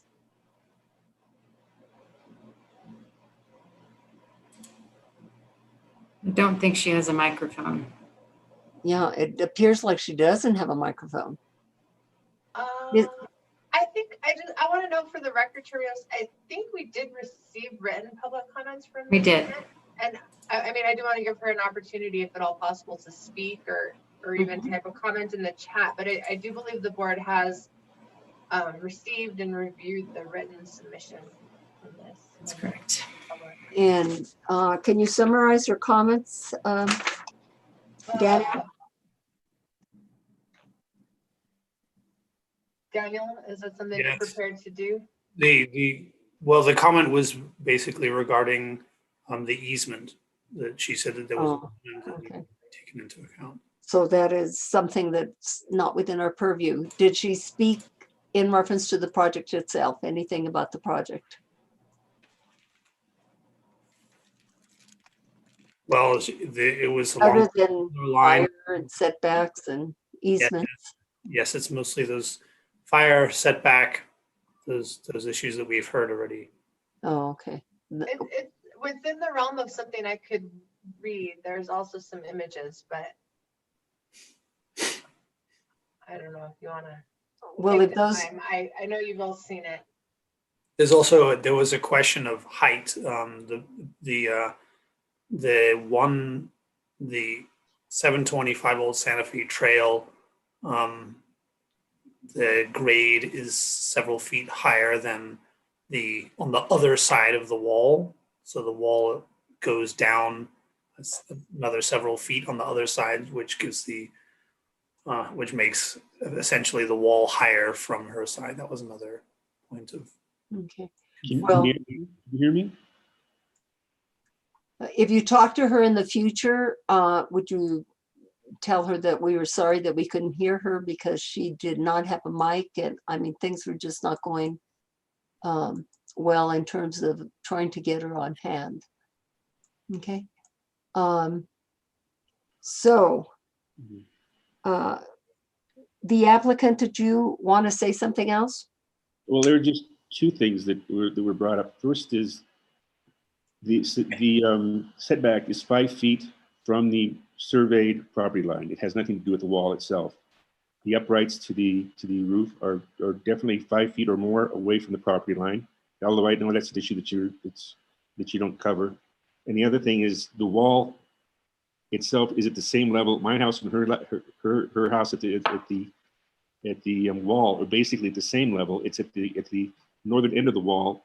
Her property starts taking a big dip down, and my property between 0 grade to about 3 feet between the wall and the northern boundary of my property does take a deep dip out about 3 feet down. But it has no impact on the height of the wall of the roof, because where the roof is, we're at the same level. Okay, let me see. Board members, if you have no more, let's see, Member Guida. I agree with Lisa that, there's a tremendous amount of discussion here that is not within this board's purview. And to me, I think that this is a really unfortunate situation that we as a board find ourselves in tonight. Certainly there was a stop at zoning before this came here. Even though those issues lie outside of our purview, I am upset that they weren't resolved before they come to this board. I'm upset that a property survey is referred to, but not included in the packet.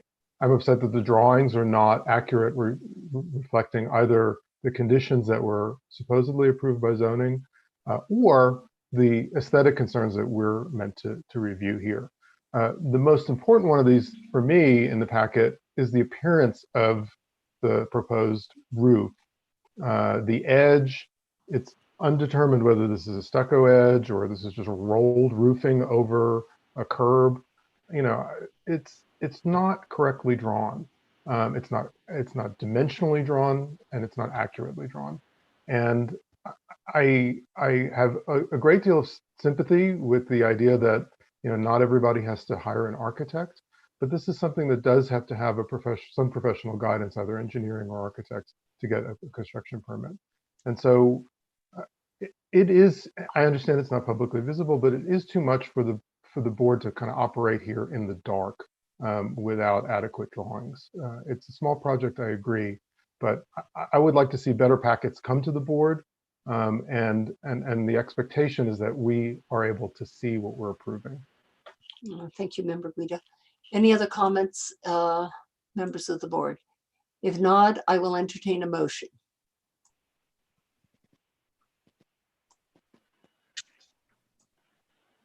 I will entertain a motion, please.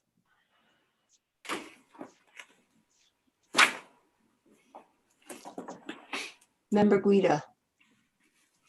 In case 2020-002607 HDRB 725 Old Santa Fe Trail, I recommend that the board, I move that the board deny the application and require the applicant to return with. Deny or postpone? We can postpone, thank you, our decision on this until such a time that the applicant is able to return with correct drawings. Can you hear me? May I make the, may? Okay, excuse me, we're in the middle of a motion, so. No, but the drawings, you don't have the drawings that I've submitted. I have them in the packet. Okay. I second the motion. Okay, who second?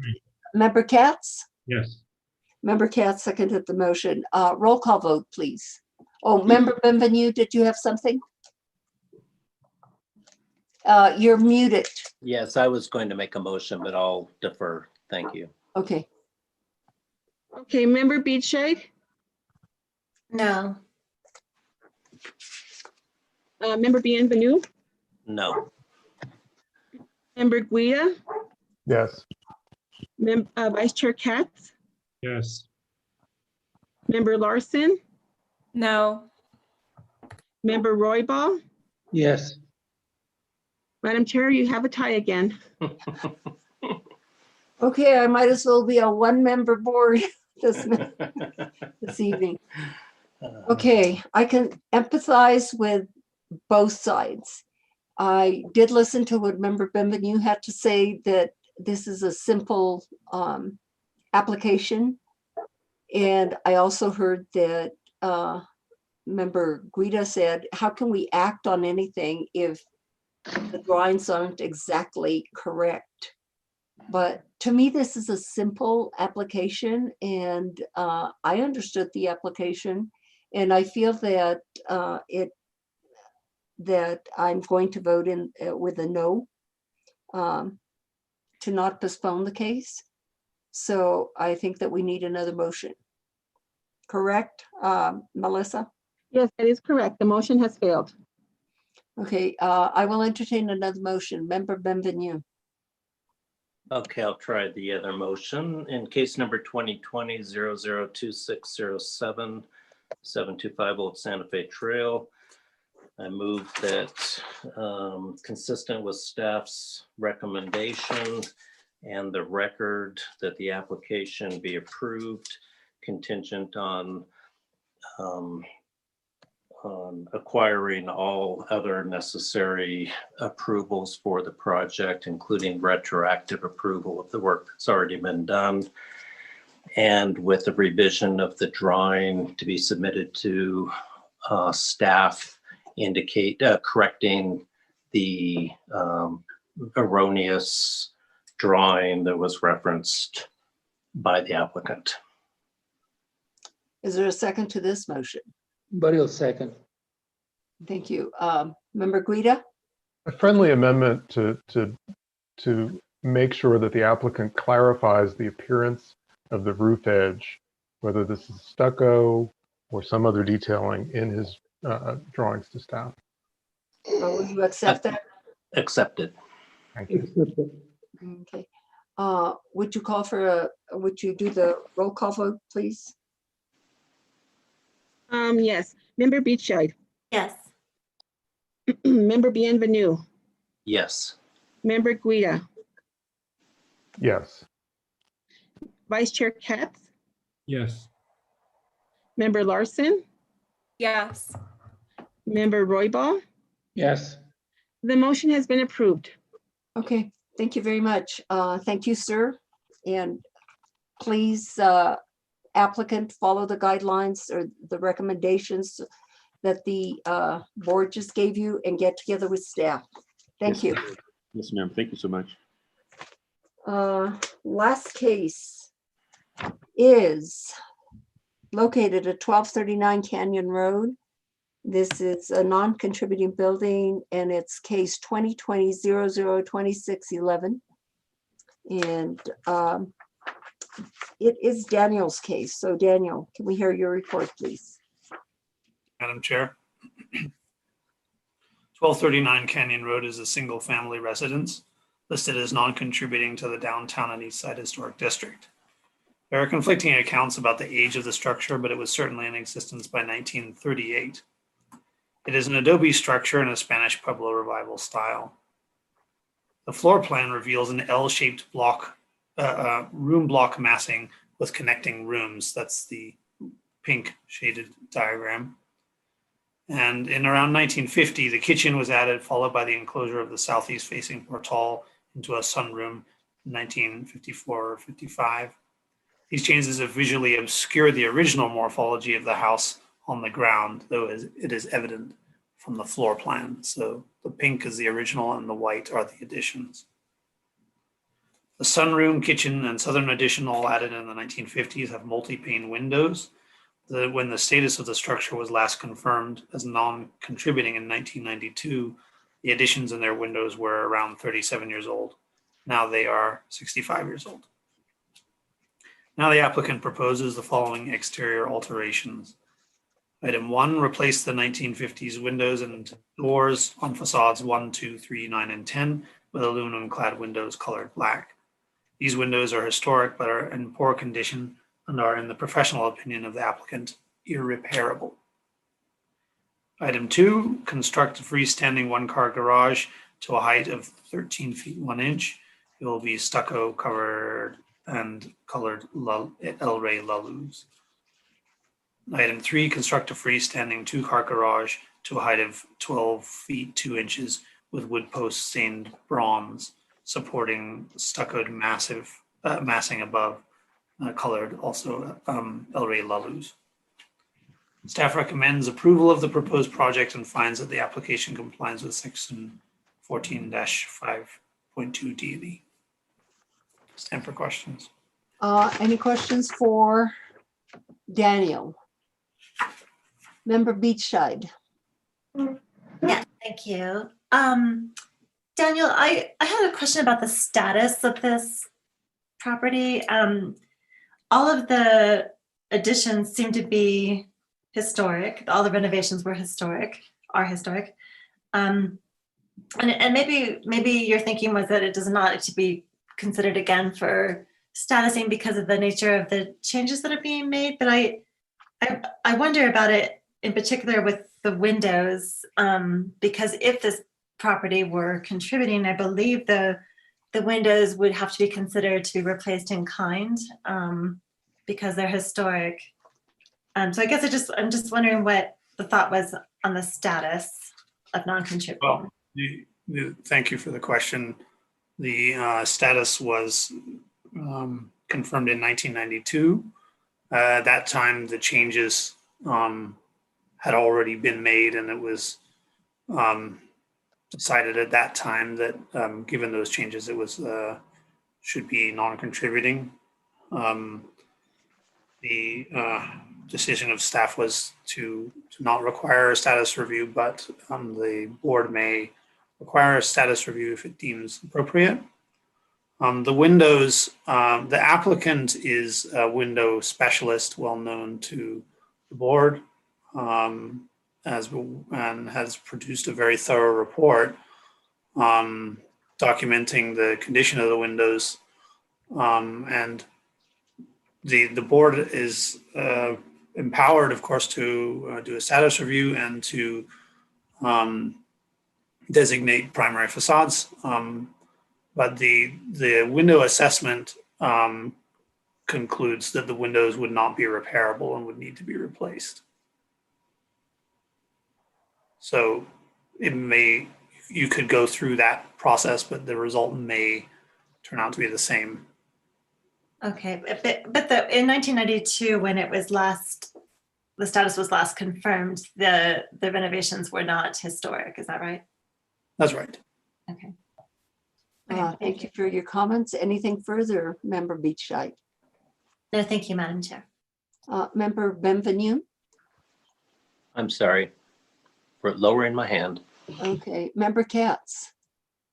Yeah, I was just trying to get clarification whether the windows that are the replacement to the windows are in kind, because that was really, I thought, the significance of what Jennifer was suggesting. Well, in kind, I think would mean the same materials. These would be aluminum and not wood or steel. I believe these are almost all wood windows. So they would not be in kind in their materiality, nor would they be in kind exactly in their design. They would be very similar, but you can see in the drawings that the pane pattern is slightly different. I guess my concern on that is that, you know, the additions were, those original windows were put in 1954. They, you know, have an integrity of their own, although they may not be in good shape now. If the decision were by the board to make the house contributing, and depending on what facades were chosen, you know, it could be that different windows would need to go in.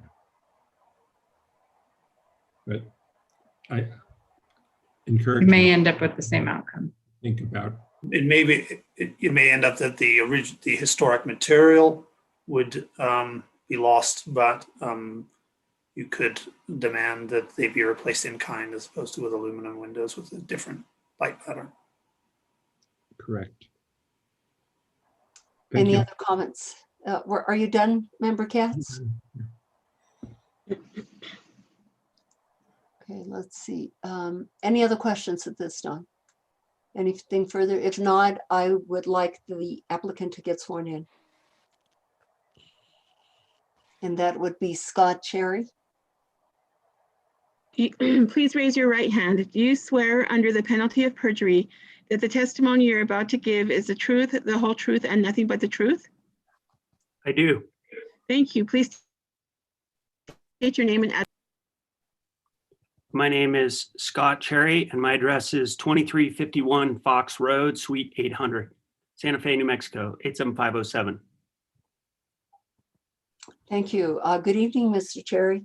What do you have to tell us about primarily about this windows and this entire project? Yeah, thank you, Madam Chair, members of the board. First, I'd like to offer some corrections. The windows are wood windows that are aluminum clad. So they're not aluminum windows. They have aluminum in them, but they're an aluminum clad wood window. Secondly, they're not black. The color that was proposed is bronze. And thirdly, the wood on the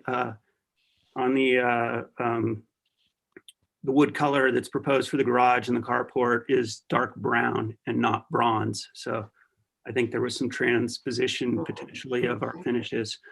And in regard to the windows, I did the window assessment. And although the window, well, in regard to the condition, you'll see we're not proposing to replace all the windows on the building, only the ones in need of replacement due to degradation. And although they're not in kind, they are in keeping with the horizontal orientation of the panes and the layout.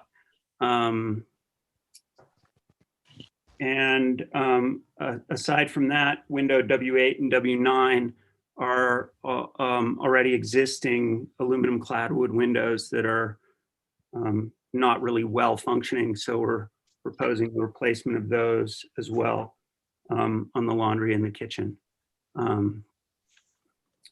Yeah, and I'm happy to answer any questions. Okay, board members, do you have questions for Mr. Cherry? Let me see if I see any hands. Hold on a minute.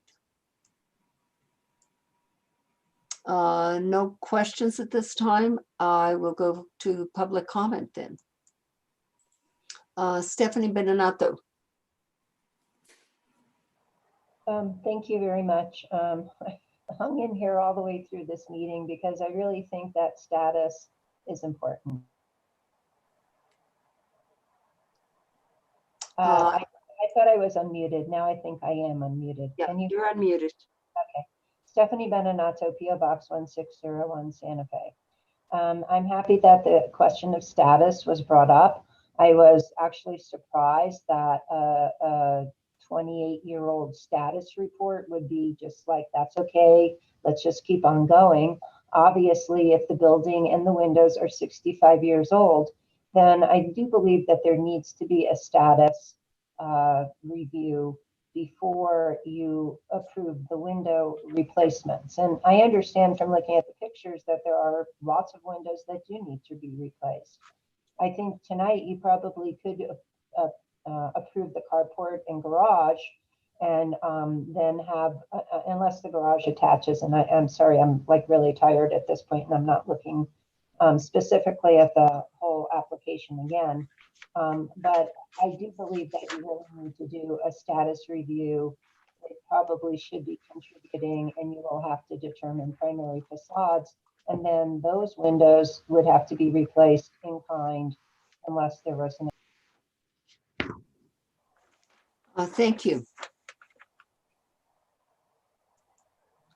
So board members, time for you to ask any questions or make any comments at this time that you feel are pertinent to this case. Member Larson. I had a question for the applicant. Scott, would you mind, you had mentioned that you're not replacing in kind, but you're replacing in keeping.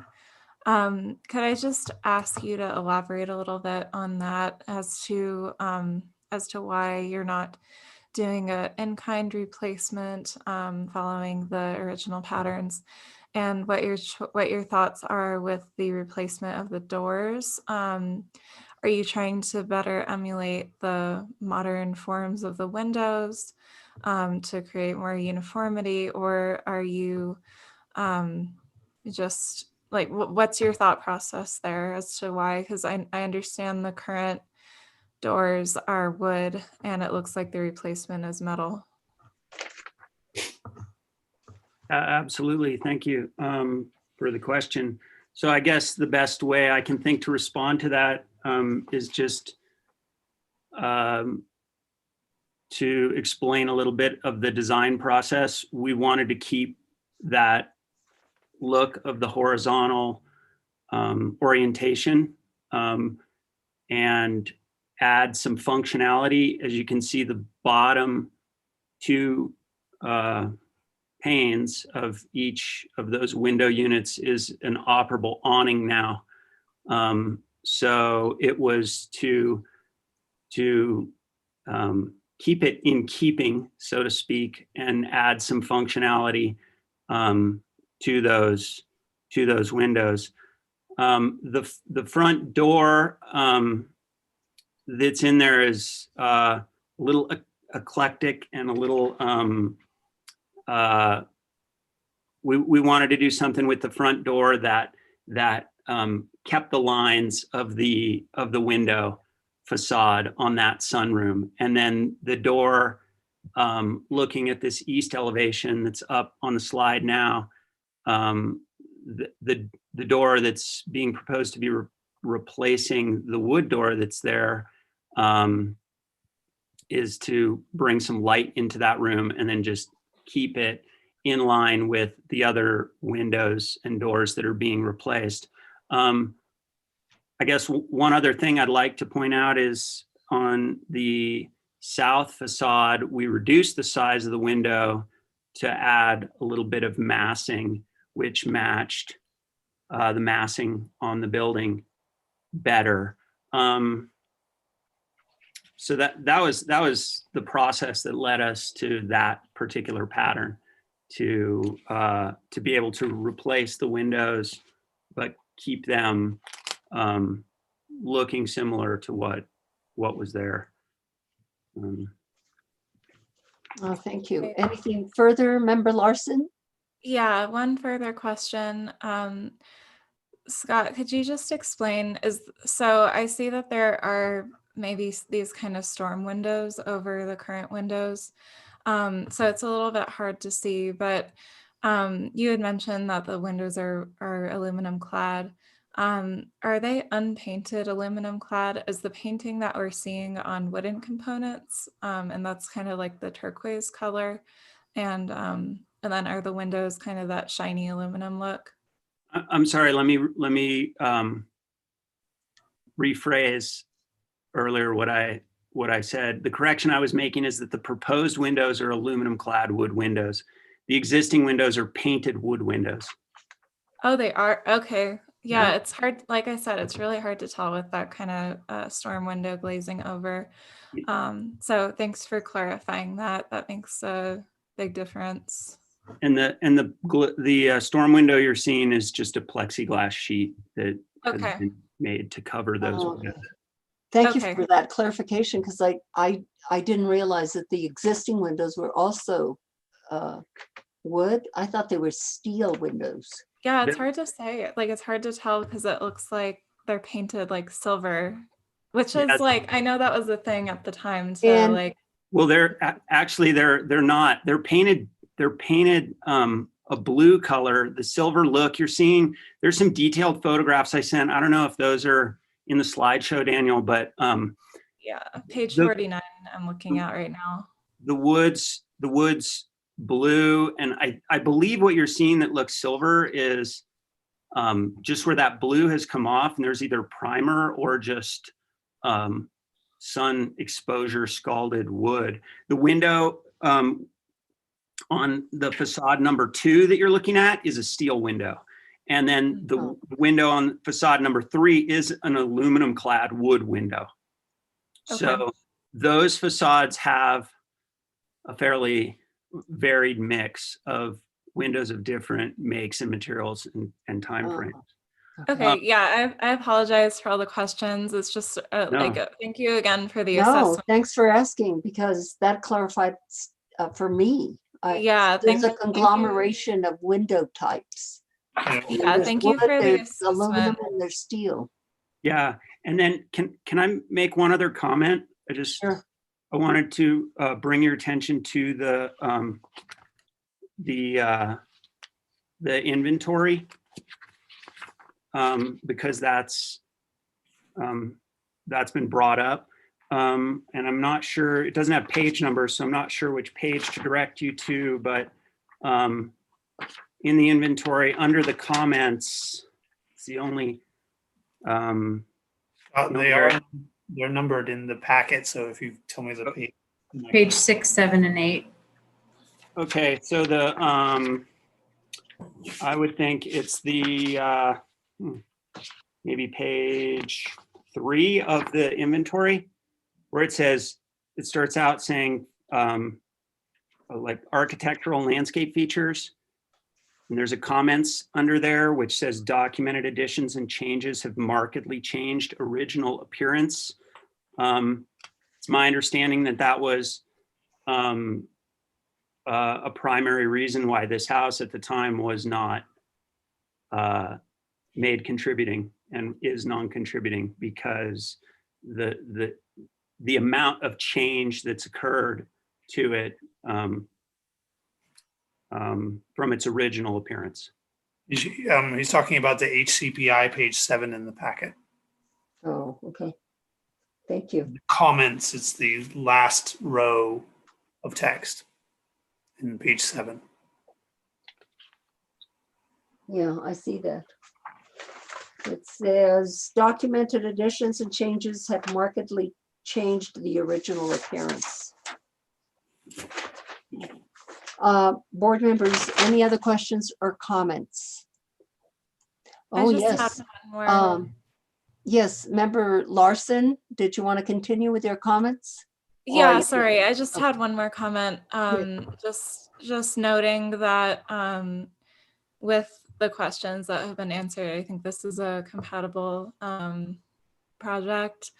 And I also just wanted to know kind of how interesting this this kind of window dominated facade is, it kind of looks like a curtain wall in a way, but still with the adobe. So it's just kind of an interesting structure. And I think it's important that we preserve the window dominated appearance. And I think it is defining of that the time that it was built, and that it has this kind of curtain wall look.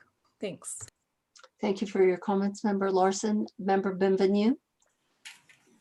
Thank you, Madam Chair. Just maybe I missed this, but I'm just trying to understand the public visibility of this house. I think I gathered that there's no public visibility. Is that correct? There's no public visibility. So if I'm looking at the site plan on page 58 of the materials, I'm just not sure I understand how you access this house from Canyon Road. I will go to Google Maps if that would help. Driveway, it's the kind of shaded. I see the shaded driveway, but where's Canyon Road?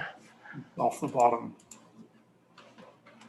Okay, but so how far from Canyon Road, which would be publicly visible, the last public? I'll show you in just right a of way? moment. Okay, she's trying to get Google Maps and we'll get a picture. So Upper Canyon Road is here. This is the Water History Park. This driveway goes down slope, so you don't see the house at all from Upper Canyon Road. Okay. Okay, I'm certainly not seeing any of these windows then. No. Unless you would have to, and is there any fencing or anything as you go down that driveway? No. Okay, so if you walk down the driveway at some point, you'd be able to see one facade, but not any of the other ones. It You looks would like. have to walk pretty much to Pretty here far. to be able to see the Yeah, windows. quite close to the building to be able to see it because it's hidden behind. Okay, well, I think that makes the decision pretty easy.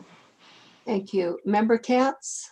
Yeah, my concern is the language that Scott alluded to on page 7 was describing the state of the house in 1995, whatever year it was. And at that point, you had non-historic additions covering up the historic house. And so it was clearly absolutely right that non-historic changes were hiding and changed the original appearance. I think there's a little bit different situation. And I'm not advocating this, please understand that, but we would be looking at this now and, what does this tell you about what somebody did in the early 50s to modify an older house sensitively, taking advantage of our wonderful New Mexico sunshine and the view towards the river and whatever else in the house. And so I think a appraisal of the status now would be quite different from what was done in 1994 or 5. 1992. Yeah. So, I still think it's up for the board to consider whether they want to ask for a status review. Any thoughts on the status review, other board members? Member Larson, I don't know if you have your hand up or not.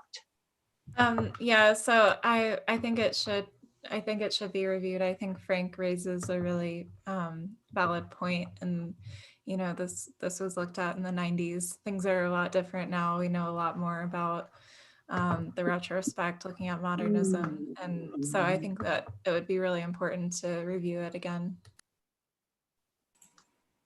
Any other thoughts, Member Roybal? The concern was what staff originally said, that the outcome of this would probably be no different, even if we went through a status. So I think it's kind of a moot point to keep beating this poor thing to death. Can I comment? Oops. Thank you. Okay, thank you.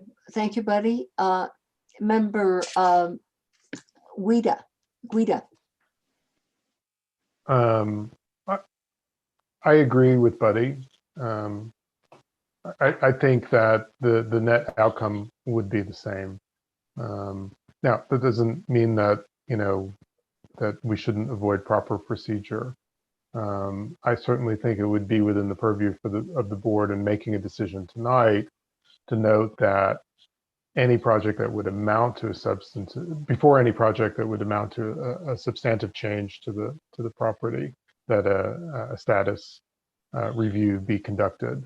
But what we're considering tonight is so in keeping with what's here, and would be so in line with any decision that we would make otherwise, and it's so minor in terms of the changes to the house itself. I would suggest proceeding with the submittal as is. Thank you, Member. And noting that if a status check be done before any proposed changes in the future. Okay, if people go that route, I would strongly suggest that that be made part of the motion. I don't know what route the board is going to take. Member Benvenu. So just two questions for Lisa on that, to answer that question. So contributing structure, I take it could be one that's not publicly visible. Is that right? It could be. It Yes. could be. Okay, but it's still, the standard is it maintains the character of the district. So public visibility may factor into that determination. It may factor into that determination. I mean, public visibility is not specified in the definition of a contributing structure. And certainly there are many contributing structures that are not publicly visible. But I think that the board does need to take that into consideration. Does it actually contribute to the streetscape, to the district, if it is not publicly visible? I don't have a good answer for that question. It's just something that I think should be taken into consideration. Yeah, I agree. And then if it were contributing, is it only the primary facade windows that have to be replaced in kind, or all the windows? Only the primary facade windows would need replacement in kind. Okay. So that gets back to public visibility as well. In part, yes. And again, For the designation. definition of a primary facade is the principal facade of a building. Right.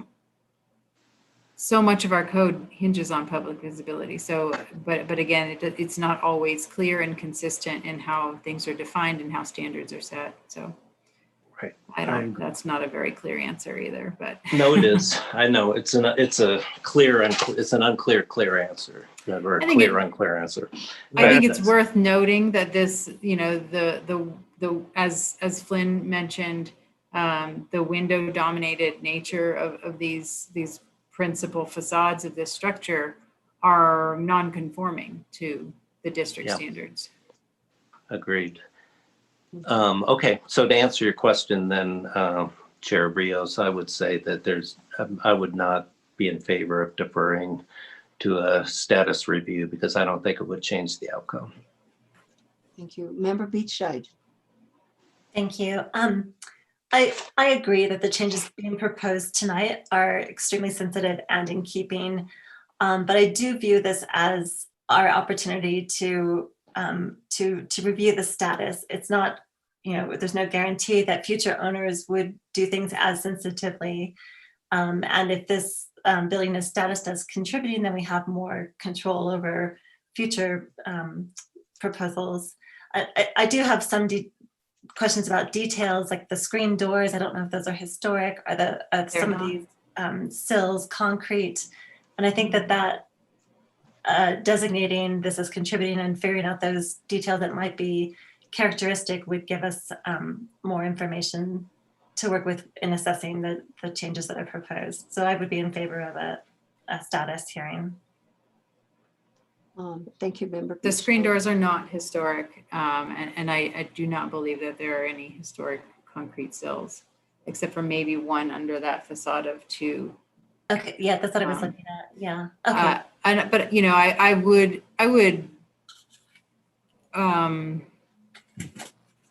Of course, the board should do as it sees fit. I think a condition of approval that any future changes, if you're concerned about future changes, attaching a requirement for a status review for future changes would solve that problem. without requiring an extra step in this process. Oh, I'm sorry, how do we do that as a condition of the? As a condition of approval, you can state that any future substantive changes to the building would require a status review prior to proceeding. Okay, that's good to know, thanks. Can I ask a clarifying question? Yes, of course. If it were a contributing building, would we be required, and this is a primary facade, would the board require, or would the code require that the board require that that the windows be replaced in kind, i.e. as wood windows and not aluminum clad wood windows? Do you not know the answer to that question? Well, my Are you making a statement or a question?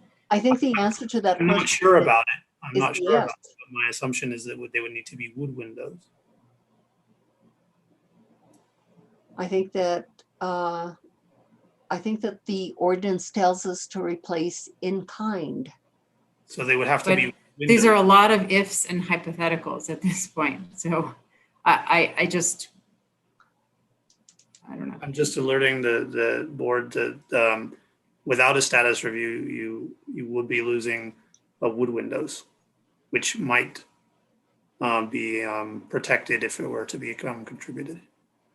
Not if the historic windows that exist are beyond repair already. They would have to be replaced with wood windows that, the only way around, I mean, just requiring them to be replaced in kind only prevents them from being aluminum clad. There's still new wood windows that would be going in. Right. So again, we're arriving at a very similar outcome. Okay, Member Larson. I just think we shouldn't sorry. overcomplicate something that's rather simple. Member Larson. Thanks. Before I make a motion, just one clarification. I was looking at item 1. Scott, you had said that the clad windows will be colored bronze, not black. Am I correct on that? Yes, you're correct. Okay. Okay. Then hold on. I think Member Guida, unless you have something further, Member Guida has something to say. Just two things, and I like where Member Larson is going. I think the other item was on number 3, that the stain color is brown, not bronze. Is that correct, Scott? Yeah, that's correct. It's always been my understanding to state it as light brown, medium brown, or dark brown. So we've stated it because the colors like Hawaiian sky or who knows what that is. So yeah, dark brown. Great. On the wood. Okay, so and Madam Chair, have we had public comment on this? Yes, we did. Okay, great. Thanks. So, Member Larson, if there are no further comments or questions, you're free to make a motion. In case 2020 002611 HDRB 1239 Canyon Road, I move to approve the application as submitted with the following edits on item 1, aluminum clad windows colored bronze, and item 3, wood posts stained dark brown, and with the condition that that substantive changes in the future will require status review. Is there a second to this motion? I second. Guida seconds. Guida seconded? Yes. And may we have a roll call vote, please? Member Beechey? Yes. Member Bienvenue? Yes. Member Guida? Yes. Vice Chair Katz? Yes. Member Larson? Yes. Member Roybal? Yes. The motion has been approved. Thank you very much. And that concludes the action part of this meeting. And we go to any matters from the board. Yes. Member Katz? Thank you, Madam Chair. As you all probably know, Santa Fe lost one of its most historical structures in the last few days. And we're the historic board, and I think that we need to think about how we react to that. And I don't know whether other people have thoughts at this time or whether that's something we want to put on the next agenda. But I think we should have a response.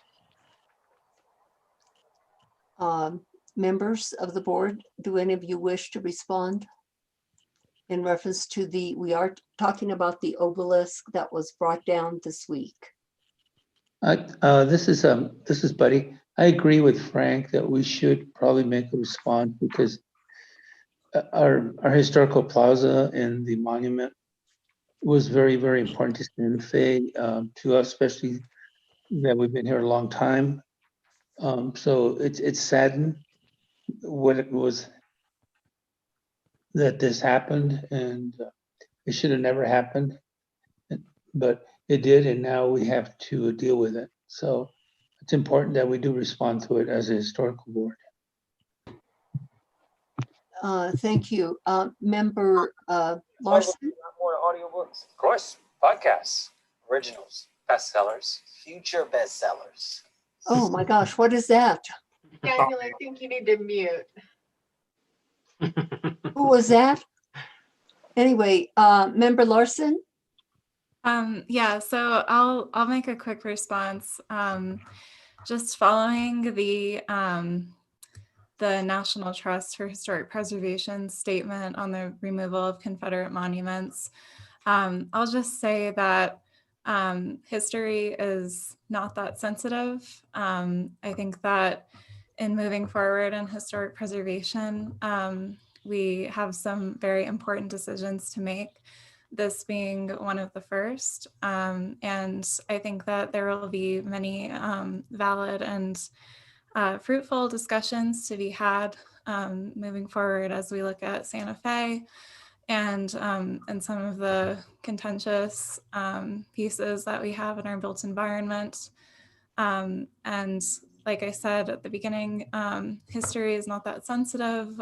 We have several media that document our built environment and our history as a city. And I think that we're doing good things and moving forward and addressing these kind of controversial pieces that we have surrounding us that we interact with every day. Thank you. Member Guida. I appreciate Member Katz bringing this forward. I think it's right that that in some way that this board make an acknowledgement of what has happened, of the previous debate and now this action that happened yesterday. I would caution the board in making a statement that is sided in this. I think this discussion has implications for the future of historic preservation. You know, what we practice on this board every 2 weeks. It has real implications for who is represented and how people are represented in our shared public spaces, in the things that we determine are historic. These are really, really big issues. And so I personally feel that it would be very challenging for the board to come up with a definitive position on what has happened. But I also wonder what a kind of open-ended statement might look like. To me, what has happened is very interesting, and we have just gone through a historic moment in terms of an event. And so I'd be really challenged to take a position on this as a board. Mm-hmm. Any other comments, board members? Member Benvenu. Yes, thank you, Madam Chair. I think that's absolutely correct, that on the one hand, it makes sense that the board, play a role in this, and we should have played a role. We were going to play a role. It's our job to play a role in the decision that was ultimately to be made. And now to some extent that's been taken away, but not completely, because there's still a monument there. It's just not all there. But the idea, I think, that the board as a whole at this point in time, maybe ever, but particularly in this point in time where the information is conflicting, the issues are volatile as well as complex. The ramifications are very serious about whatever position is taken. I just find it hard to imagine that we could, as a board, issue any kind of a statement collectively that would have any meaning whatsoever. And so to that extent, I think that we're better off waiting to see how the facts develop and wait for something to come to us, or that we request come to us from the city that we can actually act upon. Yeah, I think I tend to agree with John and with Anthony. I think that we are living, I know that we are living in very difficult and challenging times. I personally believe in peaceful protests, but I don't believe in the destruction of property, whether it be a monument or whether it be a building. And I think that things should be talked out and reasoned out. Just like in a family, if you have issues within your family, I think that's the route that people should take. But people don't always take that, because emotions are playing a big role in what is happening throughout the United States. And people are reacting to their deep feelings. And for me, I know that the mayor was going to form a reconciliation commission, and that didn't happen. And the mayor's office tried to remove this monument to put it in safekeeping so that something such as what happened this week would not have happened. I think that a lot of people, I've spoken to a lot of people, even within members of my own family, and people have differing views. And so I think that things have to be discussed in a very deep way in order to come up with a proper solution to these issues that we have before us. So anyway, and I don't know that this board could issue like one statement that we as a board would all be in agreement with. Maybe we'd be in agreement with some aspects of it, but perhaps not every aspect. Because I don't know, I don't walk in everybody's shoes. So for me, I would want to listen to the whole picture. Though I do have to reiterate that, I don't know, I'm not a violent individual, so I don't agree with destruction of things. But I don't know, I would like to listen to the people that did this. Why did you do it? And get the full picture. I wasn't suggesting, Madam Chair, that we necessarily have to take a position. No, you weren't. Something that we might make better discussion, because we do value historic structures. I recognize that there are differences, obviously, between different kinds, but I think it might be worthy of discussion if other people are willing to do that on the next. And I think when it comes to historic structures or the monuments that are being destroyed or being brought down throughout the United States, I think that a lot of people don't even know the history behind many of these monuments. I mean, somebody sprayed Gandhi, a monument of Gandhi that I saw. And I just wonder how many people are in a movement to destroy monuments without really knowing what they stand for. And what they represent. So the discussion is, I think the discussion is that needs to take place is very an in-depth discussion. Any other comments? I see lots of hands up. Daniel. Thank you. First, apology. I went to look for an internet picture of the obelisk and then a video popped up and started advertising. So I'm sorry about that. It seems like a bit of a catch-22 that the board faces. To not say anything is not ideal, and to say something that commits oneself to something that one doesn't mean is also not ideal. Maybe it's possible to say that the board wishes to acknowledge the situation and that it holds a variety of conflicting views and wishes to at least make the acknowledgement without taking a stance, and that that further conversation has to be had. But I think remaining silent is also tricky. Perhaps the position is that the board wishes to engage in the conversation, in the public conversation, that the board has a role to play in that conversation. I was actually going to say the same thing, Lisa, that the one thing I think we could say is don't forget us. We're a very important part of this. And in fact, really nothing should be done without our input and approval.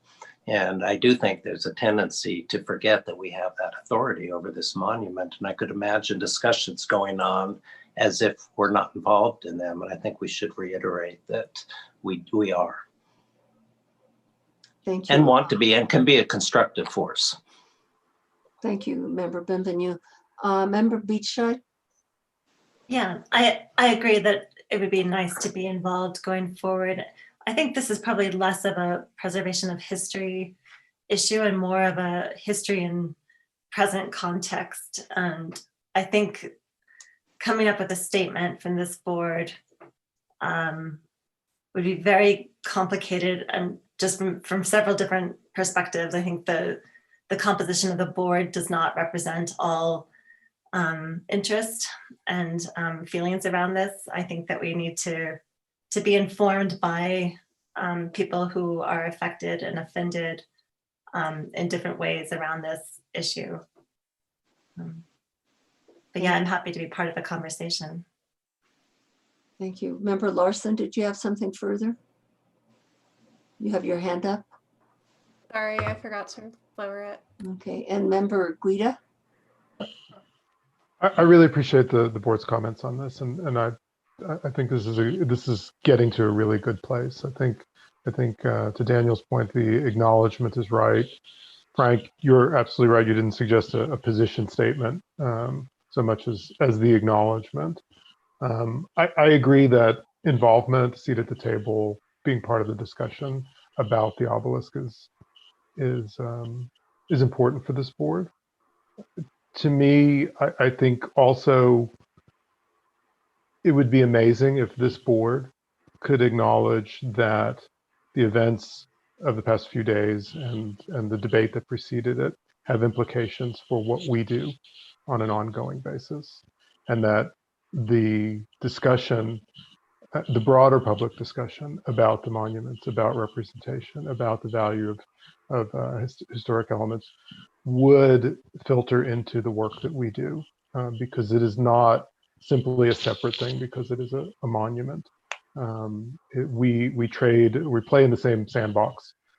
This is probably the most extreme example in Santa Fe, but all of the decisions that or many of the decisions that we make have to do with whose history we're preserving, and what we're saying by doing that. And so to me, that would be the most powerful outcome of any statement this board could make, would be to internalize this discussion and move it forward for the work that we do. Well, thank you for your comments, Anthony, and each one of you that made comments. And thank you for this evening's review of all the cases as you normally do, very thorough. I know that some of us were on this side, some of us were on this side. I might have to trade being the chair with Frank next time so that he can be put on the spot. It's not always easy. It's not always easy when you have to make a decision within, you hear everything, and then you have to make a decision. It rests on your shoulders to make that decision on that one, on whatever case we're talking about. But you're all competent, and I thank all of you always for your very competent work on this board. And that's about it. So we stand adjourned, and good night, everybody. Stay Good night. safe. It all. Same to